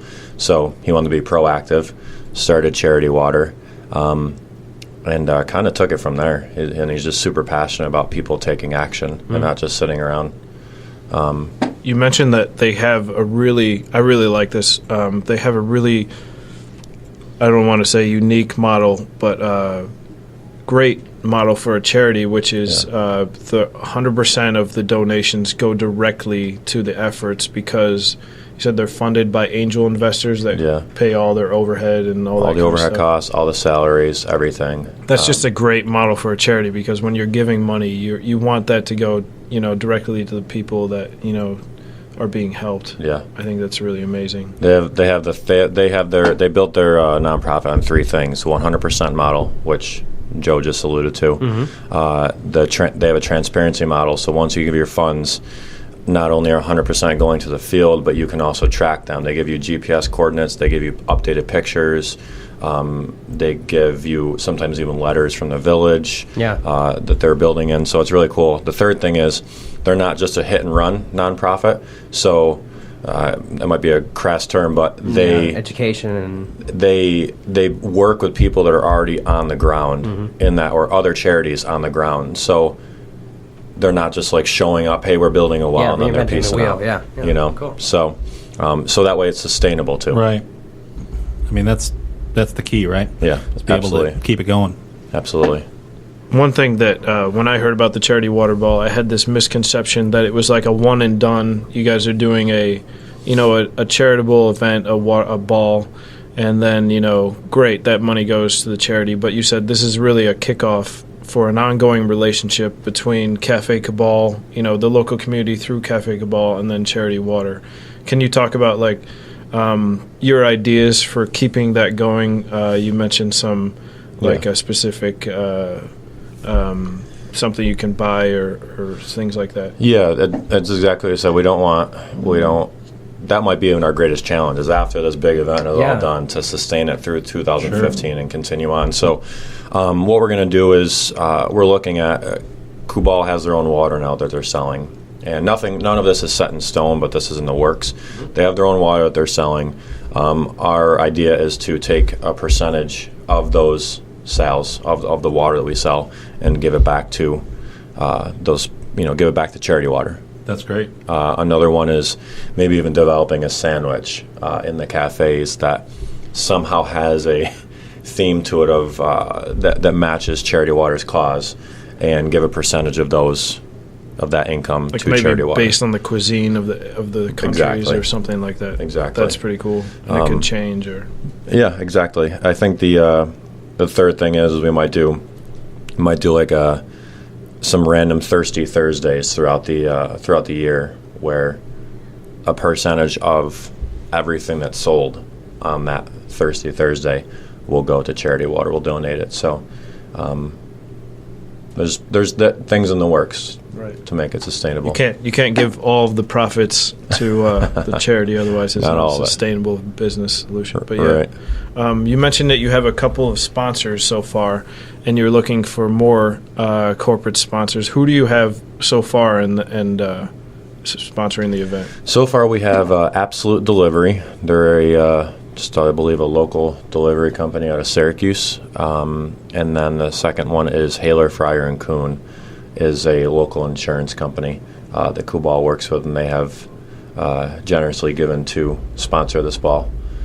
So, we're looking for more. That's my objective for the next 3 weeks. So this is going to be like a really fun night. You mentioned that 7 to 11 at Sky Army, which is a really cool venue. I was there once a couple weeks ago for the social media breakfast, but it's really unique. Brand new. Right there in Armory Square, nothing like it. And you're going to have a DJ and a photo booth, a photo wall, a cash bar, silent auction, and then the dancing, with the band. What was the name of that band again? Early Bird Trio. But actually, they won't be the dancing part. The live DJ will be. They wrap up around 9:30. Gotcha. But they're unless you want to do the jitterbug, maybe. That's true. That's true. Right. We'll keep them around so we can be flexible. It'll be fun. It's going to be a fun night. Very cool.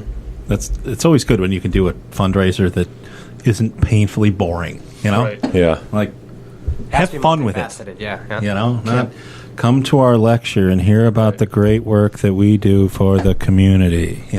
Doesn't get anywhere. Not stiff-shirted, That's the thing. I'm going to be talking as little as possible at that event. So, it's a mix, right? Because you got to get the message out. Yeah. You got to tell people why they're there. Get it all in now, Nate. But, get it all in now. Yeah, right. Then we're done. We'll just play this. Yeah, we clip can just play the at podcast. And tell people all about the wonders of Join Event Live while you're at the charity event. No, I probably shouldn't hijack a charity event, right?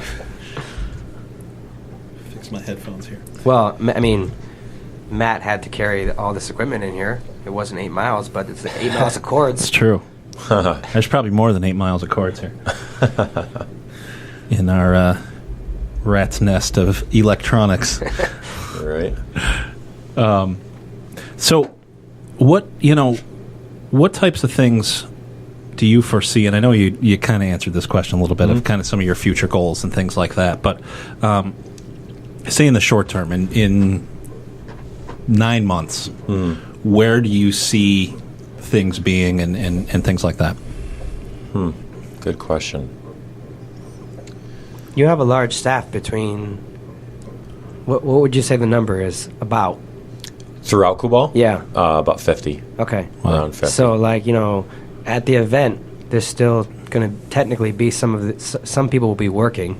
Yeah. Potentially for some of it, but some people will be coming to this event, attending, helping out. Of the Kubal employees. Yeah, you got a nice little team, right? The majority, honestly, because Sky is staffing most of it, the majority of our employees won't have to do much. I mean, myself and a handful of other people will be overseeing the night. Coordinating, yeah.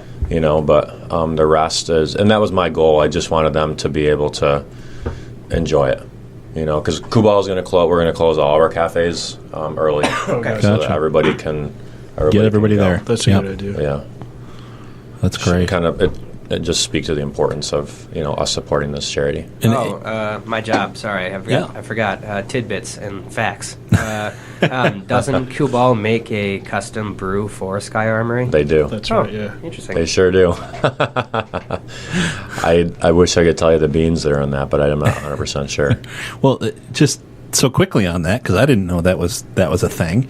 How many other places have custom brews? Or I should even say, how does one go about getting a custom brew? How does that happen? Yeah, it was basically just Sky. We were already a wholesale. They were one of our wholesale clients, and they were getting our beans, and they said, "What do you guys think about branding for us?" And yeah, why not? That's great. And I don't know if. I know that we service places like Dave's Diner, different random places in Skaneateles, Casanova, etc. But I don't know if there's really any other place like Sky. I'm not 100% sure that has its own branding, if you will, on the beans. So we have a really cool relationship with them. And again, I'm going to get a little nitty gritty just because I'm picturing this in my head like a little animation, right? Sure. So we come to you and, hey, we want our own custom, we want our own brew, our own formula, right? Yeah. Is it the cafe and the professionals say, okay, we'll come up with a mild kind of equal opportunity, everything alike kind of flavor, or is it somebody there says, I like strong coffee, so make our blend? Right. But they came to us, and as far as I know, we did designing for the artwork for the coffee bag, coffee label. And we ran it by them, and they gave us the color scheme idea and stuff like that. And then we have Christina; she does all of our design work that you see everywhere. Yeah, she's amazing. She does a phenomenal job. See, to me, these are all things that I would have never imagined, right? So you see, like I said, the cafes are all over the place, right? Mm-hmm. Oh, cool! They've got a cool local brand. They got a bunch of coffee shops. There's so much more than a coffee shop that I would have never even imagined. I know I've heard of the fact that you wholesale and things like that, but the branding and the charity work and it's really cool and encouraging as we're talking about business and small business and things like this. I've known people that my dream is to open a coffee shop. Mm-hmm. And you'll get somebody. There's no money in that. There's no, how many jobs are you going to create at a coffee shop? Well, like you said, you've got a small army working for you, or working with you rather, and that's really cool. It's great to see these local businesses thrive and do so by not taking the standard route. Not just okay. Well, we're going to sling the best cup of coffee in town, and that's how we're going to win everything. Yeah. Well, not necessarily. And I think that's really neat. Even to that, I know what I shouldn't say we. This is all Matt, the owner, but he makes sure that all of the beans that we get they're direct trade, so they're right from the coffee bean farmers, if you will, in the countries that we get the beans from, because you could easily go through a middleman if you want, but we want to make sure that they get the most profit possible and that our beans are as quality for our customers as possible. They've even gone as far as like Skyping one-on-one with the farmer that they're going to get the beans from. So it's pretty cool. To be honest, before I started this job, I didn't have a huge passion for coffee, but just observing everything over the last year that I've worked here has been really interesting. That's phenomenal. Yeah. I had a question. There's this whole idea that I think is a really positive one as a community. You mentioned that when you were looking for different charities were being pitched by, was it the managers were coming up with different ideas? Yeah. You were looking at, like, there were local options for local charities, and then there was these, international options. But I feel that Charity Water is really, positive in all senses of the word, because when you talk about helping the local community, I think it helps the local community, and feel free to speak about this, but it helps the local community to kind of have that worldview that we're not alone, that here we are in the United States of America, and I spent years abroad and came back, and just there's no Walmart over there. Everything is kind of I wasn't in a third world country, but it's more difficult to get your hands on the resources that we have here. So it makes you appreciate when you come back, what we have. So in that sense, I think charity water is a great thing for the local community because it's helping everyone create that that world community environment. Yeah, I mean, you pretty much just said it all, but I've learned since I've been working at Cabal. I've learned from Mike and Chris Fowler. I've gotten to know them and the Syracuse First concept, and I love that I love everything that's going on with Syracuse, but I also like that Cabal. So Cabal is very connected with the Syracuse First and local buying and whatnot. But then I love how we've chosen charity water so that we can see what's going on, farther beyond just our local area. So that's a really cool connection. It helps us, like you said. You pretty much said it all, but it helps us see what's going on outside of our four walls, if you will, and do something. What is your favorite type of coffee?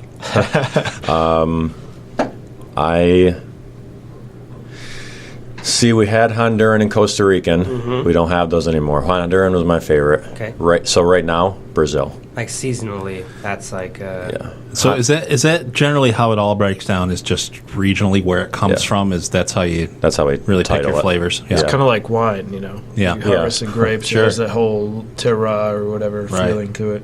Yeah, Brazil is my favorite. Yeah. Yeah. Is there?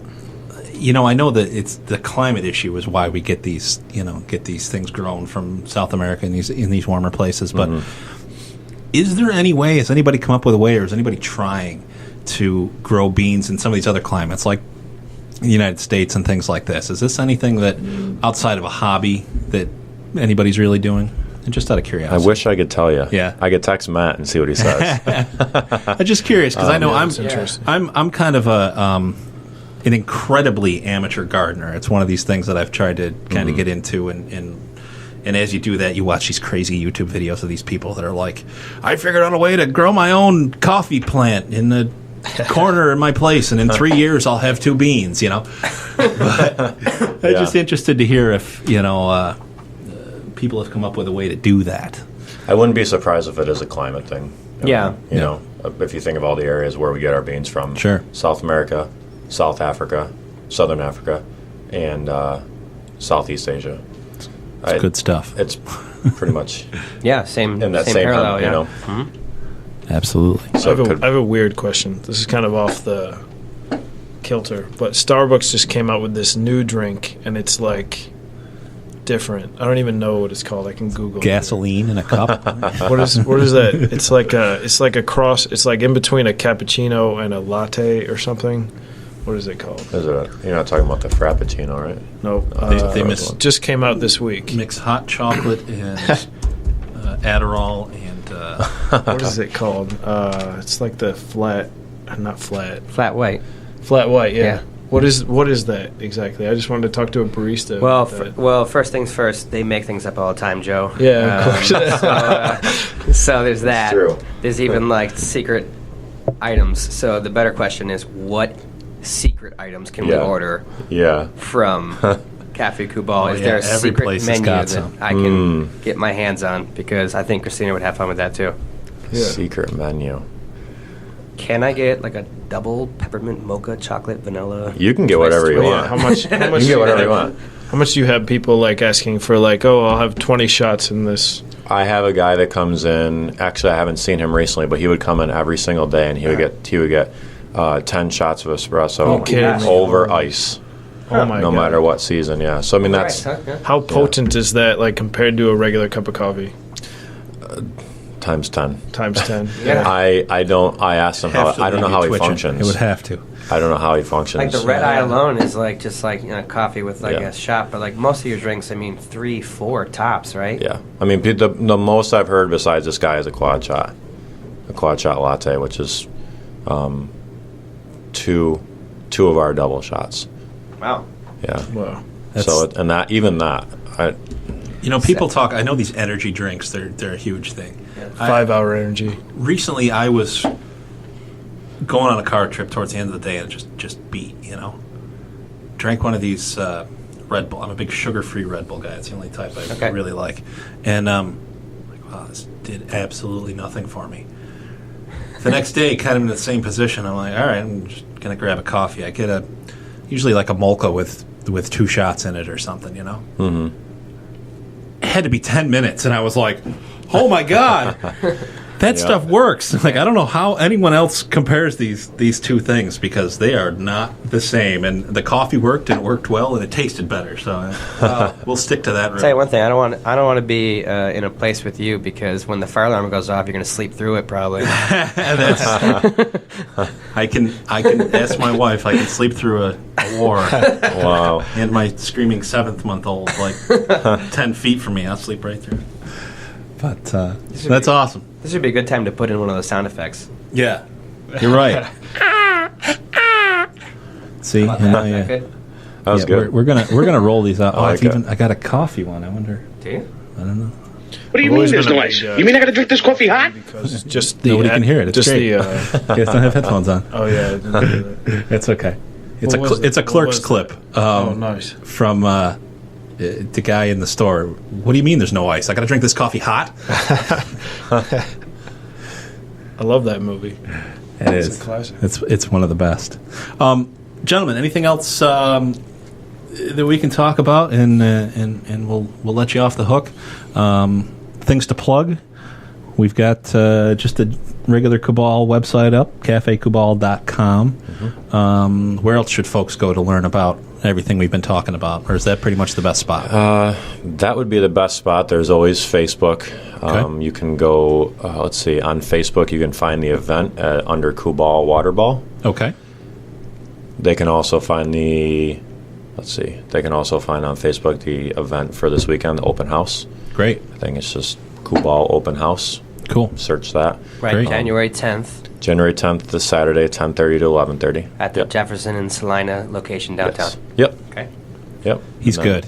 He is. This guy's good. And I'm going to plug the New Times. We have Please. an article coming out on Tuesday about this and the technology behind the actual wells and the systems that they provide. So kind of getting into that and getting the New Times readers, some knowledge about the event on the 30th. Right. The New Times comes out in print edition In every print on Wednesday. Wednesdays, and then the tech column comes out Tuesdays and Thursdays. So this article will be on Tuesday. So you can find it at SyracuseNewTimes.com. .com, that is correct. Or on their Facebook and Twitter. Or on my Facebook and Twitter. All of the above. All of the above. And Syracuse New Times is your local alternative news weekly source. But as of this last year, Joe has been the benefactor of the fact that Syracuse New Times has upped the ante on their website and really Definitely. gone for digital media. Yeah. So our good friend Ty Marshall, who is in charge of said digital media, has done a great job in taking Definitely. some of the print edition and transferring it onto the online world. That's where it's at. We all know that the newspaper model, even though we still love to hold the thing, right? Right. But I like to hold unfortunately, that traditional model is going away, and you can either be like a lot of these media outlets who just literally die, or you can respond and move in just like any business. And I think that's what the New Times is doing, and it's pretty awesome. And we're lucky to have Joe, and we're going to have Joe back actually after we take a break for some this afternoon, and we'll have him back hopefully frequently after that. So I will say this: if anybody has any questions or they have a desire to be to sponsor or have questions about being involved somehow, they can just email me, Palumbo, PALUMBO @cafekubal.com. awesome, and we'll get that out there in our show notes as well. So anybody who didn't catch that, we'll have something you can just click on. Question: do you see yourself having more events like the Charity Water Ball throughout the year or in the years to come? Yeah, we're definitely flirting with the idea of this being an annual event. Probably something of this size, not much more than annual. Okay. Or you could do like a water race in the summertime. Yeah, that's fun. another thing. That's a lot more of a smaller scale, for sure. And that's what Charity Water does. That's the main way they raise funds, is by everyday people like you and I just saying, hey, we're going to hold a polar ice plunge. You got to spend, or pay $50 or $10, whatever, get in, they get 1,000 people. Well, they just raise a bunch of money. There you go. So $10,000. it's very easy. Any more information? If they want to find out more information too, they can go to charitywater.org. Charitywater.org. They're a super good website. Got it. Great. All right, gentlemen. Well, Thanks, Matt. We're going to take a break. We will be back with definitely Joe and hopefully Michael as well, and maybe some other folks. So we're going to have some fun. And also when we get back, I'm going to start promoting our call-in number. So if folks want to call in, we got some giveaways, and we'd love your feedback. I just haven't given you the number to call yet. So we'll do that when we get back. Join Event Live, Matt's Modern World. Check us out. We'll be right back.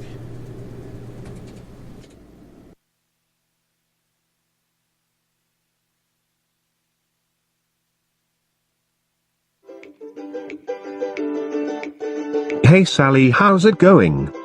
Well, it would be going better if I could find a company to build our new website. Wow. I thought that would be easy. There are lots of web companies around. Yeah, there are many web companies around, but I can't seem to get a straight answer on price from any of them. It's all, get a quote, or contact us for information. Oh. That old gag. Yep. I guess that's the way it goes. Well, wait just a moment. Have you checked out Venturetechnica? They have no-quote website packages that include hosting and the whole bit? No, I haven't. What's different about Venturetechnica? Well, first off, they don't play the get-a-quote game. They offer flat prices you can see up front and order instantly anytime. Wow, that sounds refreshing. But how are the prices? Some people are telling me our site will cost us thousands of dollars up front. Their prices are great. It's all a low monthly fee. And they have a variety of packages any business can afford. Sweet. Oh yeah. And they don't just set you up and send you on your way. They stick by you and monitor your site, keep it up to date and provide unlimited tech support. Well, that settles it. I'm going to order a website package from Venturetechnica right now. Great choice. You won't regret it.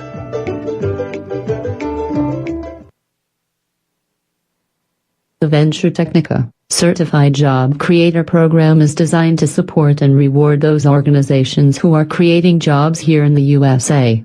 We know building business and creating new jobs isn't easy. That's why we created this program to offer discounts, incentives and recognition for those who are making it happen. Job creators receive a wide variety of benefits.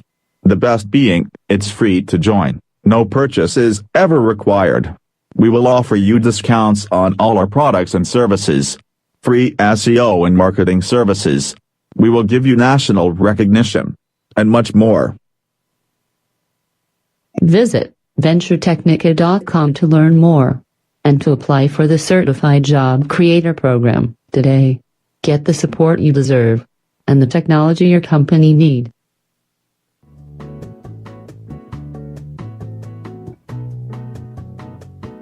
Wow. Thanks to Venturetechnica and their efficiency, profitability and growth consultation. Sales have never been higher and things have never run better for our company. Well, Susie, that's exactly what we were going for. Our goal at Venturetechnica is to grow our business by growing yours. What other services can you provide? Well, you already know about our amazing custom development and online business management services. But you may not know we also offer high-quality business-class phone systems.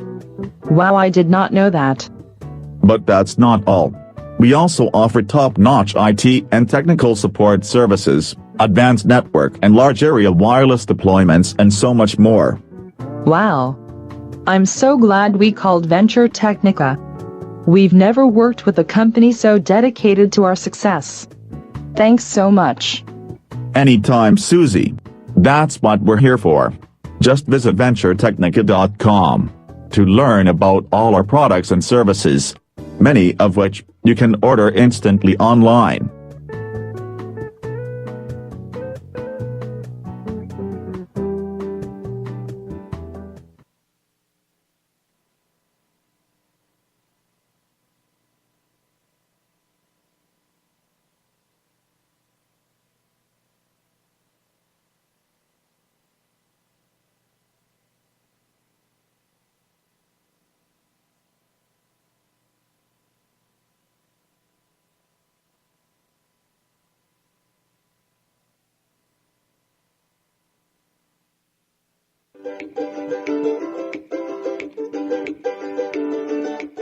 Hey Sally, how's it going? Well, it would be going better if I could find a company to build our new website. Wow. I thought that would be easy. There are lots of web companies around. Yeah, there are many web companies around, but I can't seem to get a straight answer on price from any of them. It's all, get a quote, or contact us for information. Oh. That old gag. Yep. I guess that's the way it goes. Well, wait just a moment. Have you checked out Venturetechnica? They have no quote website packages that include hosting and the whole bit? No, I haven't. What's different about Venturetechnica? Well, first off, they don't play the get a quote game. They offer flat prices you can see up front and order instantly anytime. Wow, that sounds refreshing. But how are the prices? Some people are telling me our site will cost us thousands of dollars up front. Their prices are great. It's all a low monthly fee. And they have a variety of packages any business can afford. Sweet. Oh yeah. And they don't just set you up and send you on your way. They stick by you and monitor your site, keep it up to date and provide unlimited tech support. Well, that settles it. I'm going to order a website package from Venturetechnica right now. Great choice. You won't regret it.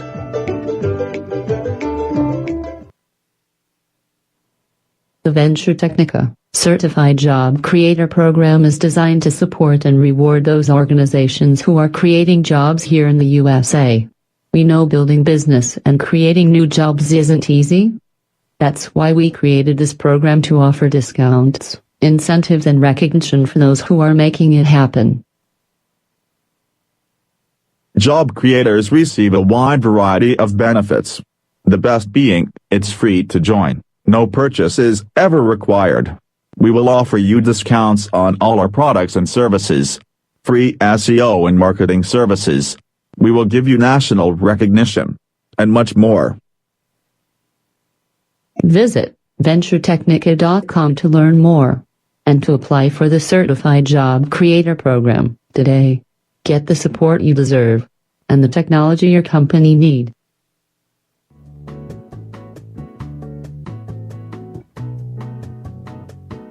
Wow. Thanks to Venturetechnica and their efficiency, profitability and growth consultation. Sales have never been higher and things have never run better for our company. Well, Susie, that's exactly what we were going for.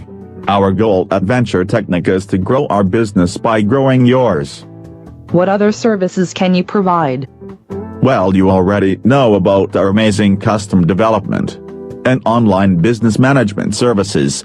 But you may not know we also offer high-quality business-class phone systems. Wow, I did not know that. But that's not all. We also offer top-notch IT and technical support services, advanced network and large area wireless deployments and so much more. Wow. I'm so glad we called Venturetechnica. We've never worked with a company so dedicated to our success. Thanks so much. Anytime, Susie. That's what we're here for. Just visit Venturetechnica.com to learn about all our products and services, many of which you can order instantly online.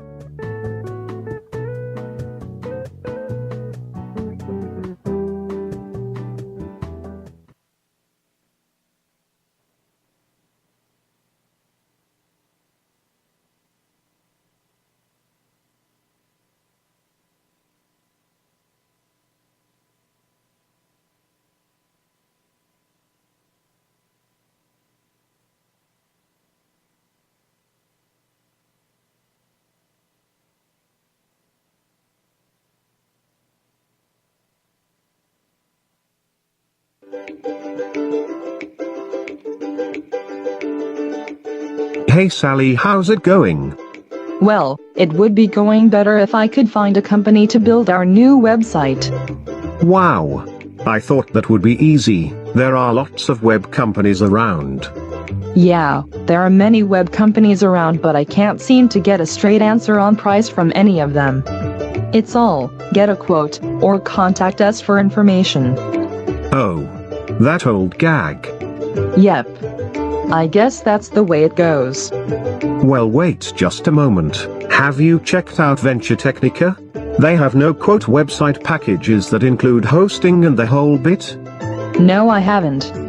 What's different about Venturetechnica? Well, first off, they don't play the get a quote game. They offer flat prices you can see up front and order instantly anytime. Wow, that sounds refreshing. But how are the prices? Some people are telling me our site will cost us thousands of dollars up front. Their prices are great. It's all a low monthly fee. And they have a variety of packages any business can afford. Sweet. Oh yeah. And they don't just set you up and send you on your way. They stick by you and monitor your site, keep it up to date and provide unlimited tech support. Well, that settles it. I'm going to order a website package from Venturetechnica right now. Great choice. You won't regret it.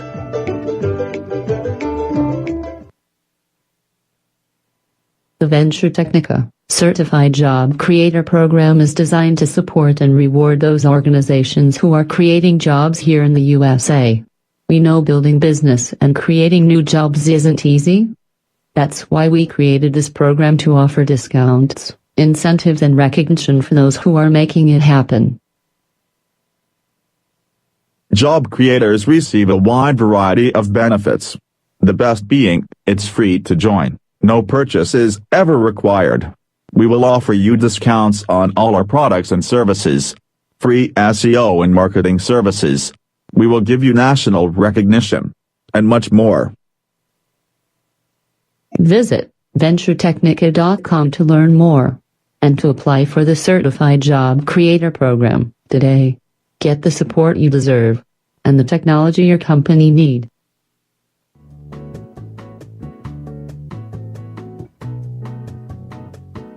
Wow. Thanks to Venturetechnica and their efficiency, profitability and growth consultation. Sales have never been higher and things have never run better for our company. Well, Susie, that's exactly what we were going for. Our goal at Venturetechnica is to grow our business by growing yours. What other services can you provide? Well, you already know about our amazing custom development and online business management services. But you may not know we also offer high-quality business-class phone systems. Wow, I did not know that. But that's not all. We also offer top-notch IT and technical support services, advanced network and large area wireless deployments and so much more. Wow. I'm so glad we called Venturetechnica. We've never worked with a company so dedicated to our success. Thanks so much. Anytime, Susie. That's what we're here for.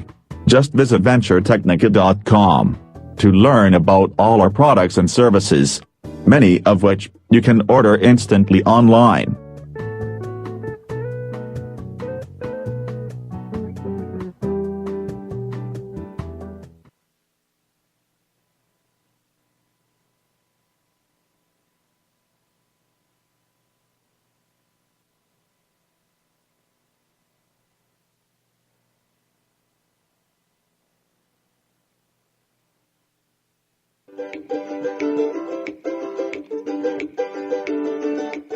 Hey Sally, how's it going? Well, it would be going better if I could find a company to build our new website. Wow. I thought that would be easy. There are lots of web companies around.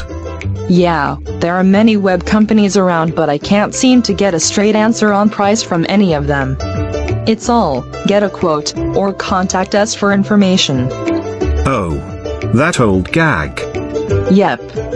I guess that's the way it goes. Well, wait just a moment. Have you checked out Venturetechnica? They have no quote website packages that include hosting and the whole bit? No, I haven't. What's different about Venturetechnica? Well, first off, they don't play the get a quote game. They offer flat prices you can see up front and order instantly anytime. Wow, that sounds refreshing. But how are the prices? Some people are telling me our site will cost us thousands of dollars upfront. Their prices are great. It's all a low monthly fee. And they have a variety of packages any business can afford. Sweet. Oh yeah. And they don't just set you up and send you on your way. They stick by you and monitor your site, keep it up to date and provide unlimited tech support. Well, that settles it. I'm going to order a website package from Venturetechnica right now. Great choice. You won't regret it.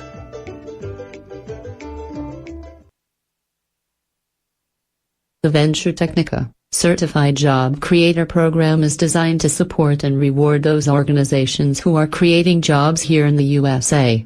We know building business and creating new jobs isn't easy. That's why we created this program to offer discounts, incentives and recognition for those who are making it happen. Job creators receive a wide variety of benefits. The best being, it's free to join. No purchase is ever required.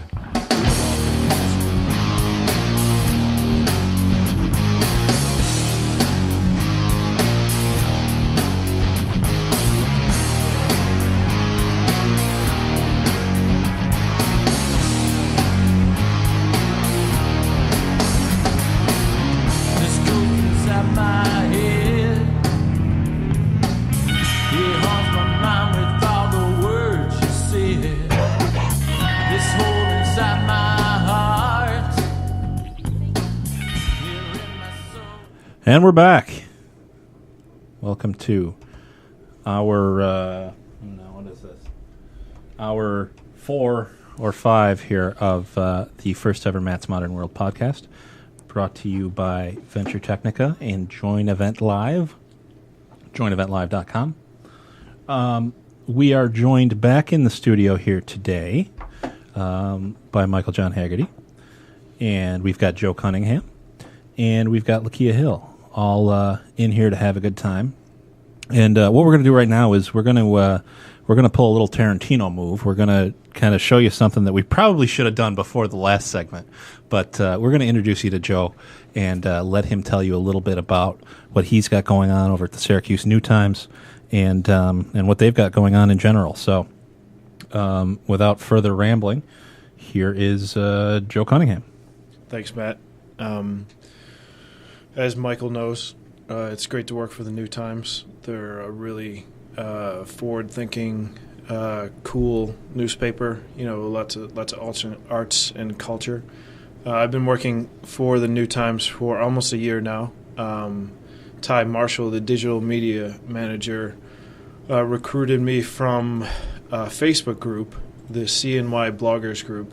Myself, my friend Chris Malone, who writes Lifestyle, great blog as well. A couple of us were recruited from that group. I had been blogging at the time about internet marketing subjects, and I'm a creative writer from my background, screenwriting and short stories and all that sort of thing. So whatever I write, I try to be fun about it, and Ty really liked that. And the New Times, Bill Broad and Larry Dietrich have been looking to attract a younger audience of readers, so they got people like myself, Chris, Mike, Society Girl, Jamie Owens. Jamie Owens, yep. And, she gets a lot of traffic. I really like her stuff. So they got us in there to attract a younger crowd, and I think, you can ask Ty, they've been, pretty successful in doing that. At least my numbers have been up. And Jamie gets number 1, I think, for top stories of the week. So they've had a good reception. Yeah, for her video blogs and stuff like that. Exactly. Yeah. So you've become a columnist, though, Joe. So I want to point that out. You're talking in the blog world, but you were a blogger, right? I was a blogger, and now you are the tech columnist for the Syracuse New Times. Speaking about technology, right. Exactly. So we've actually come. Is there some kind of like? And I don't know. I'm legitimately asking this question. Is there some kind of like blogger journalist? I don't want to say rivalry, or is it? Most definitely. Is it insulting to call a journalist a blogger? Or definitely, I think yes, because and Ty would give you the straight up answer would be a blogger is speaking, from themselves. A journalist is speaking in third person. Right. So hopefully. as objectively as possible, Right. exactly. Right, but don't get it twisted. The journalists are jealous of the bloggers. Probably because bloggers can say They have free reign. But then again, it's like, who's going to pay you? I have a friend. I wrote a story on them as well. Actually, Lauren Gretman. She started CNY bloggers. If I'm not Cool. Yeah. If I'm not misunderstanding that. And the idea behind that group was just get some local bloggers together, hang out and kind of share their stuff on Facebook. I've never been to a hangout, but I met Ben Ingber, who was here this morning, this Urban Geek CNY, through that group. Chris Malone, great guest, and I know we're going to do a lot more with him in the future. Yeah, exactly. So the bloggers are speaking more from their own personal standpoint, but in terms of like being a professional writer, Lauren went from putting her kid through private school to making a six-figure business out of her blog that employs over 5 or 6 different people full time. Right. So potentially, if you follow and pursue your blogging to a certain degree, especially in this new digital age where we get to advertise ourselves using social media and other areas, but basically, you can turn yourself into a journalist, professional, right? Professional voice. Yeah, I because say we're all journalists because we have smartphones in our hands. And right. We're going to be there first. Exactly. I spoke with someone. I won't mention which publication, but anyway, they mentioned how there's a professor actually of journalism, and he mentioned things have changed. When we were growing up, we didn't have smartphones, we didn't have social media, right? But now even the traditional media, the big newspapers, whether it be online or whatever, they'll look to the tweets, that are live tweeting from whatever event, be it positive or negative, or instant gratification. Exactly. Yeah. Or there's the Vines, the Twitter, the YouTube videos that go out, about something that's actually going on. So journalism has definitely changed, and sources, firsthand sources can be, average Joes. Yeah, right, exactly right. And so I want to differentiate because you're actually of the class you're speaking of at the New Times. You're a little different because I'm supposed to be a you did a lot of professional blogging, right? But you did a lot of professional blogging, yes, right? Yeah. And you were an expert, in all things social media before you really kind of turned towards tech. I made it look like that, yeah. Right? Yeah. And so then you've earned the right to become a columnist, and actually now, thanks to consistency in your work, you actually are the tech columnist, right? And Chris Malone, as mentioned, has actually picked up a gig in Skinny Atlas now. Yeah, he's working for the Skinny Atlas Journal. Nice. I'm excited to see what he's doing. Yeah. So there's a lot of great things that can come out of blogging. Right, exactly right. So these opportunities come because you're out there Marshall doing it. And Larry Dietrich, the editor, and Bill Broad, the owner. They see the Publisher, New Times as a launch for the writers. You come in. We're all pretty young ourselves, and there's so many opportunities. I can basically talk to any CEO or tech leader or professor or whatever, on a dime. I can call them up right away and they'll talk to me because I'm the tech writer for the New Times. So this is the cool part too. This is what I'm trying to explain because not anyone can blog, right? Mm-hmm. But we live in a world where like blog can actually be like borderline media access, right? And so there's lots of special events and companies and different things. So what you're talking about, number one, right? That's cool. So one is dropped because they were number 3. So literally we're number 2, longest running, right? So you've got a organization that has. We're also going to be the podcast capital of the world. It's an honor. I mean, they're big shoes to fill. Working with people like Ed Griffin Nolan and Jeff Kramer and Margaret McCormick. People that are mainstays in the newspaper there. They're really great, polished writers. I really enjoy reading them. And then there you are, among them. And it's like... Of your drive and when you're writing and doing what you're doing right now by being around such great people and awesome journalists. now? Like, what type of effect would you say that they've had on you from the time that you begin your journey at the New Times? Well, I think first off, definitely a friendship. I've become friends with a lot of those people there in a very genuine way, because you share a profession that not many people share and thrive in, and it's like you share their struggles and their joys. You know, when you see your name in print, it's your 15 minutes of fame every single week, twice a week. Sure. And it's really cool. And I still, whenever I'm in the paper, I pick it up, I cut it out, and I bring it home, because it's like, oh, this is cool. I'm still in print. And we're journalist is their own voice these days. You see any journalist really for any publication tweeting out, this just happened and here's my article, because impressions on a website are the way that they monetize. So I got we took the tech blog. The tech blog was stagnant when I got on, and now according to Ty, we get anywhere from like 300 to 1,000 would be a big deal, but that many impressions on one article for that one time a week. So it's great for the newspaper, to have 1,000 views for any, or 500 views, ballpark it. 400 views for a story is great for your, to add to your content, to your. Well, that's where it's all at, right? Like we were talking about a little earlier. I'm not sure if it was when you were in here or not, but content is king these days. Right. I think it was before you were in earlier, but we were talking about, one of the big reasons we're doing this, one of the big reasons that we've made investments in time and money and resources into this whole podcasting new media thing, is because it's a great way to create unique, fresh content. Right. Which is the gasoline that fuels the Google car these days. Right.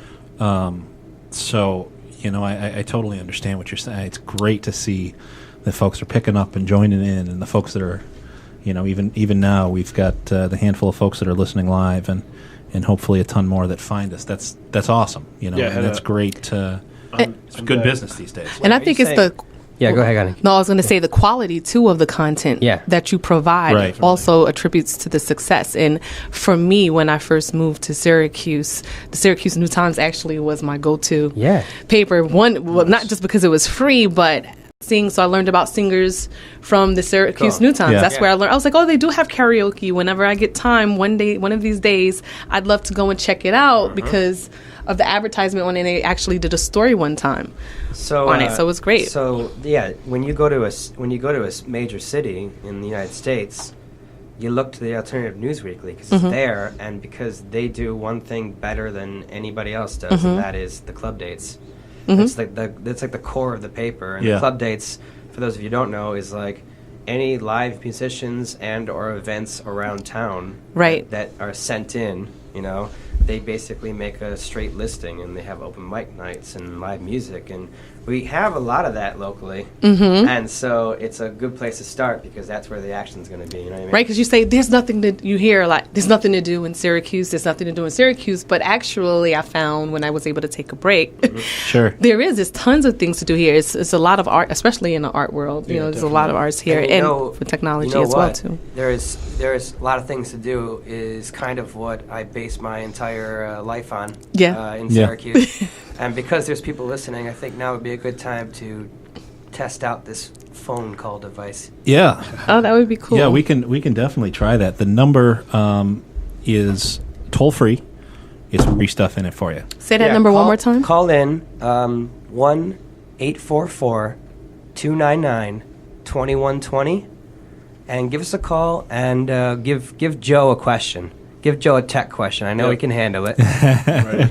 And if Joe likes your question, then I'm going to give you a neighborhood via no excuses. Nice. Oh, that's exclusive. That's pretty cool. That's VIP. I'm going to add to that. You can also tweet a question to @IndianaJoe77 on Twitter. So that's my Indiana Joe. Indiana Joe 77. 77. I like that. Like Indiana Jones. Yes. Anyway, so if I can't answer it, we will call Bendingber up and we'll see. We'll phone a friend. Yep. He just plugged us on Facebook. Said listening to Joe Cunningham and Michael John Haggerty on live now with Matthew Mauser. Love the plug I just got. So of course he deserves it. He's a good man. Ben's saying. Not realizing that Yeah. when I first learned about blogging, someone actually inboxed me and said you should just start a blog because my Facebook statuses were so long with my perspective, point of view on different things. I was like, you should on there, and I said, okay, but how would I move that over to Notes was like their answer to like someone like you, would like break the word count. Yep. Like here's the link to the note. Check the whole thing out. Yeah. Use those. Yeah. Yeah, I used to use those are that. cool. I only use Notes for I used Notes once for like a year in review thing that I did, trying to like say like these are the things that happened this year and stuff like that. Yeah. My own version. Now they have like the automated services that will like just pick random photos for Right. you. Well, I was thinking Facebook, what they were doing was just like spying on our views and our thoughts and trying to create their own, avenue for it. Because that's what it seems like they're doing now, like with all these like privacy and things of that nature. Like a tech stories, usually a local company, and we'll get into that. On Thursdays, I do a tech roundup, which is tech news. There was one story that I covered briefly over the summer, which was Facebook ran a psychological test. Oh yeah, which had there was a lot of controversy surrounding that because basically, they have an algorithm that runs. Out of all your friends, you might have I have like 200 friends. I used to have like 800, and then I was like, am I really friends with you? But anyway, you have like so many friends posting all the time. You have some friends posting, multiple times a day.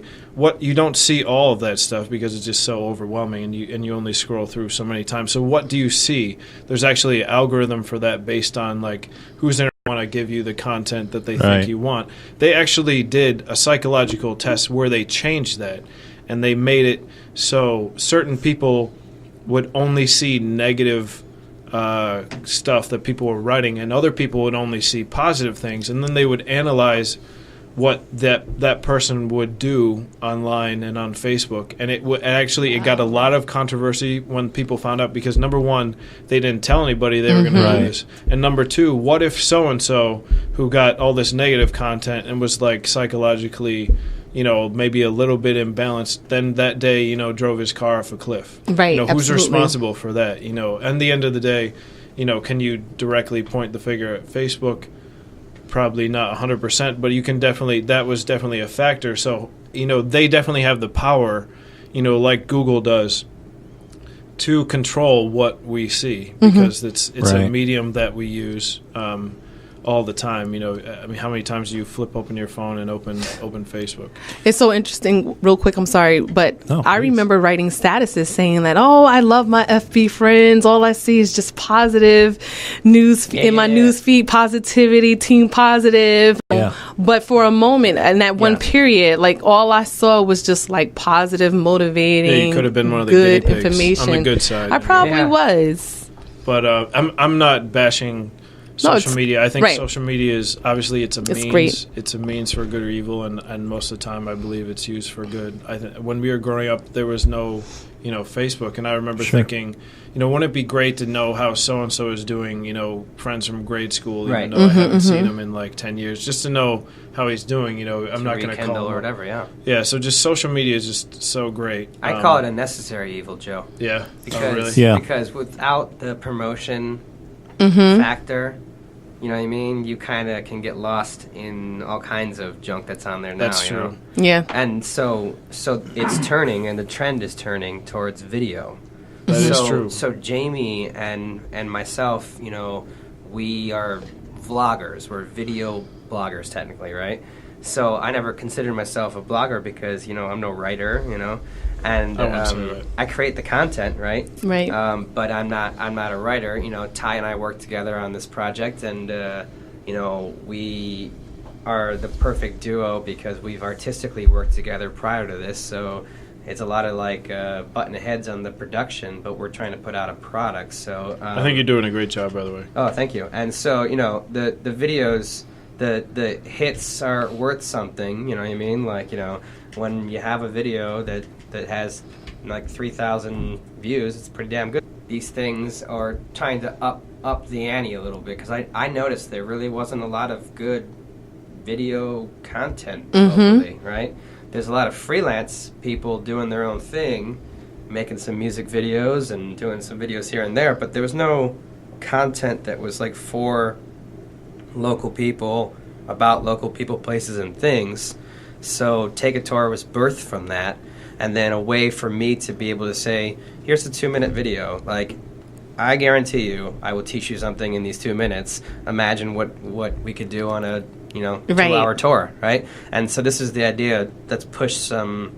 Bill Broad came up with the idea of let's push some, readers from the New Times to this content in hopes that we can book some tours, because this is important stuff, right? Yeah. So I have a mission always behind my videos, in essence, but then I get to, fool around and be myself too. I mean, we've got enough blooper reel to make 7 videos right now. You know what I mean? Right. So we're trying to put that. So in that vein that we're talking about, I opted against putting a brand new Take a Tour out this week, and instead, tomorrow's Take a Tour video is kind of a highlight reel and like a blooper reel. Oh, nice. That we put together. That'll be cool. A lot of laughing and smiling, and some footage of me giving flowers to strangers at the regional market at the end of the summer. Right. Mm-hmm. So the weather is cold right now.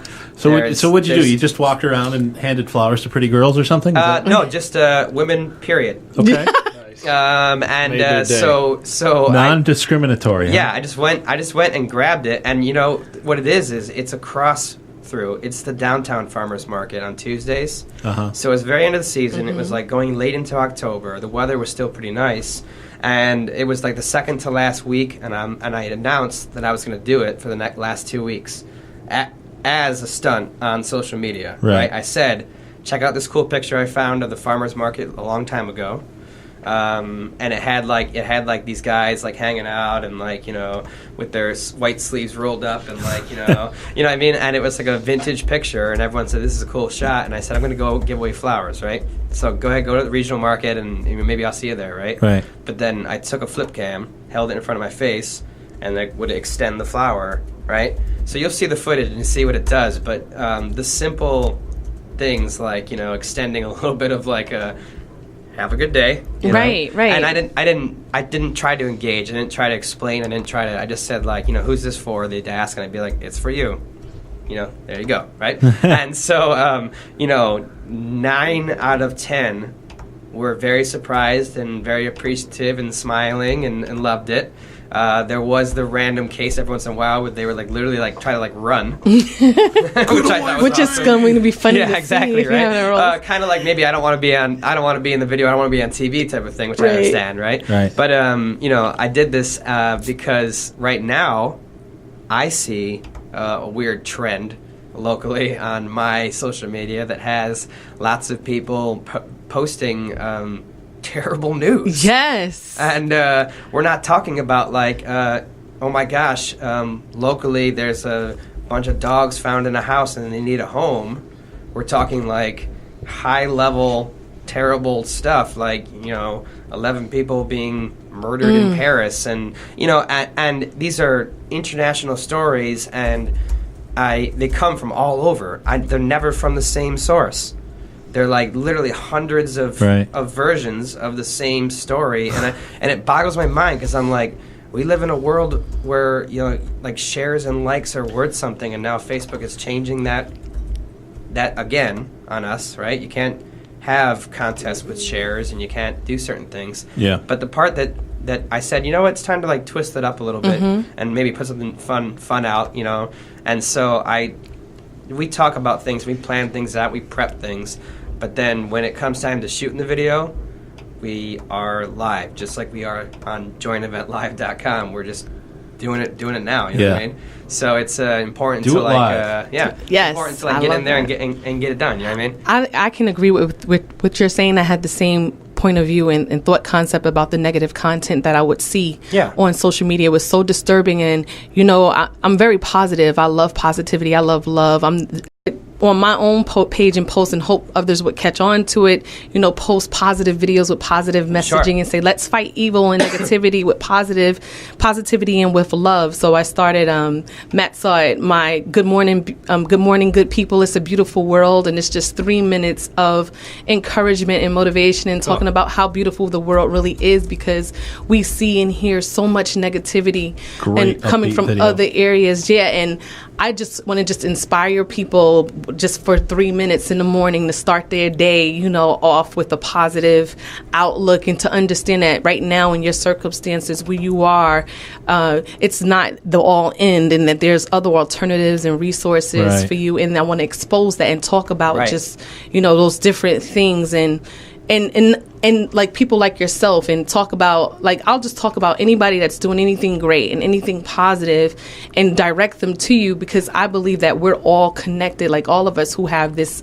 mindset, we're like kindred spirits, right? Yeah. And so we need to like feed off of each other and let the people know that we're all out there. Like, there's this community of people who live this way, and there's a better way. And so I call it Good Morning, Good People. It's a beautiful world. And I play Kim's song, It's a Beautiful World, in the background, which is so beautiful. Such an awesome song. I don't know if you know it. You know it? Mm-hmm. Oh, I love that song. And it's actually that song that inspired me to do it, because I was just in this negative state. Yeah. And I heard it on a TV show, which happens to be a little negative. And we're not talking out of sight, out of mind either. Right, exactly. I mean, the world exists and things happen, and the only reason why we hear about these stories is thanks to technology. Yes. So technology is so important to our lifestyle. I'll tell you a couple things on that drive me crazy, and one of the reasons that I love people like Joe, and I love the New Times, and and I love real journalists, journalism on a national scale, and I have no association with them or reason to plug them, but the Vice Media Group, they're unreal. Just does phenomenal stuff, because they have legitimate, what you would think of as the definition of a journalist, of a reporter, not the type of stuff that we just see all over the place, which to me isn't journalism at all. Any of these cable news channels, the thing that drives me the most crazy about them is, say they'll carry a speech by a politician or something. You'll sit there and they'll carry the whole speech, and they don't interrupt. They let you watch the speech. But then you get all done with it, and you go back to these 4 or 5 people, and they tell you what you think about what you just saw. Exactly. Like, well, wait a minute. Yeah. I was just there. Right. But the other thing that drives me crazy, there's a guy who either legitimately has a radical opinion, or he's purposely going to say something to fire you up. Yeah, stirs things up. Yep. And they were usually the minority. There was usually, 100 people that are kind of what I would consider to be common sense. Yeah. And then you'd get this guy who would just kind of stir it up, right? Well, now it seems like the trolls have taken over, and that's all that's there, right? So you read these stories. And there was one local story, and again, I'm not going to say the particular outlet, but there was a story about police officers being able to carry a drug or something that they can administer that could save a life in the case of a heroin overdose. So in the cases where, somebody calls 911 and an officer is able to get there before an ambulance, first responder, yeah. They can give you something, they can save a life, right? When I pulled this up, there were 100 comments on this story. 98 of them were, why this is horrible, let the junkies die, why are we why are we enabling them? And half the comments, which seemed to me just insane, were now there's no consequence, now you can't die from heroin, apparently. Well, it's a double-edged sword, I guess. If the person gets to you in time. Yeah, it's a double-edged sword. I think Joe should chime in on this, because this is interesting. It's a double-edged sword. You allow comments on your work, right? And you're allowing the average reader or viewer to, critique your work. They're not potentially a professor of English, right? Yeah, definitely. And like, how does that affect you as a writer? Do you go, oh my God, this person's giving me like the worst comment of my life? What do I do? Yeah, do you Should I take it to change heart? my article? Should I, you know what I mean? Like, how do you take that criticism and use it to write good content each week? Definitely. Well, first of all, feedback of any kind is exciting for a writer, because it means, number one, that you're being read. Sure. So I remember second article I wrote about, I was a fledgling journalist at that point, transitioning from blogging first person to journalism third person. And I was speaking about, in kind of my non-successful satirical humor, very non-successful. See, anyway. No, it's okay. That's what happens. You gotta get it out there. You know what I mean? I was writing about like choosing your tablet. You can Google it. Choosing your tablet, Syracuse New Times, and it's very like Apple biased. Since then I've talked to a lot of tech experts, including Ben Ingber and including Kevin Fear, a rep over there. And, really brought in my experience of that there are other companies besides Apple that make cool things, that you can use. So, but at the time I was writing this article, and it was more of like, I was trying to have fun, really. Anyway, so it gets on Reddit, and which is legit. Reddit is like for tech people that live and die by technology. The tech forum there. Sure. Oh wow. That was the kind of people that will tear. They will you hunt you apart down in and comments. cut you like a fish if you do something wrong. So anyway, so it gets on Reddit, and I got everything but death threats for that article. Wow. And it was pretty. Hey, take notice. And I remember commenting in my political correct. I'm writing for a newspaper type way. I think I put up the Steve Carell picture from Anchorman where he's like, "Thank you, I try." He's got this, stupid face, and it was fun, But I was like, it was supposed to be fun. It was supposed to be like satire. Obviously, there are other things out there, but it wasn't so obvious. There wasn't a disclaimer, so I definitely changed my style after that. To kind of. Even some of my friends were like, that were Android users were like, "Dude, this article sucks." And I'm like, "Thank you for the feedback." Right. And so, but I wanted to get into that a little bit because Ty Marshall, we had a conversation recently, the media manager at the New Times. Yep. He mentioned, I just watched Anchorman 2, which why I wasted. I don't mean to interrupt, but we've got a phone call. We have a phone call. If you want, okay, gotcha. Plug this in. All right, wow, we have a phone. All right, caller, talk to us. I'm a little bit nervous. caller, you're on the line. Can you hear us? And if not, it's okay because it's the first time we've.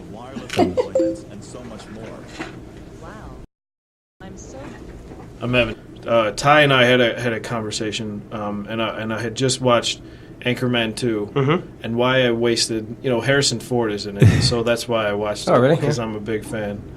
But anyway, it's not so funny, but whatever. So I watched this thing, and their whole idea is, we're starting cable things in the office and saying that you love them. There's that. Yeah. Hey, we got another call. We got another caller. Do you really love the lamp, or are you just saying it because you saw it? Will Ferrell. I love lamp. I love lamp. Hey, you're on the air. Brick, are you just looking at things in the office and saying that you love them? Hello. Radio silence. I can hear background noise. It's probably one of my Reddit friends calling in. Yeah. Yeah. Okay. I'm hearing a little beep of some sort. I'm watching my Twitter to see if anybody's tweeting a question in. Anyway, nobody yet. So I'm watching Anchorman 2, and without spoiling anything, that Will Ferrell and his team.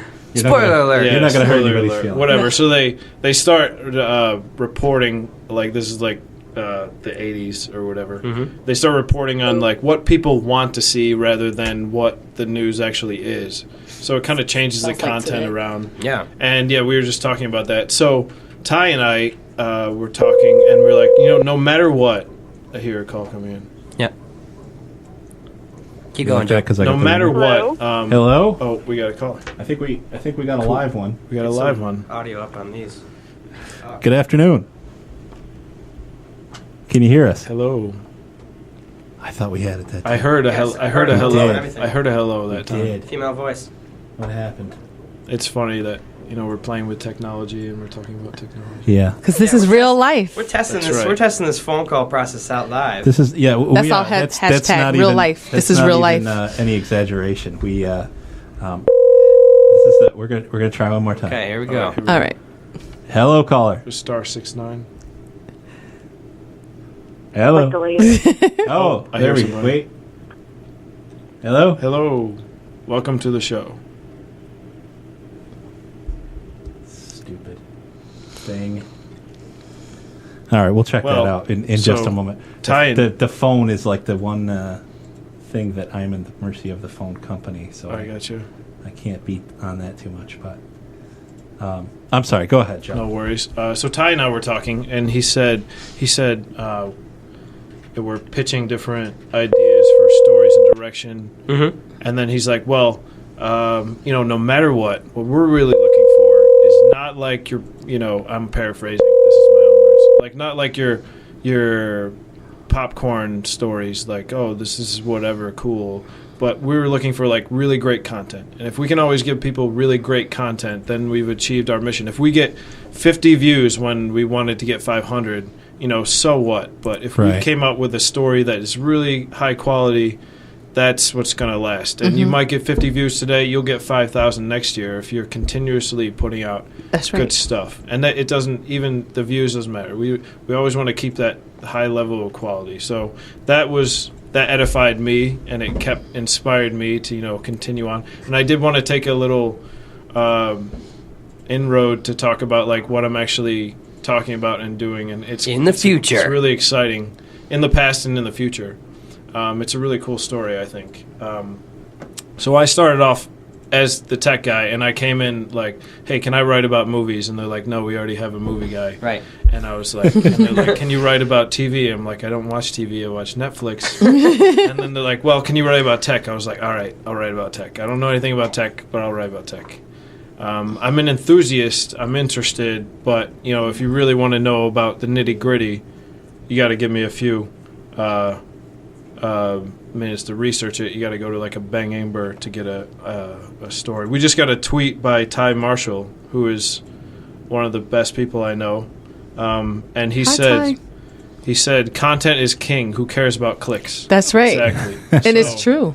That is exactly right. If you're putting out crappy content like these, Inquire, these click farm, trying to get advertising money websites, what good are you? You're just blowing in the wind. That's right. Clicks are for high school, Joe. So the New Times is really a great example of putting out some great quality content on a regular basis. That's why all of us in this room are attracted to that kind of publication.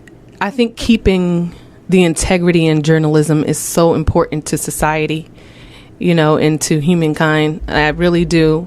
I don't watch a lot of television. I can't stand really watching the news too much. And what really brought it to my attention was my daughter. She's 6 years old now, but when she was around like 4 years old, she would get scared just from watching the news. Yeah. Like literally that's bad. Like when one night she wasn't able to sleep, and I'm like, "Well, what's wrong with you?" She's like, "I'm scared." I was like, "We didn't watch any scary movies. What she was like, "Oh no, it's just so bad. And the man was robbing the store." And I said, "You know what? Okay, we won't really be watching any news anymore." Yeah, right. Because when you hear it bit by bit every night, when you turn it on, it's just all negative. That affects us as well. That turns me away from wanting to watch exactly. the news.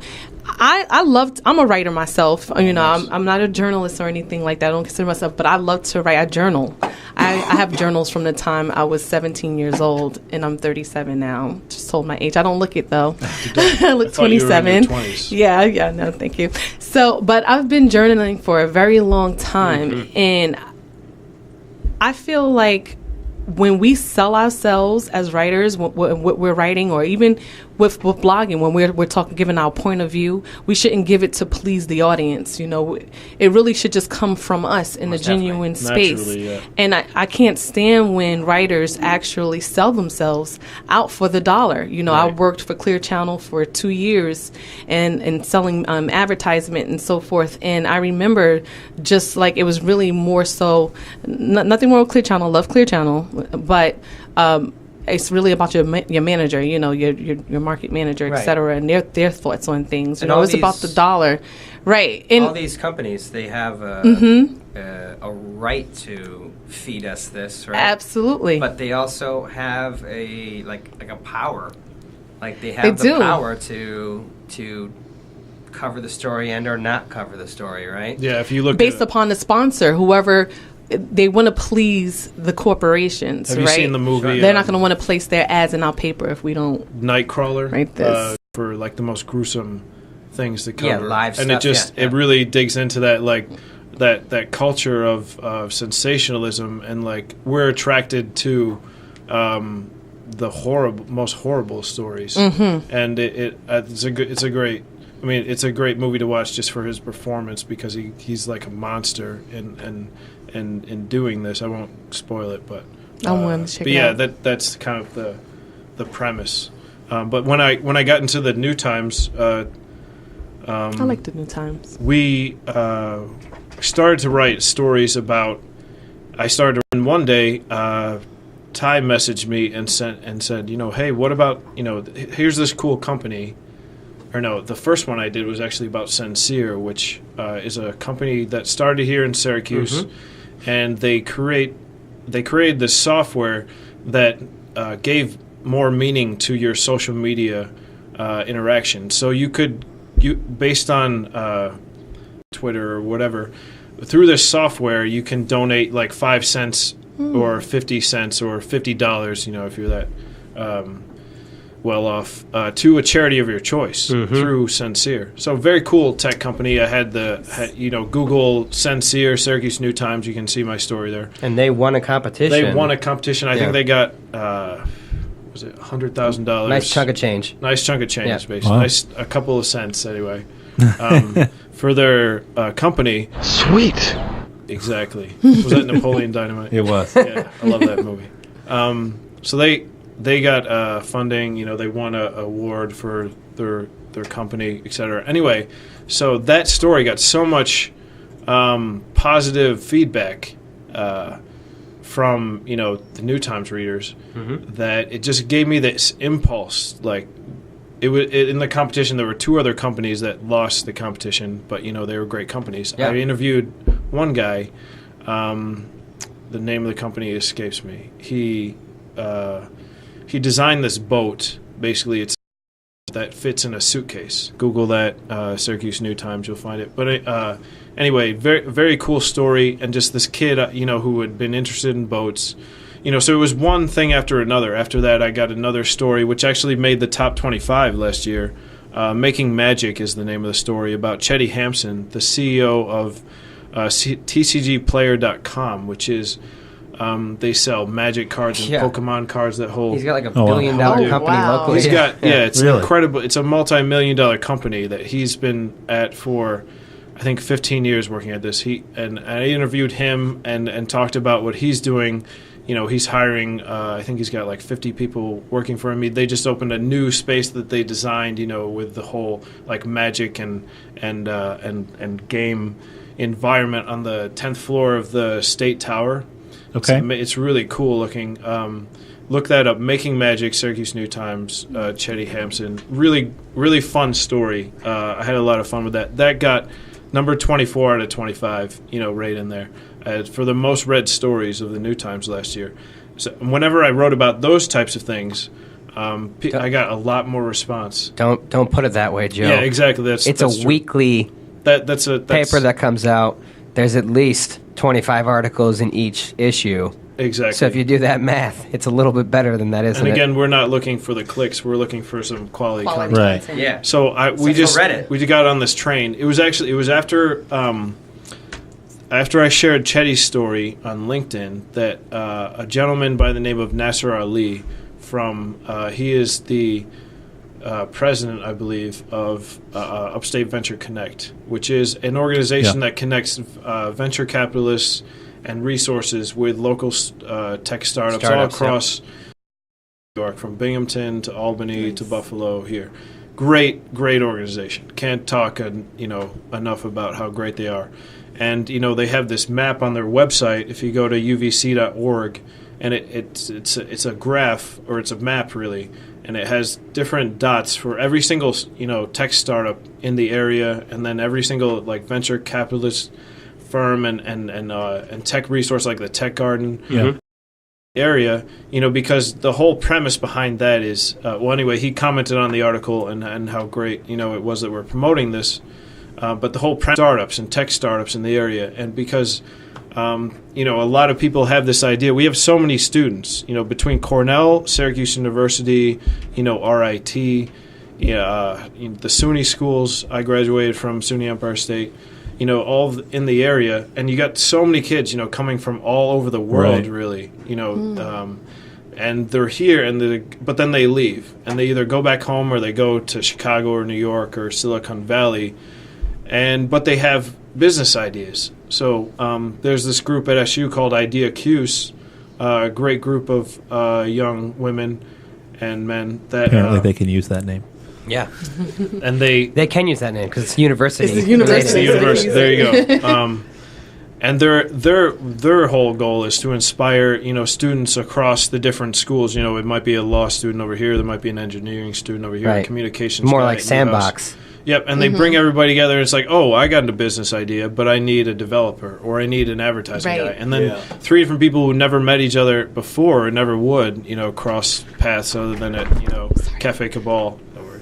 They get together, and they start a company. And so it's promoting this whole entrepreneurship atmosphere. So Nasser and UVC, what they do, I had a conversation with Nasser, and this one line really encapsulates everything that I'm trying to do on Tuesdays anyway, with the new times. We'll get into Thursdays in a second, but on Tuesdays, Nasser, he mentioned in central New York, there's really this underground river of it's like electric river of technology and innovation and entrepreneurship and enthusiasm for technology. I mean, Sincere started here. Brand Yourself started here.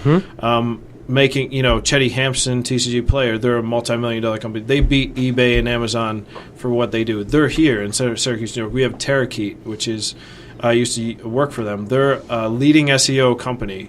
We have those people right here in CNY, and they're thriving here, and they're growing. Terrakeet is growing 100% every single year, year after year. And in employees and revenue and in clients. And it's just, this is amazing. And nobody is really talking about it. I won't say nobody, but we're talking about it. You are. We're talking about it. So it's exciting. And Nasser was like, we have to take this underground electric river and bring it to the forefront and let people know, because you got these kids, they come up with young adults, young people, entrepreneurs, whatever age, and they think, oh, I have an idea for a company, but I'm going to have to move to Boston or New York or Silicon Valley to really get it going. That's not true. There's a lot of effort, through Center State CEO, through, the Tech Garden, which is part of them. Right. There's the state of New York, period. State of New York has turned their attention towards it. Yeah, there's a lot of stimulus and tax breaks and grants that you can get. I know Matt would know, you being an entrepreneur and a business owner of a tech company. There's a lot of incentives and resources and UVCs. You and that's where it's finding those things, which is why. And I don't know a lot about them, but I've spoken to them briefly. And the folks at UVC, their mission is pretty neat. They're not a group of investors who's looking to the next thing that they can triple their dollars on. Right. That organization exists to connect small business people locally with these investors and kind of prep you for them. And it's not going in blind. It's going in with good intentions to tie businesses with the folks that have money. Definitely. And it's not just one guy with money either, which is one of the great parts about them. So hey, Joe, I think I got an article for you. Talk to me. I have a long list. Because you're talking it out right now, really. Why don't you do, the guide to starting your own tech company and talk about services and people who you can hook them up with? Yeah, definitely. I'm give actually a nice little list of... I'll add that to my list right now. Yeah, that would awesome. be great. That would be really great. And then it also would be a resource for people like myself who's not a tech person. Yeah, right. But to find those people, those same people. Yeah, like list I of have resources, ideas. yeah. So like someone like myself, I have like tons of ideas, right? I'm like an innovative thinker, futuristic, etc. Nice. But I don't have the means. I was out there talking to Nathan about it. I said, listen, so you develop software, etc. Well, I have this idea, and we were Right. just talking about it because I can think them up. But we would like to be able to find people to put it together and bring it to life would be amazing if you knew where to go. Because you're always wondering, where do I go? Like, I had this smart home idea, right? And I thought I was the person that invented smart homes, and then I found out I wasn't. After a while, but for a little while, I thought I had this, like... Can I tell you that when I started my first company, over a dozen years ago, that was what I was going to get into that long ago. Right. And there was actually a company that sold all the stuff, and quite honestly, the technology hasn't even changed that much. Right. Oh, really?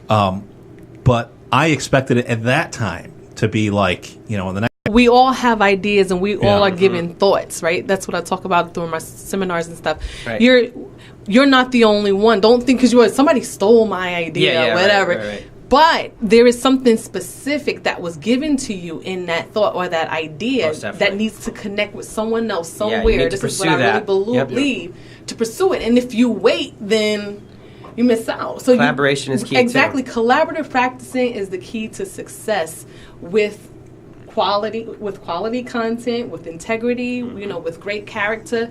And I believe that we are people who can actually now in this age bring that back to the surface, because it was like that back in the 30s, the 40s. That's what it was about. People were connecting and working and having the same thought process. That's how they became millionaires, etc. Exactly. We can do the same thing, but my thought process is for like empowerment. I want to do that for the empowerment community. The That's same awesome. thing you guys are doing with the tech community. I want to connect with people who have empowerment resources. And I was telling Matt about this, and we're going to develop that too, like a place where like people in the world can actually go to, like a hub. It's an empowerment resource hub, and you don't buy your way onto there. Right. So you can't get on there because you're giving me thousands of dollars. The only way to get on there is just by the quality of your work and by the referrals from people who have utilized your services. Yeah, it's called the Beautiful People Podcast that you're going to start doing. High five. So that's my vision, and we're going to make that happen. But the same thing. So check. I want to not to cut you off there, but I want to try something here, and I'm not totally ready to give up on this phone deal. So what I'm going to do in just a second is, Lakia, I'm going to kill your mic, and I'm going to call your phone. Okay. And we're going to see if we can get you on the phone. Okay. But just kind of a quick programming note. I didn't get deep into this, but the one thing I want to put out there is this thing is 100% a work in progress, right? Right. If you go to JoinEventLive.com, and you should right now, you'll see it says beta next to it. This is really a beta product, so we're figuring these things out. If you're a podcast fan, you might have discovered this show called Startup by a gentleman named Alex. And I'm going to screw it up, so I'm not going to try to say the wrong last name. But former NPR host, and he started it, and it's a phenomenal show. 30-minute shows. But the difference between them and kind of what we're doing, we're kind of doing a similar thing in that we're going to chronicle everything it takes to get us going up in the ground. The difference between us and Startup is a recorded, edited, produced show that you get a nice package in 30 minutes of what transpired in however long time. We're dirty, and we're going to figure it out live on the air. So if you really want to get your hands dirty, this is what we're doing, and glad you're along for the ride. That way. Yeah. Fly by the seat of your pants. So let's see if this thing will work. All circuits are busy now. Oh, cool. Please try your... The phone company has failed me. We'll try again one more minute. I did want to continue on that vein. Yes. So as I said, I've chronicled some really cool stories lately. Last week or so, it was Solstice Power. This couple kids from SU, college students. They created this solar power system that is half as expensive. It takes a quarter of the real estate, and it's like 4 times. I'm roughly fudging those numbers. It's like 4 times as effective as the existing system. That's just one example. I'm also talking to BizHub CNY, we had a great story about Alyssa and her technology, how that's going to help the local community by, taking all these people who buy things, nationally from national retailers for your business, like, anything from cups to chairs to desks, to the plumber to the, the IT people, and connecting, the local companies with, the procurement, resources available to hire those local people. So it's the software that Matt has been involved in creating. I also talked to it's going to really change the world. I talked to these kids that won the Hack Upstate competition, the hackathon. That's a 24-hour programming race, so to speak, to create something cool. They created this software that makes the internet better, basically, and that was my article from this week, this Tuesday. Instead of downloading an object on your computer that comes from a server, say in Australia or something through Facebook, whatever, it actually pings whatever computer is closest to you that's already seen that thing. So it speeds up the internet and it makes it taxes servers less. So if you there's this big debate going on. It's called net neutrality. And basically speeds. Obviously, the good guys like Facebook and Google and the rest of us, we don't want that, because obviously we want the internet to continue to be free. Yes. And content, no one to monopolize content, because imagine if you could control content, you can control what people think. Okay, this idea is going to be promoted, that idea is not going to be promoted. That's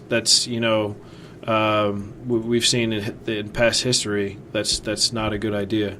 Freedom of speech is the way to go. So these kids created this system. So whatever's actually going to be popular is going to be easy to see. There's that video. Oh, have you seen that video?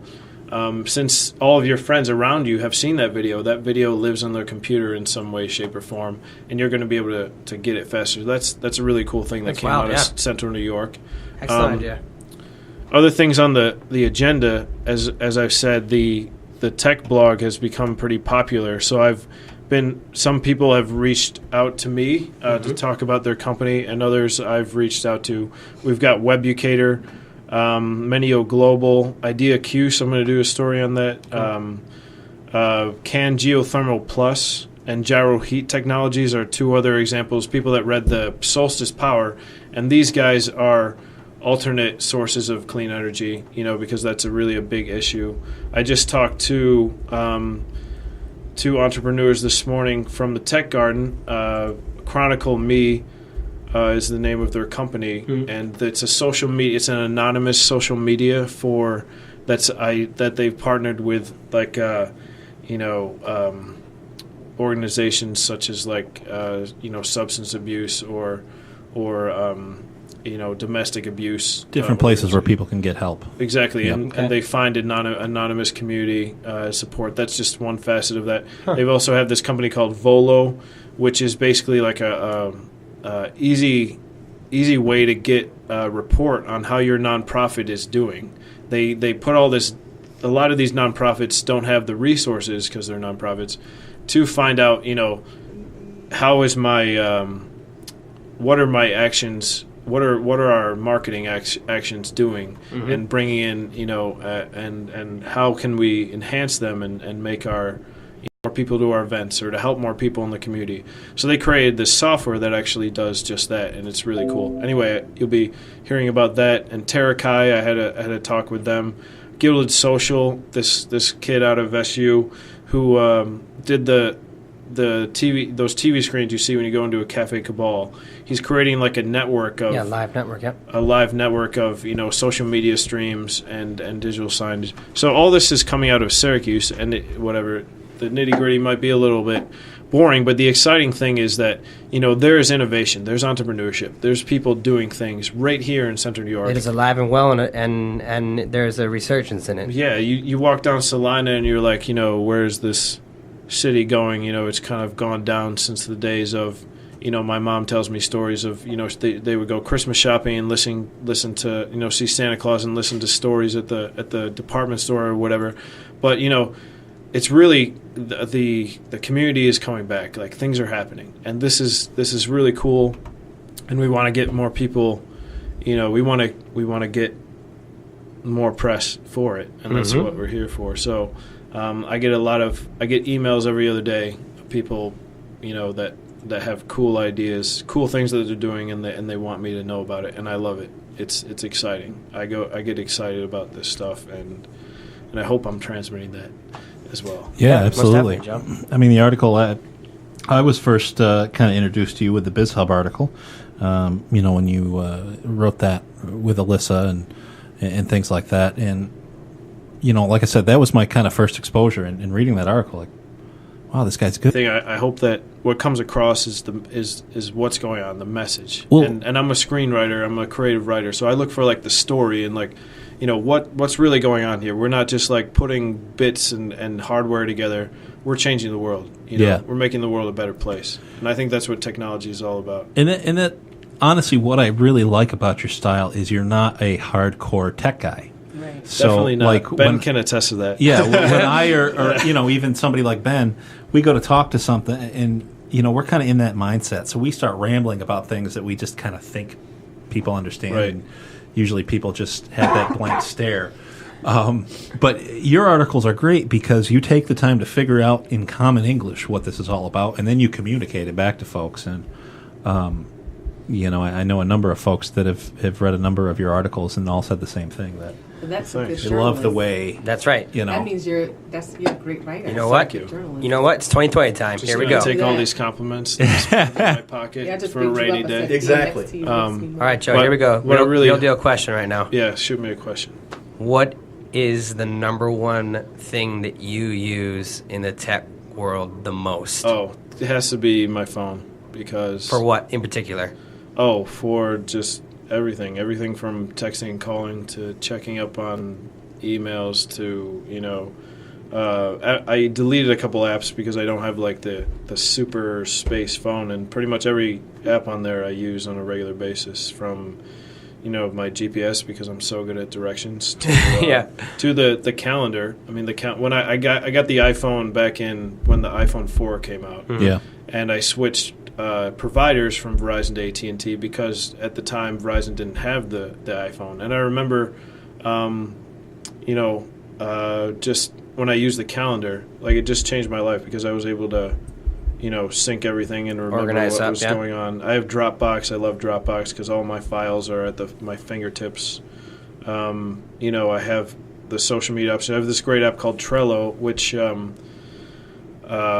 the gentleman from Gilded Social, Scott, introduced me to, which is a nice to-do list that syncs with your... It's a desktop, you know, web application, but it's also an app on your phone, and you can just, you know, I need to do this, so I put it there. I have, you know, Chrome. I have, you know, my little running app. Yeah. I have all that good stuff. But yeah, definitely my phone I use all the time. If not the computer, which, you know, I don't write things on my phone. All right, and how about this then?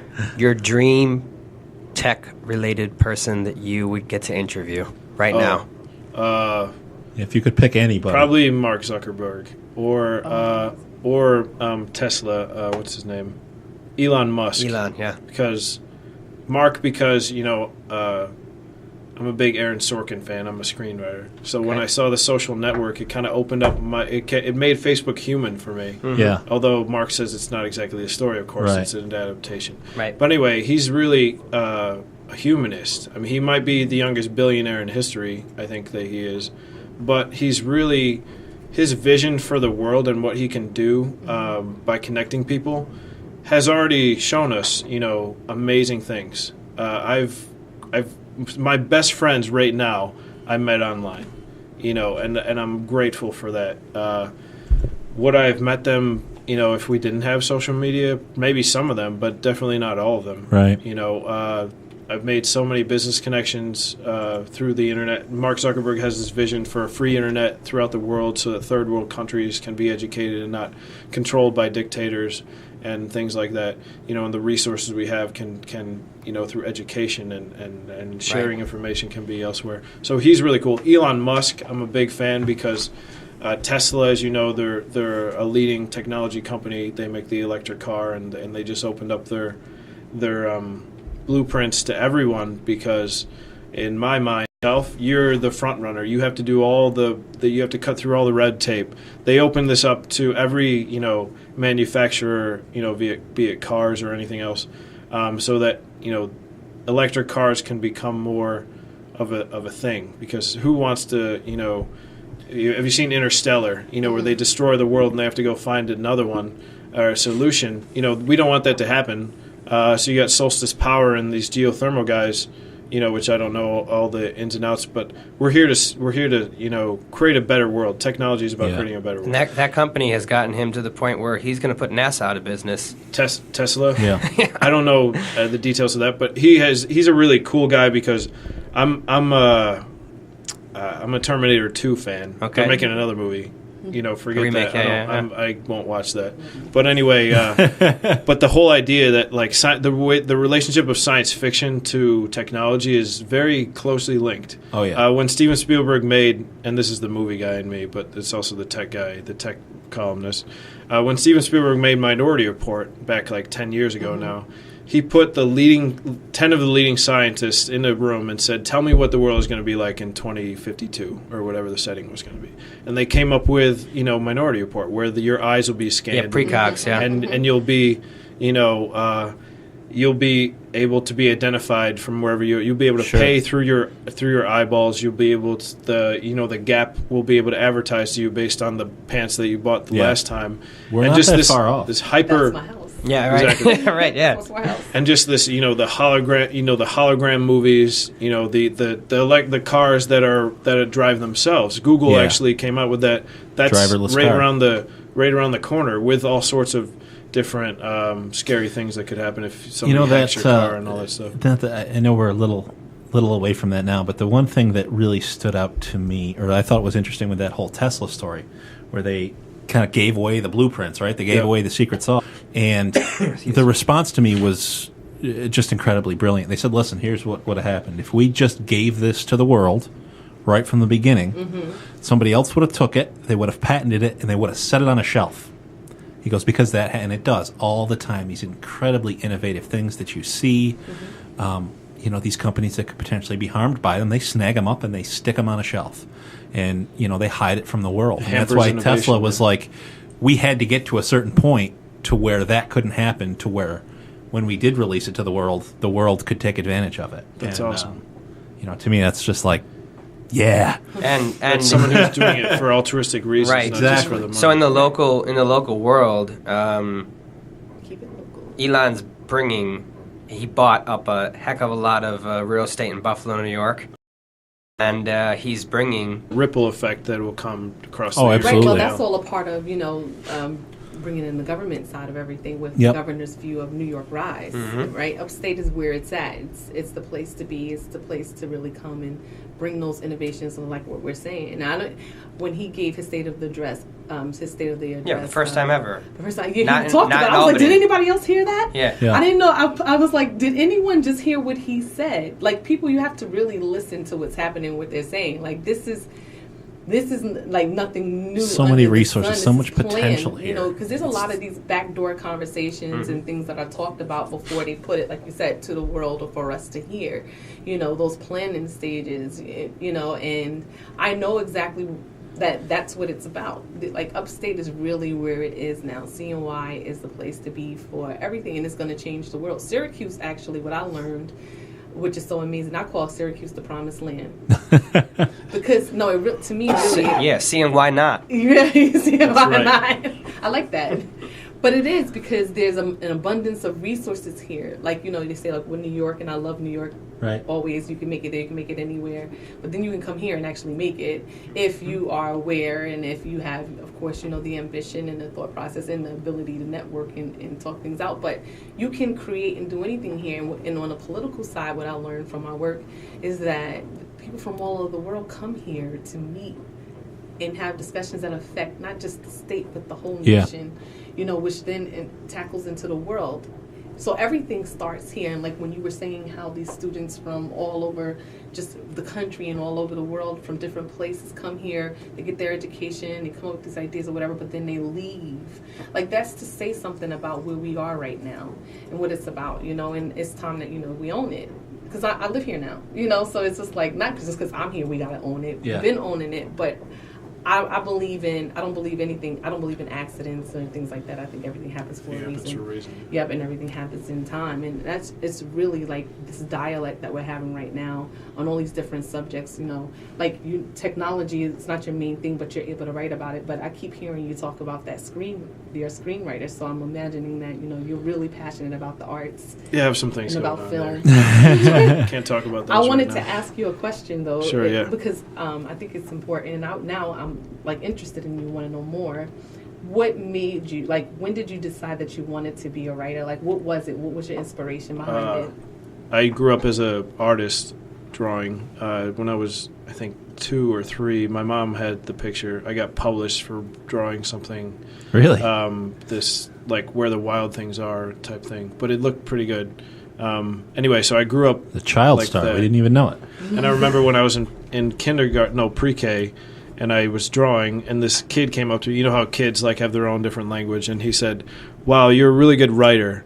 And he meant drawer, but he said writer because he's a kid. You know, he's 4 years old. Anyway, but I brought that into high school, and my English teacher in high school did 2 things for me. Number one, he kind of introduced me to Shakespeare and made me love Shakespeare, which I would never have done on my own probably. And number 2, he showed me that I could write because he made us write every single week. And I realized that, you know, I took the creative talent that I had through, you know, having like images and a vision in my head for art, for drawing anyway. And I just transitioned that into writing, and I had much more fun with that because a picture is worth 1,000 words. But,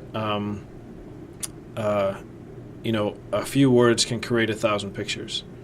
And that I came up with that, and I tweeted it to my friend Chris. But you can create this. It's incredible what you can do with words, and you can. And I'm very visual person, and I'm a very dramatic person. My sister calls me a drama queen because, you know, I come up with these like crazy stories and stuff, and then I also, you know, immerse myself in the reality. You know, some of the best screenwriters came up with stories because they spent, you know, 10 years working a crime beat or something, and they came up with some, I don't know if I can swear on the air, they came up with a really cool, I won't say anything. We can say anything we want. Okay. They came up with a really badass, you know, crime story or something. I can't pick anything off the top of my head, but, you know, it's because they were immersed in this. And there's the research side of writing a story, but the best stories come from something that you personally lived.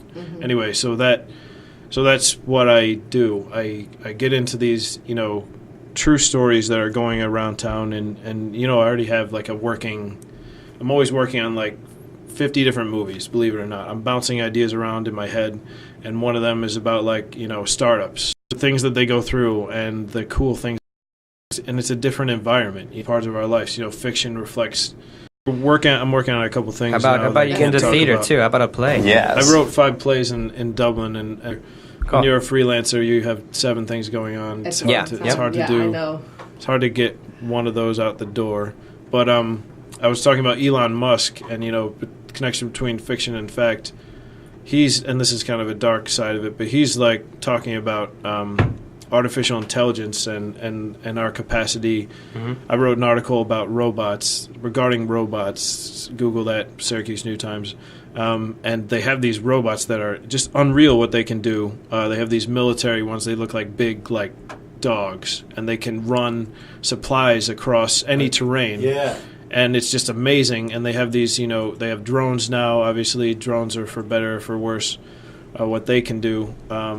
You know, Amazon is talking about flying a book to your door, like a Harry Potter owl, with your and Starbucks is getting. I didn't into even think delivery. about that. They need to dress it up like an owl. Oh yeah, I actually the want best gimmick to ever. like copyright that. I got Those talking things to are all these going business to, ideas. Those things are going That'd to be cause so so much cool. trouble. They're going to get caught in telephone. Well, now lines the problem they've been authorized to do this not manufacturer. I think it's like an oil rig company in Alaska has been authorized to do commercial drone stuff because they'll basically connect supplies to it and send it out. There's a lot of pending legislation that's supposed to because rein some you of can those things hack the in. drone. The Yep. drone can fail. It can drop and kill somebody. There's all the. I mean, think about when airplanes just started to be a thing. Everybody was scared about the same things. Now it's you can't think of a world without flying. Yeah. So let me to kind of change the subject just a tiny bit. Sorry, I get off on no. That's what we're here for. There we go. Eventually, I'll learn how to properly host and rein those things in. Hey, but, you're doing a great job. So in the future, what we're gonna, today we're doing kind of something special. We got this real long form deal. In the future, we're going to have much shorter episodes on a regular basis, and they're going to be kind of topical, right? So we're going to kind of focus on them things. But the other things that we've got planned are some like standard kind of segments for the show, right? One of the ones that I think fits us a lot and I find really interesting are these crowdfunding. So your Kickstarters, your definitely. Indiegogos, and things like that. That's a huge movement now. And I did a little research just to prepare for this, but as I pulled up Kickstarter, they had their 2014 year in review, right? So all the good stuff I wanted was right in front of me. It was pretty cool. And I pulled a couple of really quick facts, just interesting out of there. And then I'd like to ask you if you have any experience or if you have any of your folks that you've written about that have any experience with these Kickstarters, that type of deal. But in 2014, over $1,000 a minute was pledged on just Kickstarter alone. Wow. $1,000 a minute. Internationally, yeah. Their biggest, this actually in 2014 was their biggest project ever, and you've probably seen it. It's called the Coolest Cooler. And this is like a cooler with a blender and a radio and all on one device, like all these crazy things. They went 26,000% over their goal. Holy. Raised $13.2 million. Are you kidding me? Wow. One of the other notable ones that seems small by comparison, if you remember from probably middle of the year last year, Reading Rainbow. LeVar Burton, that great show that I think we all kind of grew up with, he resurrected it thanks to Kickstarter. Right. And he raised $5.4 million. Wow. And the thing that's cool about these organizations, this Kickstarter deal, it's an investment from the public. That's why they call it crowdfunding. It's an investment from the crowd, and you generally get something in return. Like the coolers, well, they didn't just get $13 million in cash; they pre-sold a lot of their product. Nice. And there's things like that. But so going forward, one of the things we're going to do is kind of highlight some of these in different projects that are just fun and weird and interesting. But to kind of circle back around, Joe, in your kind of interviews and your dealings with local tech startups and things like that, have you run into anybody that's had any kind of firsthand experience? Definitely. In fact, the article I wrote, not last Tuesday, but the Tuesday before that, Solstice Power, we were talking about that. They're developing a prototype of the contraption, so to speak like my grandparents would, that captures energy. And they're on Kickstarter right now. And I have a link on the article. If you Google Solstice Power Syracuse New Times, that'll come up. And at the bottom, there's a link to help fundraise. Their goal is $25,000. Since the New Times article, they've gotten looks like at least $500 more and 4 more backers, which is like a kind of a small drop in the pool, but it's something. But yeah, they're looking to fundraise $25,000 to build this beta project that's going to be hosted at SUNY ESF, and then they have a lot of interest from investors and they're going to be. He talked to me about partnering with bigger companies who are already working in the power industry to get Cool. to get this on a consumer level, to get this into the grid as a power plant, to get this to manufacturers and corporations and to be able to create self-sustaining houses and buildings and municipalities and clean the world. Basically, I'm all for. Oh, I can't talk enough about this company. Make but it anyway, a better place. Exactly. We got Michael with Michael Jackson. Michael. Yeah, Michael does Michael. So, yeah, definitely. They're one of the people I know straight out who does, who fundraises through Kickstarter. That's awesome.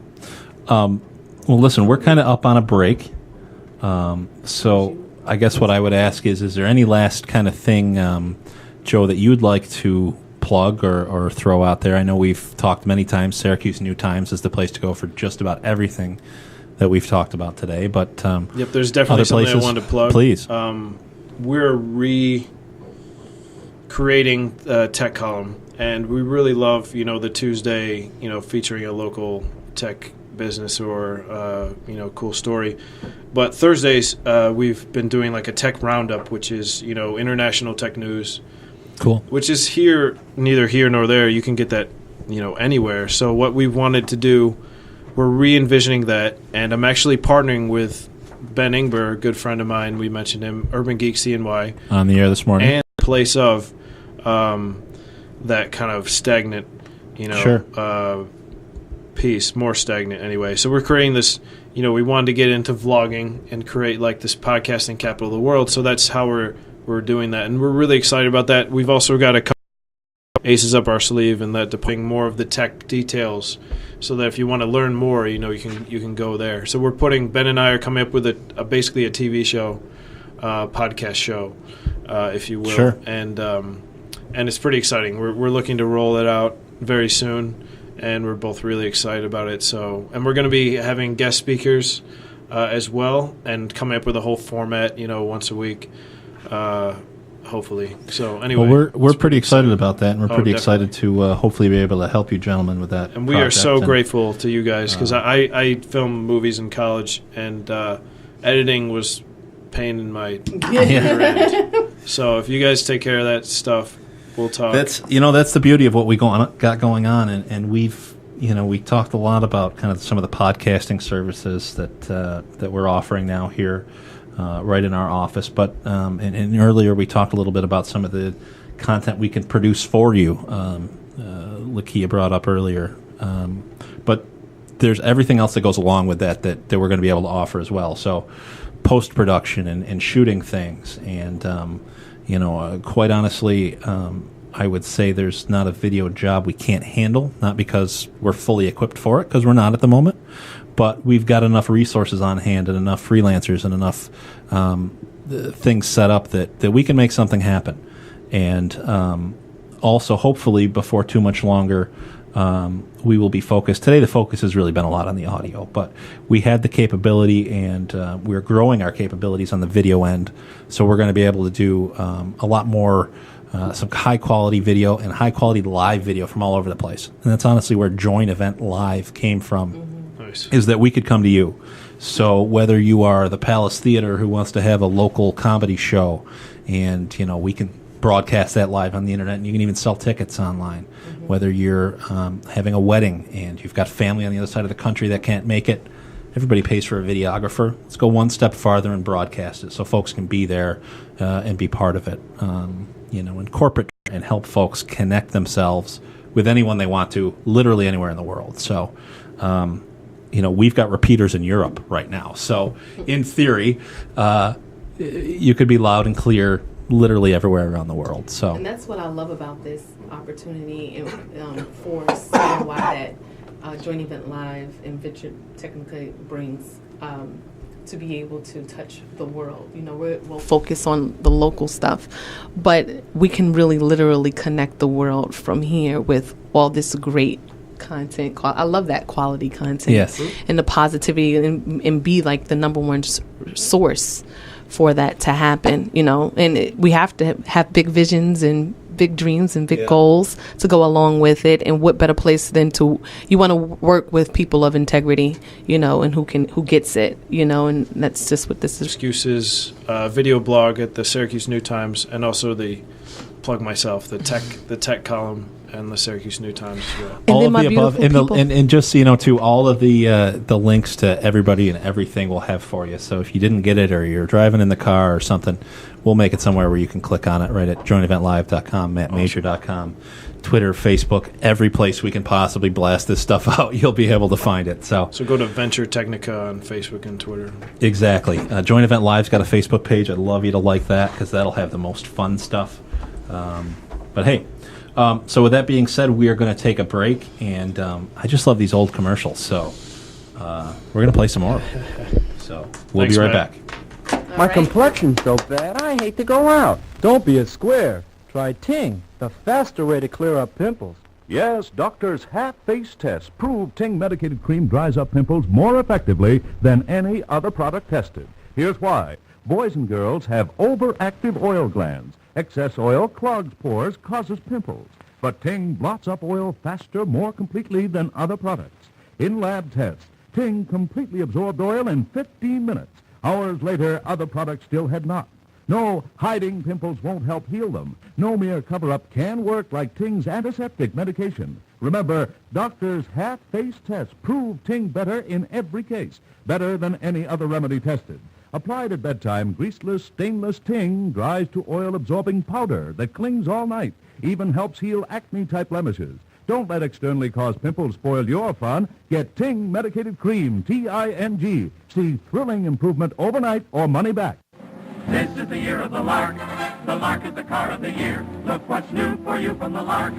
It's here, it's here, it's here, it's here. It's the new convertible, seats 5 adults in style. It's so pert and perky, runs on pennies per mile. The Lark by Studebaker, yours in 6 stunning styles for $60, including the new convertible and... Look what else is new for you. It's here, it's here, it's here, it's here. It's the new Lark wagon with 4 convenient doors. And it's styled for fun and frolic, but it's built for chores. Look at the Lark yourself. Learn how it's been proven by 750 million miles of owner use. Visit your Studebaker dealer and see how nothing has been spared to build quality into the Lark. Discover why it's the value car of the year. The Lark is the car of the year. Mayfield. Fresh new way to smoke. A fresh new kind of cigarette. Mayfield. The smoothest thing that's happened to smoking since the filter. Mayfield. With just enough menthol to smooth out the smoke, but not enough to blur the taste of the good tobaccos. And Mayfield gives you the reassurance of super filtration. There's no better filter on any leading cigarette, menthol or otherwise. Mayfield leaves your mouth clean, fresh, moist. Try Mayfield and discover the smooth satisfaction of this new kind of cigarette. Mayfield, fresh, new way to smoke. Lucky beer, premium beer, Lucky premium beer, so lively, get lucky, swing to exciting beer flavor. Finest ingredients, aged for flavor. That's Lucky Lager. Flavor that's entertaining, enthusiastic, a very exciting beer. Lucky beer, premium beer, Lucky premium beer. Everybody's talking Tempo, the new filter cigarette. Far more charcoal, far more charcoal. How does all that flavor get through all that charcoal in that new filter cigarette? Tempo, the secret's in the structure of Tempo's all new filter. Try the new filter cigarette, Tempo. Tempo brings you far more activated charcoal than in previous filter designs. The first bonded charcoal filter, a new kind of filter for a taste too good to miss. White Estron Filter 2. No health claim is made for Tempo. Only the promise of easy draw, smoother taste. How does all that flavor get through all that charcoal in that new filter cigarette? Tempo, the secret's in the structure of Tempo's all-new filter. Try the new filter cigarette, Tempo. When cold and stress is getting down, just call on Provo Quinine. Relief is fastest all around, so call on Provo Quinine. Famous now for years and years. Forget those seasoned sniffle fears. When cold and stress is getting down, just call on Provo Quinine. Inimitably effective. Pancake cookies. Pancake cookies. Pancake baker, you're a famous man. Well, all I do is bake them just as good as I can. What is your secret, Mr. Patty Cake Man? I sample them, ladies, one from each pan. Children, stop shoving. There's more in the oven. Hey, Mom! Put patty cake cookies on your shopping list. Oatmeal, chocolate chip, and sugar mist. Umpteen varieties on your market shelf. Why, they're so good you're lucky I don't eat them all myself. Patty cake cookies. Patty cake cookies.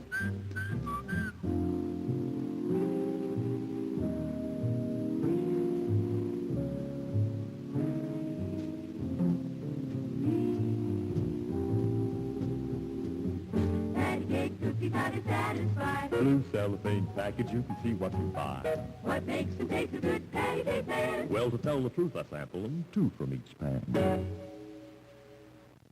For those who save top value stamps, the best gifts in life are free. Gifts to grace your living room, each backed by a guarantee. Free for top value stamps. An elegant polished brass chafing dish. Or, if something spills, a Bissell carpet sweeper, perfect for touch-up. To brighten your living room, select a beautiful Bradley table lamp fashioned in walnut and brass. To enjoy your favorite TV shows in any room, choose an RCA portable television set. Like everything else, free for top value stamps. So save, save, save top value stamps. The best gifts in life are free, free, free.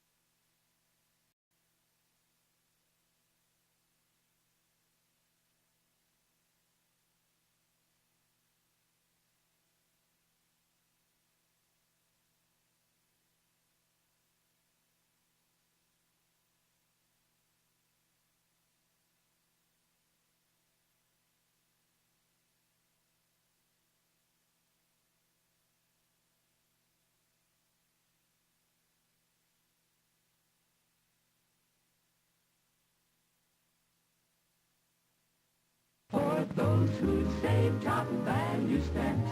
The best gifts in life are free. Gifts to grace your living room, each backed by a guarantee. Free for top value stamps. An elegant polished brass chafing dish. Or, if something spills, a Bissell carpet sweeper, perfect for touch-up. To brighten your living room, select a beautiful Bradley table lamp fashioned in walnut and brass. To enjoy your favorite TV shows in any room, choose an RCA portable television set. Like everything else, free for top value stamps. So save, save, save top value stamps. The best gifts in life are free, free, free.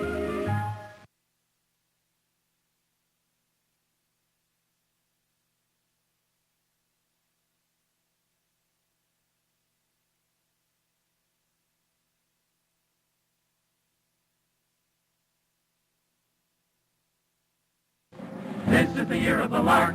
The lark is the car of the year. Look what's new for you from the lark. It's here, it's here, it's here, it's here. It's the new convertible. Seats 5 adults in style. It's so pert and perky. Runs on pennies per mile. The Lark by Studebaker. Yours in 6 stunning styles for $60, including the new convertible and... Look what else is new for you. It's here, it's here, it's here, it's here. It's a new Lark wagon with 4 convenient doors. And it's styled for fun and frolic, but it's built for chores. Look at the Lark yourself. Learn how it's been proven by 750 million miles of owner use. Visit your Studebaker dealer and see how nothing has been spared to build quality into the Lark. Discover why it's the value car of the year. The Lark is the car of the year. Mayfield. Fresh new way to smoke. A fresh new kind of cigarette.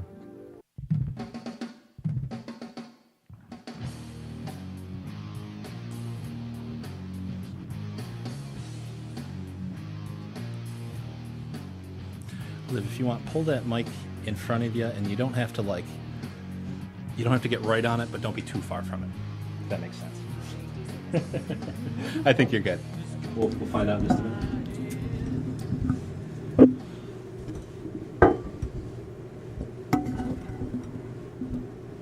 Hey, welcome back to the program. Matt's Modern World, JoinEventLive.com, MattMazur.com. Follow me on Twitter, @MattMazur.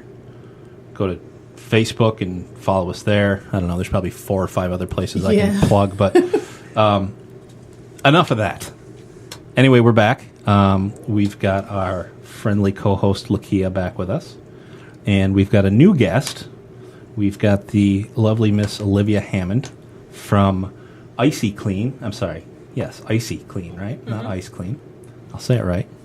And she's going to tell us a little bit about her business. Now, here's a little interesting thing. This is not a normal business. And by that, I don't mean you're selling, like, body parts or something, but it's just the type of thing that you wouldn't see. And I'm really excited to hear about it. And also, I'm going to throw my first question right out there. I'm excited to hear about how she got into this. So check it out, icyclean.com, and let's hear from Olivia what this is all about. All right. So most people, like you said, are not familiar with dry ice blasting. But they are familiar with other types of blasting, like sand blasting, soda blasting, power washing, that kind of thing. And it's very similar. It's just a new technology for it. So in this case, we are propelling compressed carbon dioxide pellets, dry ice, but not in blocks like a restaurant would use, in small pellets, also called rice ice. You use a compressor, compresses the air and propels these pellets at a substrate. And what makes it really unique is that upon impact, it goes right from a solid to a gas, a process called sublimation. So there are 3 ways that works to help you clean a surface, whether you're doing mold remediation or doing fire and smoke damage remediation, historical preservation, masonry cleaning, equipment cleaning, whether you're working in a factory. These 3 things kind of work together to give you the end result that you want. And that is, 1, you have the micro explosion, of the solid turning it into a gas, like at the surface at high pressure, particles from the substrate. Substrate meaning like the surface that you're blasting. So it's really nice as compared to sandblasting, where you're actually, it's abrasive. It's taking material off of the surface. This is dislodging material from the surface. So it's really good if you have sensitive equipment, like plastic molds in a factory, or the historical preservation that I mentioned. We've done a lot of work on brick and things where they didn't want to discolor it and they didn't want to do the whole project. They just had a section that they needed to clean. That's been really great for that. So it manages to basically get rid of the things you want to get rid of, but not damage the beautiful things underneath. Exactly. That's awesome. And we've used it, like I said, on a lot of different surfaces. Recently, we did a test. Actually, somebody gave us their vintage Corvette. Really? Wow. Yeah. They wanted to remove the clear coat and the paint from and the primer from the hardtop. What would you say is the main like product or whatever that people more calls for to help clean? The most common service. Around here, it's mold remediation. Okay. Actually, upstate New York is surprisingly wet and moldy. Yeah. And we do a lot of large-scale work. So there are, like a developer will come in and they'll purchase a building that's in extreme disrepair, and they'll gut the building and find that there's a significant mold problem. So we'll go in and just blast the whole thing. And we have big air scrubbers with hospital-grade HEPA filters to kind of get all that stuff out of the air as we're working. And we set up, containment with negative air pressure. We have all of our certifications and stuff for that. Wow. So that's by far what we do the most of, but we do a good mix of all different types of things. And the disinfectant part of it, like it kills it on contact, so we don't have to use a secondary chemical. Because really of the nice. Cold, basically, is what kills it. And it's removing it from the surface. Yeah. Okay. Not that like obviously you guys are probably seeing like moldy food in your refrigerator. It's not necessarily cold. It's like the cold along with removal from the surface. Gotcha. Okay. And then we have we've had it tested when we've just done the dry ice blasting and the mold is gone, but sometimes they'll require or request us to put an inhibitor on the surface, which, depending on what product you choose, between 5 and 10 years of guaranteed defense almost against mold. So, I mean, we always discuss with the clients, and most of our clients are contractors who obviously know that they need to resolve the water problems beforehand. But if in the future another problem arises, that material that's on the surface will help give them a little bit more time to fix that before another mold problem develops. Okay. That's pretty neat. So what does it take to do all this? Do you have kind of trucks full of equipment? We do. And trailers. And so does it require the whole thing? Like, do you have to run lines from the vehicle, or do you carry something that, like, inside of a building to use we it? Have, we have a couple of compressors, but what we most often use is a truck setup. It's a box truck, but we have a shorter box on the truck, and we have a compressor mounted right behind the cab of the truck. It's a very large compressor. It's 350 CFM as compared to, like, a 185, which is what you normally see contractors and people working on the road and stuff. They have those little tow behinds. And then you have things to treat the air coming out of a compressor. So air coming out of the compressor is very hot and very wet. Two things you don't want in dry ice blasting. Yeah. Right. So we have various things, dryers, aftercoolers, water separators, to get the air to be as cold and dry as possible without affecting the PSI or the CFM coming through to the machine. So then you'll have, after all that, you have hoses coming from the compressor to those things, from those things to the machine. And then the machine has a hopper in it where you put the dry ice in, and you can adjust the pressure. So you can turn the pressure down, and you can clean glass. I've seen people use a cold jet micro clean and clean books without hurting it. Wow. And you can crank it up and cut through a 2x4. It is no problem. You can etch concrete in. So it gives you a lot of flexibility over how aggressive of a clean that you want. Not that we normally do that. You shouldn't have it cranked up that high. That's kind of the opposite of an idea of dry ice blasting. But it's cool that that you have that much control over it, which is really nice. That's so. Is it Now, I know you said, it's not like the dry ice you use in food and things like that, but does it start out that way? And I guess my bigger question is, where do you get your supply, or how do you get your supplies? Is it proprietary thing, or is it made exactly for what you're doing? No, it's made exactly for what we're doing, and there are many suppliers that you can get it from. You can get it directly from the factory, which we've done, and we've gotten it from local suppliers, which we've also done, who get it from that same factory. Sure. Right. It is made the same way that they make commercial food grade dry ice. It's just in a different form. And one thing that's really exactly. Yep. So it comes through an extruder where they make little pellets instead of compressed into blocks, essentially.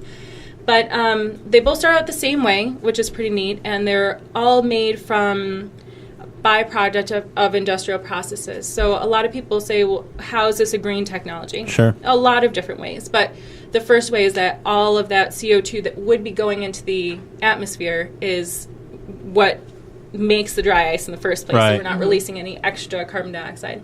And then the other piece of that is when you compare this to other methods, let's say sandblasting, you are using all that carbon dioxide to produce the sand and materials that you're blasting, whether it's walnut shells that you're processing or various types of sand. So you're not doing that, you're not transporting that, and you're not disposing of that. When you use dry ice blasting, there's no cleanup. It's just the little bit that came off of the wall or whatever it is that you're blasting. Which is really nice, and we try to keep things, as green as possible in other parts of the business.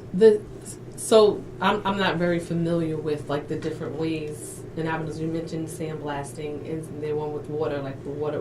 Power washing. Power washing. Yeah, or soda power blasting. washing has chemicals in it, obviously. Yeah, sometimes they'll add it. Sometimes it's just water, and sometimes they'll add it. Okay. This is non-chemical, non-toxic, non-conductive, which is really important if you're working around electricity. Yeah. Right. Especially if you're in a building that's gutted and who knows who knows what's going on there. Exactly. What are some of your so from the smallest to the largest projects, because I saw that there was some restoration projects that you can do, some sensitive restoration. Yes. So what are some of the small, I want to know about that, the sensitive restoration, and some of the smallest projects to the largest project that you guys have done or you can work on for people? Well, we do have a couple different teams. So we have one that can do small residential jobs. So we've done, somebody's basement floods and they have a mold problem and we'll go and do it. Or the vapor barrier on their attic failed and they have a problem. So we will go and take care of those, or residential fires, small commercial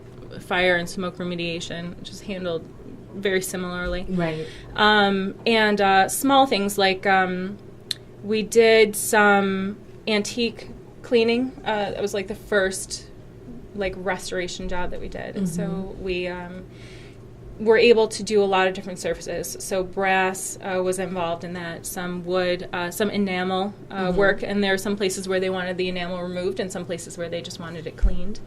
And that came out really nice. So then you can do all those things, sounds like, just by adjusting your pressure. Is that pretty much the only difference? Correct. And there's different nozzles and things. Gotcha. So you can use nozzles that, fragmenters that are going to break up the ice into smaller pieces. Just like your spray bottle. You got the wide spray or you got the hard, straight jet. Yeah, exactly. Okay. So you've got a really focused circle. You've got a nice wide fan if you don't need as much pressure and you want to cover a lot of area. And then we've done some really, really large projects. So 150,000 square foot per floor, buildings. So one thing that's really nice is that we're very scalable. So we can send one machine to your property with a compressor on a trailer and one bin of ice, or we can work at a job site where you're there for 2 months and you use 12 bins of ice twice a week. And how far do you guys go out? Are you for Central New York only, or do you service the state? Or we do. Well, I'm willing to travel pretty much anywhere on the eastern seaboard, but as of right now we've just worked around the state. So we've gone as far as Saratoga up north, Binghamton down south. We have some work we're bidding on down in New York City. We often go out past Albany or out this way. We're located in Utica right now, but we definitely travel a lot. That was my next question. So how do you usually find your customers, or I should maybe say, how do they find you? we've been incredibly fortunate that it has been a matter of people finding us. We've actually done very little marketing. Wow. Almost all of our work has come from referrals from past business, which is also, to me, a huge compliment when somebody hires us for something and they say, any company worth anything, as soon as they're established, if that's not their primary source of new business, they're doing something wrong. Yeah. Right. That's the most powerful method. And if you can't get people to talk well about you, you're in trouble. Service is key, people. True. Take heed. That's what you would want. Save your marketing dollars by just doing such a great job.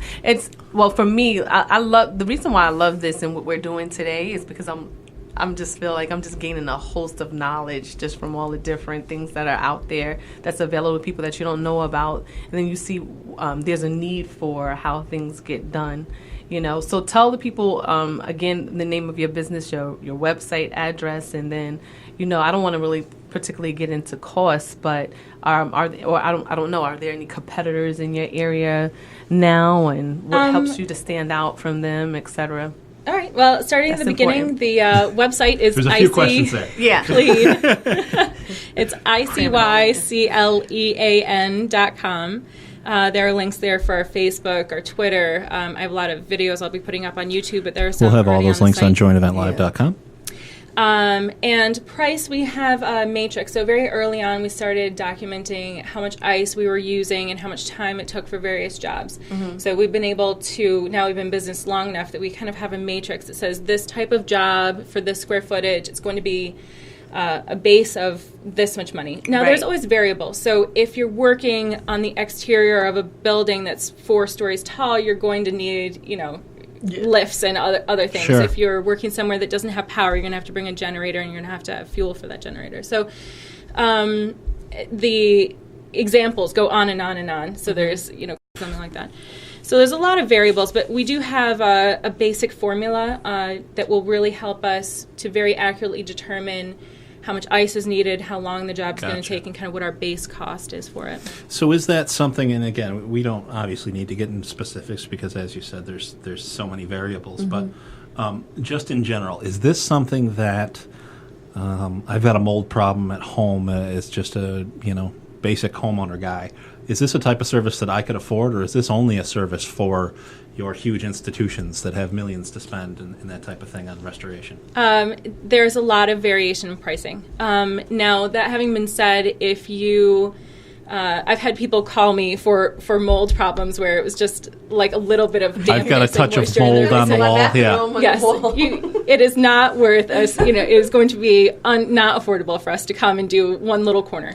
But if you have a significant mold problem, most people, this is also covered by insurance, and we definitely work with insurance for that. Obviously, fire and smoke damage is covered by insurance. So does that now? Obviously, it cleans incredibly well, and I'm guessing that's where your smoke smells from fires and things come from. But does that seem to be, if you go into like a fire and clean it out, can you tell there was a fire there, or is there still some things you just can't ever do anything? No, it's very good, but usually on those jobs we'll partner with a general contractor. So the general contractor will come in and do the demolition, fix the things that are beyond repair. Right, and then we can do a lot of times there's framing and stuff that would normally hold that odor that they would have to replace, which is very costly. So for us to come in and just clean it, sometimes also they'll coat it with things, but those have chemicals, and some people are very concerned about off-gassing from those over time. So this is a really nice option. You don't have to use the sealants, you don't have to replace it. And then obviously we do offer those other services for things like fabrics that would have an odor but weren't necessarily directly damaged. And then again, the general contractor will come back in and they'll, put whatever other new things you need in the space, whether you need a new drywall or new electrical or whatever the problem is. See, this is one of those things, and this is why this is interesting me. And I keep asking a lot of really kind of in-depth questions, more than probably most people care about, but because I get to I'm nerdy about it. Like, to me, this is I am too, which is what I love about it. It's a different concept to me. And, we were talking earlier with David Reed, local business attorney, and he's phenomenal. We were talking about, he's very big on helping new businesses. a ton of new businesses and things. There are companies, national companies or regional companies that aren't located here that Gotcha. will bring the equipment in. I've also heard that there's another, there's a disaster restoration company. And we aren't really disaster restoration Right. that has the equipment, but I know that they aren't promoting it, and I think that they're still like testing the water. So you can get other people to come in, and a lot of times, especially when I'm bidding on commercial projects, they will have those other companies come in and bid on it, and I've been very fortunate, knock on wood, to win out. Well, I mean, it could be just a matter of the fact that you're local, or you have the brand is strong. There's a number of people that offer numbers, and I'm the same in my business. We offer tech support, and we offer Wi-Fi, and we offer all these different things, and there's a ton of things that go along with those that we can also offer. But I might not be able to get you the best price, and quite honestly, I've told customers many times, here's a better alternative. And the reason, usually in those cases, that's a better alternative is, I think making yourself the go-to. I want this. This company only does this. That's the one I want to call. Yeah. Well, I think it's a good place to be. Do have a lot of those advantages. We're very efficient because that is what we do, and because we order a lot of ice, and that is actually the biggest source of the cost that would get passed along. The cost that we incur, obviously, the customer. So now you incurs. have to store that all, though, right? Yeah, but you can't store it for very long. So we order it very frequently. Gotcha. It starts to break down as soon as you wow. order the ice. So Gotcha. even between when it leaves the factory and when it comes to us, it is measurably lighter. Oh, wow. Because it will sublimate. So, wow. But we order a lot of it, so we're able to get it at a very good rate and pass those savings on to the customer. Do you have to? Obviously, I don't know a lot about dry ice, but do you have to have a special? Do you need a big freezer type thing to keep it, or is it something that you can package and? They come in insulated bins. They call them bunkers. Gotcha. Each one holds between 400 and 600 pounds. And you don't have to put those inside of anything else. That's pretty much your cooler, for lack of a better term. Kind of. We have found that there are various better or worse ways of storing it to get a little bit more time out of it, and luckily we've kind of whittled that down. It's a little proprietary. That's good. That's where the battle is won, right there. Absolutely. Yeah, that and handling the air seem to be the two things that really differentiate us. So when you go online and you look up dry ice blasting, you'll get a lot of people saying, well, it doesn't work, and I can't get it to work when it's raining or when it's snowing or when it's cold or it's pitting the surface. That's something that we have overcome. And it's really a great thing to be able to say, yes, we can still do this when it's snowing. Yeah. Right. Which is something a lot of... Which is, about 11 months of the year here? I know. Or in really high humidity. So it's something that other dry ice blasting companies I know have not overcome. Right. And something that really does set us apart, especially if you're working on something very sensitive. So also in our work in food manufacturing or just general manufacturing, a lot of times whatever we're blasting is very sensitive, very, very expensive. You cannot you cannot pit that. You cannot get it wet. So it's really important. And they have scheduled times where they're shutting down. You can't delay it because it's going to rain for a week. Right. So it's really nice to be able to still offer those services. We're talking about Icy Clean, your #1 dry ice blasting. She's good. That's excellent. Right here in not just upstate New York, but all over New York State and in the Eastern Seas. How did you ever get into this? Is this a franchise? Is this somebody you had a vision? Were you looking for businesses and you discovered this one and said, I can do this here? How did this come about?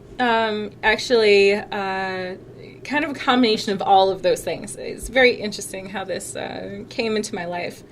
I was in web development before this, which actually has helped me tremendously in this job. Yeah. Basic knowledge of project managing large projects and use of technology makes. And you've done that for quite a while, right? Yeah. Yeah, that's what I thought. Oh, wow. And I came across, I actually have a business partner who's in Beijing. He's working on developing our own product line of machines. Now, is he from Beijing or is he over there? He's from on a mission for New you? York. Okay, yes. cool. He's there working on other avenues. for the business, which would be really exciting. So another area where we've really seen an opportunity to improve is in the machines. We've used a lot of different manufacturers and kind of have a wish list of what we want. So he's working on that. So we came across the technology and on YouTube. Yeah. And said, wow, that looks really neat. And we were both looking to start a business and said, well, this seems really original, and we, what do you think? Let's buy a machine, and of course the compressor and the aftercoolers and all that stuff. It's kind of a lot when you first start. And we just started blasting things. Actually, I remember our first day. We got literally everything we got together. this stuff. Let's see what we can do with it. I know. We had like a transmission case. We had some antiques. We had an old abandoned building. We went crazy on. We had a truck. That's we had cool. Tools. We had just all kinds of things, bar equipment, and we just went to town, and we were amazed with the control over the machines and with the amount of stuff that you could clean. And then actually it was amazing. People just started saying, hey, I heard you have this. Can you come blast this or blast that? Yeah. And then it just kind of got bigger and bigger, which is amazing. And like I said, my business partner has actually been gone pretty much for the duration of the business. I'm like a month into our first significant job. He left. So I have been operating I have operational control of the company. I handle all the day-to-day activities. I handle contracts and negotiations, ordering, payroll, just kind of everything. All the fun stuff. Absolutely. How long have you been in business? Technically almost 2 years, but we've been actively working about a year. That's great. That's amazing. That's so inspiring. It's just like, hey, I come across let's do it. Let's see what it is. And then you just got so excited about it. Yeah. And maybe that I'm a firm believer. Again, I can't help it, but like you put it out there into the universe, and the universe gave it to you. You started off with this excitement, this positive energy, so you're like soaring in it. Because I was expecting you to say, maybe 5 years, 10 years or something, because it sounds so We are very excited about it. We believe in the product. We Well, it seems like even more love her. I want to do business with her. That only lasts past the first job. Yeah. Right. So if your business is still booming and growing and being referred, it's because you're also offering a great product. I would like to think. One thing that's really wonderful about this is I don't really have to go out there and sell it. Right. I just tell people about what it is. They see the videos. And they read that's a business to be in, I'll tell you that. I wish and I had then that problem. They tell me what need I can fill. So I don't have to go learn about where their problems are. Of course, I'm happy to ask questions and to try to find those places where I can help. But most of the time people will say, I heard about you from your past client. I saw your videos, and I have this that I would like you to come clean, which is amazing. And I could not ask for a better situation. And I think people do see that I'm very excited about it, and I really stand firm in what I say. So when I say it's going to be a price, it will be that price. When I say it's going to be a time, it will be that amount of time. And I care very much about... It goes a long way these days. Yeah, absolutely. I think people kind of rare, lost. Unfortunately. It is. But I really, what is that? Like my word is... Sure. Bond. Bond, absolutely. Your word is bond. And I think that's what most businesses, like what you just said, Matt, you know, it's like so rare. And it wasn't always rare, but I think people got comfortable. People get so comfortable, and we were talking about instant gratification a little bit earlier and things of that nature. So the word is refreshing. Thank you. It is. It's refreshing to have business owners who are literally excited about their product and their service, and even if they are successful, no amount of money could change the excitement that you have about what it is that you're doing, because it's not about the money. Absolutely. I can tell. It's a lot of fun. So that's good. So make sure if you're looking for any type of restoration or anything you have going on in your home, you need some dry ice blasting going on, you reach out to Icy Clean and ask for Olivia to come and service you. If you know any family or friends or any developers out there, anyone, that's your one-stop shop. She's excellent to go to. Yeah, that's what we do here. We plug in our friends, our partners, And I think like what's happening today, I'm so excited. Everybody that came in today, are going to always be for Central New York. So you could tell your friends and the people that you know about Absolutely. if they want a podcast or, just anything, they can come and Matt will service them. I love the stories of the local business that outgrows the area. Want to support local business doesn't mean they necessarily have to conduct business locally. Right, so exactly. If you build something, and we were talking earlier with Joe about the number of companies that are actually based here in the area that in many cases a lot of people don't even know about, that are huge national companies, huge national brands. It's amazing. Really, truly stunning and wonderful. And especially in kind of the Utica area, which I love hearing people, obviously, that's where I'm from. Not obviously, if you didn't know that, but it's nice to see people kind of pulling that together, because I'll tell you, since I've been kind of in the Syracuse area, I see a lot of similarities and I see a lot of really strong differences. And one of the big differences I see is that folks in Utica and the Mohawk Valley area can tend to be kind of down on their area. And I was one of them when I lived there, so I can't really say much. But by the same token, you have that kind of here in Syracuse, but you also have a really strong current of there's so much potential and we're going to make it better. And I love seeing that, and I'm really hoping that one of the things that we can do is inspire that kind of, first of all, more of that, but that kind of feeling, right.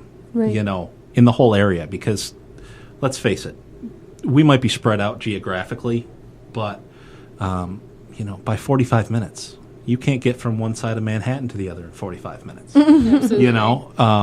This is one region, and that's one of the other things that I really want to build, and that's why earlier I made a challenge to Common Council member Bay that was here.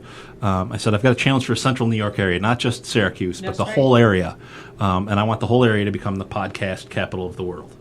And what that means is, sure, I'd love you to come do that here. I'd love to be the go-to spot for everyone in the 315, but I don't necessarily expect that. What I would love to see is just folks biting into this concept, doing their own podcast, putting their own content out there, because it first of all will support their brand, but also I really want to put us on the map for something like that. And as silly as it may sound, I think it's really doable. And I don't think that's silly at all. It's not. Yeah. And here's the balance to that, though. Even though Matt is so graciously saying that, it not necessarily have to be here, we do want you to look to us for any services and advice that you might need if you are thinking of starting your own podcast to join the movement of making Central New York the #1 podcast capital of the world. Well, and that's here at Venturetechnica. That's what we've tried to do. I've tried to build something. She's so good. I've tried to build something that is easy to do. So in addition to this challenge, I've also put out an offer there. And for the foreseeable future, we have an offer where any local business owner can come in and do a 30-minute podcast completely for free. Yes. So that's extended to you, too. You don't know what this is all about. You don't have the equipment. You just want to dip your feet in. People can come here and try that for free, and get the podcast and get all the That sounds to make it exciting. Actually, I work mostly with other businesses. That's great. I did mention that we do some residential work, but most of it's other businesses. And actually, I've a been B2B. so fortunate. Absolutely. I've been so fortunate that actually a lot of them are very, very excited about Utica. And I know that historically that has not been the case. But people not only excited about it, not only hopeful, but kind of putting their money where their mouth is and working on some really significant development projects to rejuvenate downtown. Wonderful. And actually, I don't know if you know this, but I did actually live out here in Syracuse at one point in time. I love the city. I have small children. We come out here all the time, go to the zoo, go to the mall, go to the most. Many great things. So I also have a lot of love for Syracuse. But I'm delighted to see the change in Utica, which has been very depressed and now has a lot of really big projects. So there's obviously Nano Utica, which is a really huge program. There's the Landmark Project, which we were very fortunate to be involved in, which is a massive update to downtown. And I know that there's been a lot of surveys and work on kind of where to invest the dollars in downtown. There are several new businesses right on Genesee Street in downtown, and that's really exciting. So I think a lot of people are not only excited about it, but excited to support one another. So something that I didn't anticipate, I thought, especially being a woman working in largely the construction industry in upstate New York, that I would have a lot of problems and a lot of hurdles to overcome. And while I have met some people that were unsavory, the vast majority have been incredibly supportive. They are excited to see somebody bringing a new technology to the area. They are excited to see a new employer, where one of my big personal goals is to be able to pay the people who work for me well, so they can support their families, can have a better standard of living. I hear that. I love that. Living wage. Absolutely. And beyond. That is so important. Well, I need people, I think in order to be focused when you're at work and to be happy, you need to have your basic things met at home. And it's so nice to hear people understand that concept. Yes, it's so important. Well, I've been on both sides of this. I've been a worker for a long time. Sure. And now I am a business owner. The thing that's crazy about that concept, and I don't mean to cut you off, and I apologize, but business owners, and generally not your small business owners, it's generally the big people. Yes, it's generally the people that made it, and kind of forgot how they made it. You know, your people, in my business specifically, my people are my product, right? We don't have a widget we're trying to push. Everything we do rides on the people we put in front of you. So, you know, that's always been my philosophy, is you take good care of people. And the truth is, the data shows that that's the best way to grow a business. You know, it's proven. Some of the best economic times in the United States history is when the middle class made a ton of money, you know, when manufacturing was like a good job.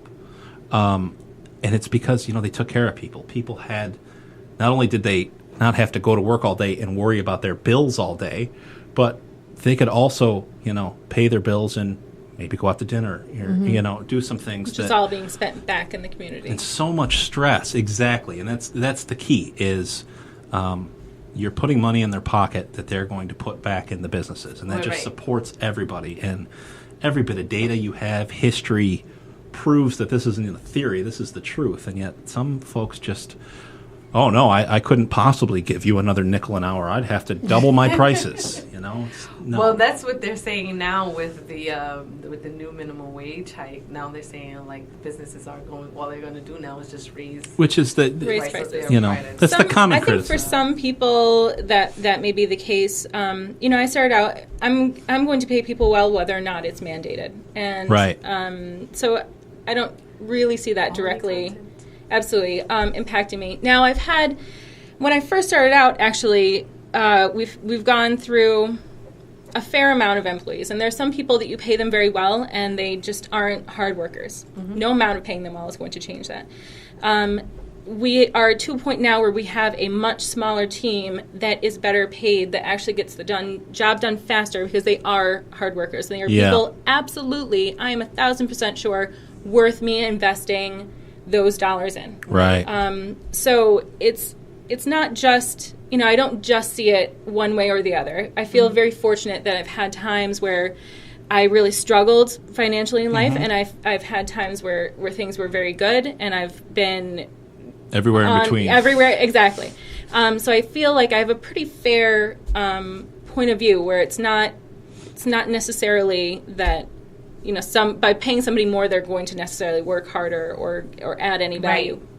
But for some people, that is absolutely, well, for everybody, like a basic living wage is a right, you know, like, but you also can't pay somebody $100,000 a year for doing nothing or causing problems and, you know, whatever. And so maybe that's not the most eloquent way of saying that, but there is a balance there, and there's a give and take there. Sure. But, well, I know I've sat in front of some people who get paid in the three figures, and when I'm talking to them during that time, I'm wondering how did you ever get there? Yeah. Like, are you kidding me? Really? And then, you know, so it's and then you meet somebody who's busting their butt on minimum wage, and they're working so hard, right? You know, but I really think that it's really in whether or not your employees value your product and your service, what they're working for. Not you as the individual, but I believe in my seminars or my workshops, depending on who I'm working with or talking to, I always kind of keep the message consistent amongst anyone and everyone about, valuing where you are, the position you're in now, and how important that is to the success of the business, because that helps you in the long run. I remember being the worker myself where I was just working for maybe like a retail, it's been a long time, but working for a retail business, and I'm just tired. I didn't want to get up to go to work, that day. And had they invested in me, right, as an employee to show me that, there was a future for me there, or they cared about my future, whether I stayed there or not, I might have been more excited to go to work. It makes a big difference. And there are many ways to make somebody feel very valued, or not just make them feel valued, but let them know that they are valued. Exactly. In addition to pay. And I think that that's one thing that currently we are so blessed to have is a team that really cares about the job that they're doing. Right. They care that the customer is delighted when they are done. Yeah. They care that we are following, especially since we work in so many different environments, that we are following all of the OSHA standards, safety standards. And again, knock on wood, we haven't had a single workplace injury, which is fantastic. But it comes because they know that they're really cared about, and I care that they care about the job, and I'm willing to do anything that I can, which we're not that big yet, but to make sure that it's kind of reciprocal. Everybody involved in business wants to be involved in it. To me, that seems like one of those jobs that if you found the right people, and it sounds like maybe that you have, I don't know that I have an appreciation, but I don't know if I'm the same. There's a number of other folks that just love the history. They love the buildings, and I can imagine that there is a number of folks that just love the fact that they're bringing back history to me. Absolutely. To me that would just be, I don't know about you, but after one of your jobs, I'm sure you do before and after pictures and everything, but I can just imagine kind of stepping back, right? And like, this was a awesome place 100 years ago that 1 million people came, and it was like the center of town, and for the last 50 years it's been a fallen down dump, and now look at it, it's gorgeous again. To me that's just I love old buildings. I love me too. All kinds of things like that. Our two foremans really do share that love also, that's where awesome. They're going to take a lot of care with it because they really do care about it, which is you can't buy that. I mean, it's just a great thing, and I'm really fortunate that we have a really solid team at this point. That's so cool. Like I say, there's just so many of these old, and around here, this is one of the reasons I do really love this area is the old historic buildings. All over Syracuse, all over Utica. The Hotel Syracuse now is finally going to be renovated, and that's going to be really cool. And by the way, if you want a tour of it, Michael Haggerty, that was here earlier, No Excuses, can hook you up with that. He's got some awesome local tours. But there's just so many places, and I know as a tech consultant, I've gone to a number of these different local businesses, and I've walked into some of these places, and it's just like, this is the coolest place ever, and it's been here for 100 years, and see these warps in the floor? Well, that's when this was a factory, and they did this, and they used to run carts up and down the floor, and that's why the floorboards are still warped that way, and I love it. The exposed brick and lots of exposed brick, exposed beams. We had one where the building was right on the what used to be the canal, and they had like all the apparatus for hauling things up before that we cleaned, and several things down on Varick Street, which just really a that pleasure whole area is really to work turned on. around, and it's all old historic stuff, so it's so cool to see. Yeah, it's so funny because I came here to Syracuse I came in literally driving in my car, parking it in the parking spot of my office building that I would be working in, and jumped in a van to go straight to Albany for a lobby day, and I haven't been able to stop since. So I in the almost 2 years, I didn't have the opportunity to really see the beauty of this city. Right, and what it had to offer in the buildings and all these things. I hear about it when I'm at meetings and I'm doing things, but my own eyes haven't been able to like really take it all in. And now that I'm not doing that type of work anymore, and I've taken the time to give myself a break so that I can see where I am and where I live and what I'm doing. Yeah, and pretty much I'm actually at awe of all the beauty of the infrastructure Yeah. within the city. And I'm like, this is really a beautiful place. But here we go again. If you're so It's afraid to horrible, go and everybody there, wants it's to so leave, horrible. and yeah. But if you take a moment and step back, you can really, it's really a great place, and I can bring my kids here, and there's so many opportunities for them to engage in, in the arts and have that side, where at home, we normally didn't do too much at the time because I was just always working, but everything is right here at your fingertips, and you can go to the most. I've been in the most 3 times, but it was always work related. I still, at this time, have not had the opportunity to bring my children there to enjoy it for themselves, and I'm looking forward to actually bringing them there and breathing and letting them enjoy it and myself, because I would look around, I was like, oh, this is a cool place, and then I'm sitting down in the building at a meeting, and then okay, see you later, I gotta go.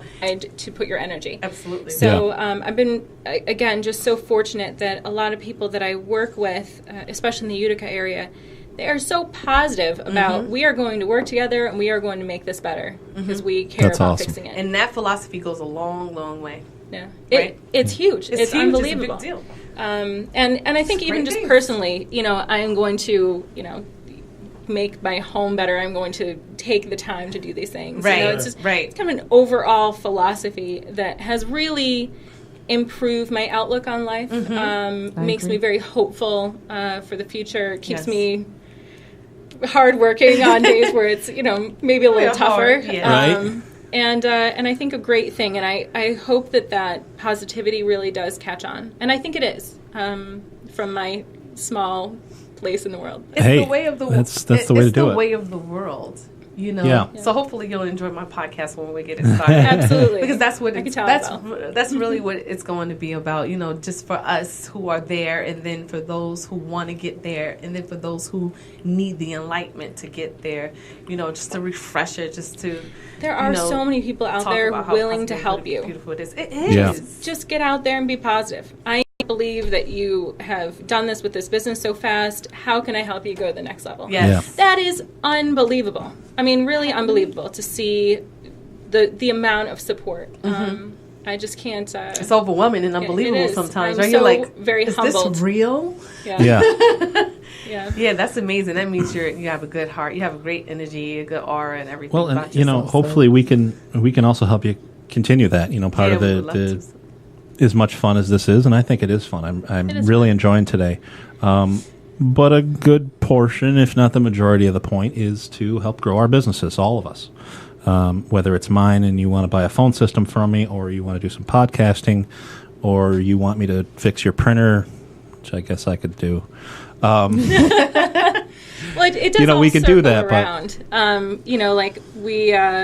Most of our work comes from other businesses, but I will get calls for mold remediation jobs that involve a lot of construction. While I know how to mud drywall, I don't want to spend my time doing it, so I'm going to outsource that to other people that I've worked with and had a good relationship with. But it trickles down to everything, whether it's going with a local person from a payroll company, or doing your banking at a local bank, or where you choose to spend your money. So also for us, there are so many supplies, and we do have that choice. Are we going to buy those supplies from a national company, or are we going to buy those supplies from a local company? But even as a consumer, I really have always said that it's not necessarily power or wealth or influence or fame that matters. It's each dollar that we spend. We vote on how we want the world to be with each dollar that we spend. That's what we can spend it locally. We can spend it green. We can spend it. We can save it. Or you can I know that is somewhat limited by what you can afford. Sure. Right. But I think small changes really matter. So if you have 50 cents to buy one thing that is better over something else, if you make that choice combined over a lot of people, that really can create a lot of change. And it's very empowering. That's what we're, that's definitely what we're all about. And also, we're into making these connections, right? So today, I can't say that I made the connection because Alyssa with BizHub is somebody we've partnered with. We're developing our software here at Venturetechnica. But, the introduction's there, and I'll make an introduction. to the two of you as well, because her bidders, local vendors, and it's that type of thing, and the whole mission. And she's had folks that stop focusing local. You don't want to do that. You're not going to make billions of dollars in 3 minutes doing that. You need to hit the whole country. And she's no, we're here to do this local thing, and that type of thing, that making those connections and bridging those things. And, I think in your business, you're in a great place because, and correct me if I'm wrong, but I feel like to a degree, you're in a good kind of subcontract situation, right? Yeah, almost always we're a sub. We're never So- a prime. So Like you Or said, rarely a you don't, you don't really have to do much sales because you've almost got these guys to do it for you. Yeah. They're drumming up the work. And now that they know that they have somebody good, I'm sure they don't have any problem going to their clients and saying, oh, yeah, that's no problem. We've got these great Icy Clean folks that'll make that look like brand new, and it's a great advantage to them. Yep. So that's what it's all about. And I can talk about this forever, but at some point I'm just saying the same things again. So we've got a little bit more time, but I just want to make sure we've got the website up. And again, there will be links all over the place to everything, including, and I'm sure it's on your website, but I'm just looking at the first half of the screen, the YouTube video that I watched. That's on your site? It is actually. I have a couple more to go up. So we had awesome. City of Utica. We were on Utica City Limits a couple times, which was really nice. Cool. And featured in the newspaper, things like that, which is, again, just support, the amount of support that's come in, and just how many people are like, they really do respect just hard work. Yes. Right. Which is great. Yeah. And they were able to highlight some of those things. But I think the one that's on our website right now is the Landmark Building. And again, I cannot say enough about the people working on that project. They were such a delight to work for, and they love Utica, and they really, really want to invest in it and bring it up. So that building was amazing to blast. It was a former HSBC bank building, so the basement had many vaults and stuff in it. So we were cleaning these giant, heavy vault doors, and there's a really beautiful marble staircase with a brass railing going down to the basement that we restored. On top of just doing framing and removing fire retardant and stuff, so things could be recoated. There was a copper and brass window that we did there. Just a lot of. See, that's the other thing that I really like. Making me want to go see it. It's incredible. Things, but it sounds like you don't do the same thing every day. No, which is awesome. That's amazing. The contract we are just finishing up now is fire trucks. We're cleaning aerial ladders on fire trucks, which is incredible. We've done automotive stuff. Obviously, there's manufacturing work that we've done. Restaurants, food, bar. Obviously, these buildings, the mold, the fire and smoke. It's so different. And my favorite is the historical preservation stuff. So marble statuary and things like that. That's neat. Yeah, I like that. Which is definitely my favorite, just because I love the history, and I love the jobs where you're going to painstakingly restore something. You're going to take a little bit longer. You're going to make sure it's 1,000% right off the get go. Versus the ones where you're just going in and you're killing all the mold. Sure. I mean, yes, that's exciting. Yes, it's good. But it's more I don't know. I get a lot of personal satisfaction from the historical stuff. Well, it's just neat in general, I love buildings. One of my favorite features on a building is the columns. It's just something about columns in unique ways that they are, So we do a lot of masonry work. We're big into that. Yeah, absolutely. So stone, sculpture on outsides of buildings or insides of buildings. So I can imagine, because some of that, especially when I think about mold and things, these things that you see that kind of grow or attach themselves to stonework, it's so porous that it's that's never coming clean. It's never going to look better, and you've got something that makes it look better. It's pretty awesome, I think. 99%. So every once in a while, I come across something that you need to use a secondary process on. Gotcha. We were doing some concrete that had graffiti on it that had sat for a really long time, and that involved a 2-part process. You removed your name from high school in front of your sidewalk?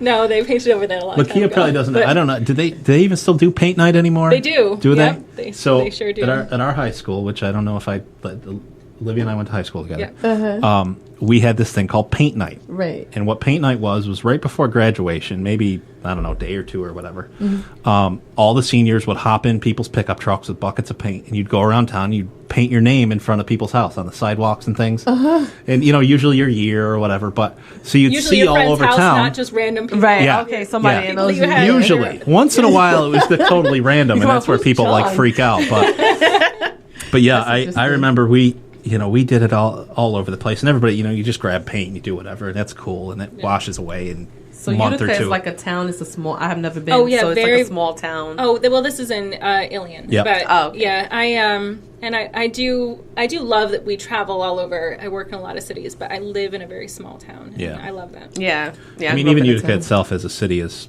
Yeah. mini Little Syracuse. Let me put it that way. There's a lot of different neighborhoods and cool different parts. Same type of deal, just not quite as Okay. expansive. And I don't know. I'm sure somebody's going to tell me, no, it's 3 times the size. Look at the map. Well, I really do have a great love for upstate New York, and I lived all over. I lived in D.C., I lived in Florida, I lived in Chicago. Like, I just moved a lot. And it's amazing what's here, actually. There's a lot of beautiful country. There's a lot of history. There are a lot of things to do if you will go find them. And I think there are more and more people that are taking the time to go find that. Which is great. Invest. That's why, me too. I grew And a lot of up support living from the in state. different places: North Carolina, Virginia, Yonkers, Mount Vernon. I was a roving kid up until the age of 14 before I finally was able to get some stability in my life. And then as I got older and went out on my own in my mid-20s or so, I went back and forth, or I would stay I just was able, until I had my first son, to do anything I want. I was just like this free spirit, so I seen a lot, even though it was still up in the States.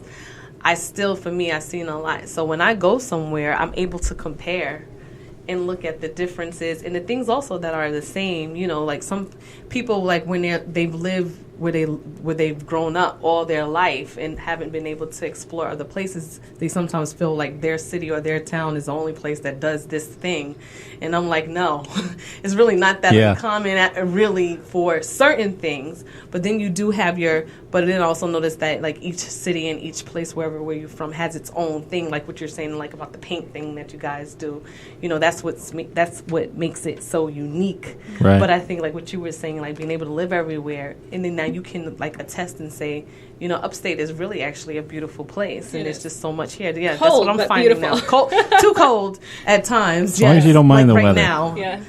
I'll tell you what, when I was in Florida, there was days where I said I missed the cold, and I probably would never say that again. I never said that. Oh man, I died. Stop snowing. I would call my mom or my friends. I'm like, it's snowing here. It's still snowing. Oh, it's March. It's snowing in March. Okay, like there's still snow. Well, I'm delighted to be back in upstate New York, but I do remember we had an unseasonably warm day in February once, and I called my mom from poolside with a drink in my hand. Oh wow, cool. That was I did not miss the snow at that moment. Right. You guys were having like a massive blizzard, right? But even with that having been said, I really truly am delighted to be in New York, and I've definitely made this my home, and it's a wonderful place. And I think that it's great to travel, great to do a lot. I've had a million different careers already to this point in time in my life, and you take a little bit from each. Everyone one. has. Take a little bit from each place you live, from each relationship that you have, personal, professional, and from each job, obviously, and then hopefully you are the type of person that takes the best from all those things and continues growing and moving forward and So finding your way. We're running just about to the end of the time, but there's one thing I kind of want to circle back on just for a real quick moment, and that will harass your partner a little bit. Tell me a little more about the types of things that he's looking to do in Beijing, and you said manufacturing, but so is he trying to go to some of these existing manufacturers and say, how do we make this better, or are you trying to build a factory? What do you got going on there? We're not building a factory. Gotcha. We're looking at potentially making our own machines through an existing manufacturer. There are other things he's working on, but those Sure. I really can't share. Oh, cool. Right. Let me ask you this. Have you ever heard of, there's an organization that's run here out of the Tech Garden called Tech Bridge International? I hope I'm not screwing that up. Have you heard of them at all? No, I've not. They exist to build business between this area and China. And they've got a kind of a delegation, for lack of a better term, that spends a lot of time in both places. And they've done a lot of good work. They've brought back a number of Chinese business folks to this area to get them interested in investing and building their businesses in this area. And it's just a really neat kind of organization. I've got a card somewhere I'll give you because they're just great, fun people to talk to. But especially if you've kind of got some things going back and forth, they might be a wonderful resource Yeah, for a variety of what things. he's doing is just learning about the process, learning what options there are. We definitely don't have anything for the manufacturing aspect ready or Sure. formally. Homework. I hear you. Exactly. No matter what we do, obviously in this industry, even before we got into it, involved a lot of research and really being sure that I can we're well imagine. educated Right. before we dove in. Right. I can imagine. All right, we've got just a couple minutes left, and we're actually going to... It was great. I love today. We will have videos, but they're going to be pretty much the same as in stone and working well, and you can get that all ironed out. And you'll be able to get them on Stitcher, iTunes, Tune. But so all that stuff will be there, and we'll have them, everything we've talked about, everybody's businesses, and the various things that we've referenced. You don't have to try to remember them and spell them right and type them in. We'll have those links you can click on sooner than later. And then starting next week, we're going to attempt, will be about 90 minutes to 2 hours, that times a day, a few days a week. Originally, I would sound horrible, so we're going to see what we can do in any indicator of how this is going to go. I think we're setting up for huge success. Well, so. to all the businesses out there that's listening, take advantage of it and come see what Joint Event Live is all about and then test it out. It doesn't hurt. If nothing more, you will leave with a video that you can use as you wish on your own website and your own. We do have the capability, and that's continuing to grow. We've got some new equipment on the way in where we can do all kinds of crazy stuff with videos. So we've got the green screens. We can do back your local weatherman. We can do all kinds of crazy things. And we're going to be able to take this show on the road too. So I met Go ahead. two ladies who work at the Wegmans on what's the name of the street? Onondaga Boulevard. Okay. The Wegmans over there.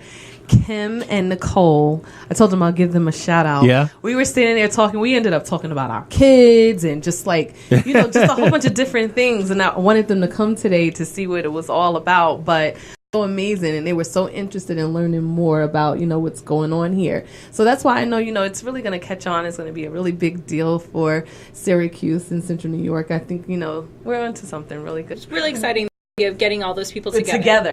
I always think it's how you're not really out there, so you don't know what's really going on, but you have these ideas and these notions, and when you come into that sense of enlightenment, and you're like, oh, I discovered something, and then you start to find those same people, and you're like, oh, I really didn't discover. But what I realized was it doesn't necessarily have a name, so I wanted to give it a name. I wanted to brand it. What would we call it? And the symbol for it and everything, and in the order of empower, encourage, embrace, in that order with the knowledge, and then the uniting, and coming together when we meet. And that's it. Yeah, that's wonderful. Yeah, actually, that really is kind of the journey that I have also taken as well. I was so fortunate to find somebody who really did empower me.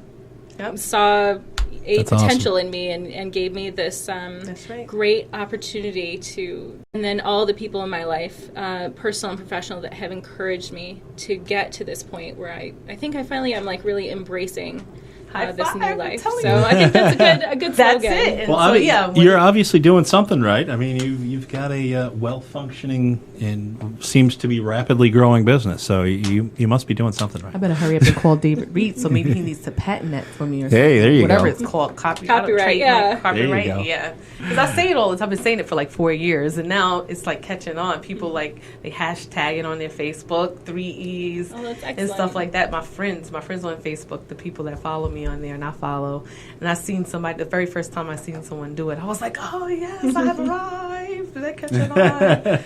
You know, so. That's awesome. Well, I think we're finally came up to the end of our day, which kind of seems like it did fly by. Well, thank you very much for having me. Absolutely. Really a pleasure. I'm very, very happy that you were able to make it. And even though it took me forever to get you the info so you could do so, I should throw out that we confirmed this at about 1 a.m. last night. That's my web developer pass, though. I'm online for wee hours. Yeah. See? I was up around 1:32 emailing people. Yep. So I'm very glad to have you here. Yes, and Olivia, thanks for coming. I definitely want you to Thank come you back again as for well. having me.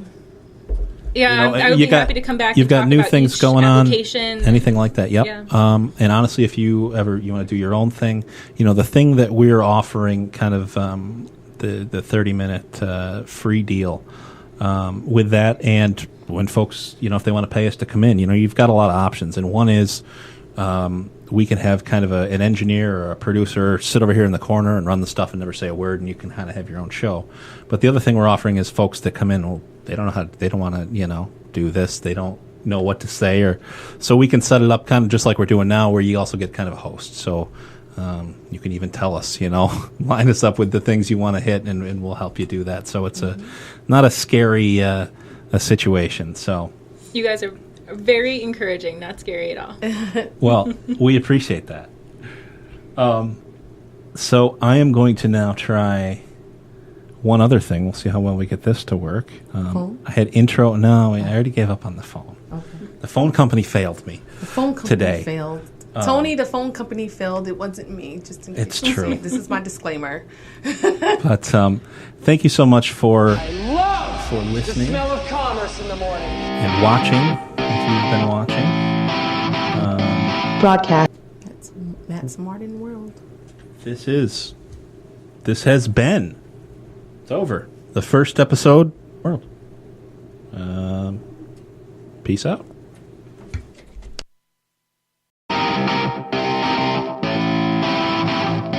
Broadcasting from the Venturetechnica studios in historic Syracuse, New York.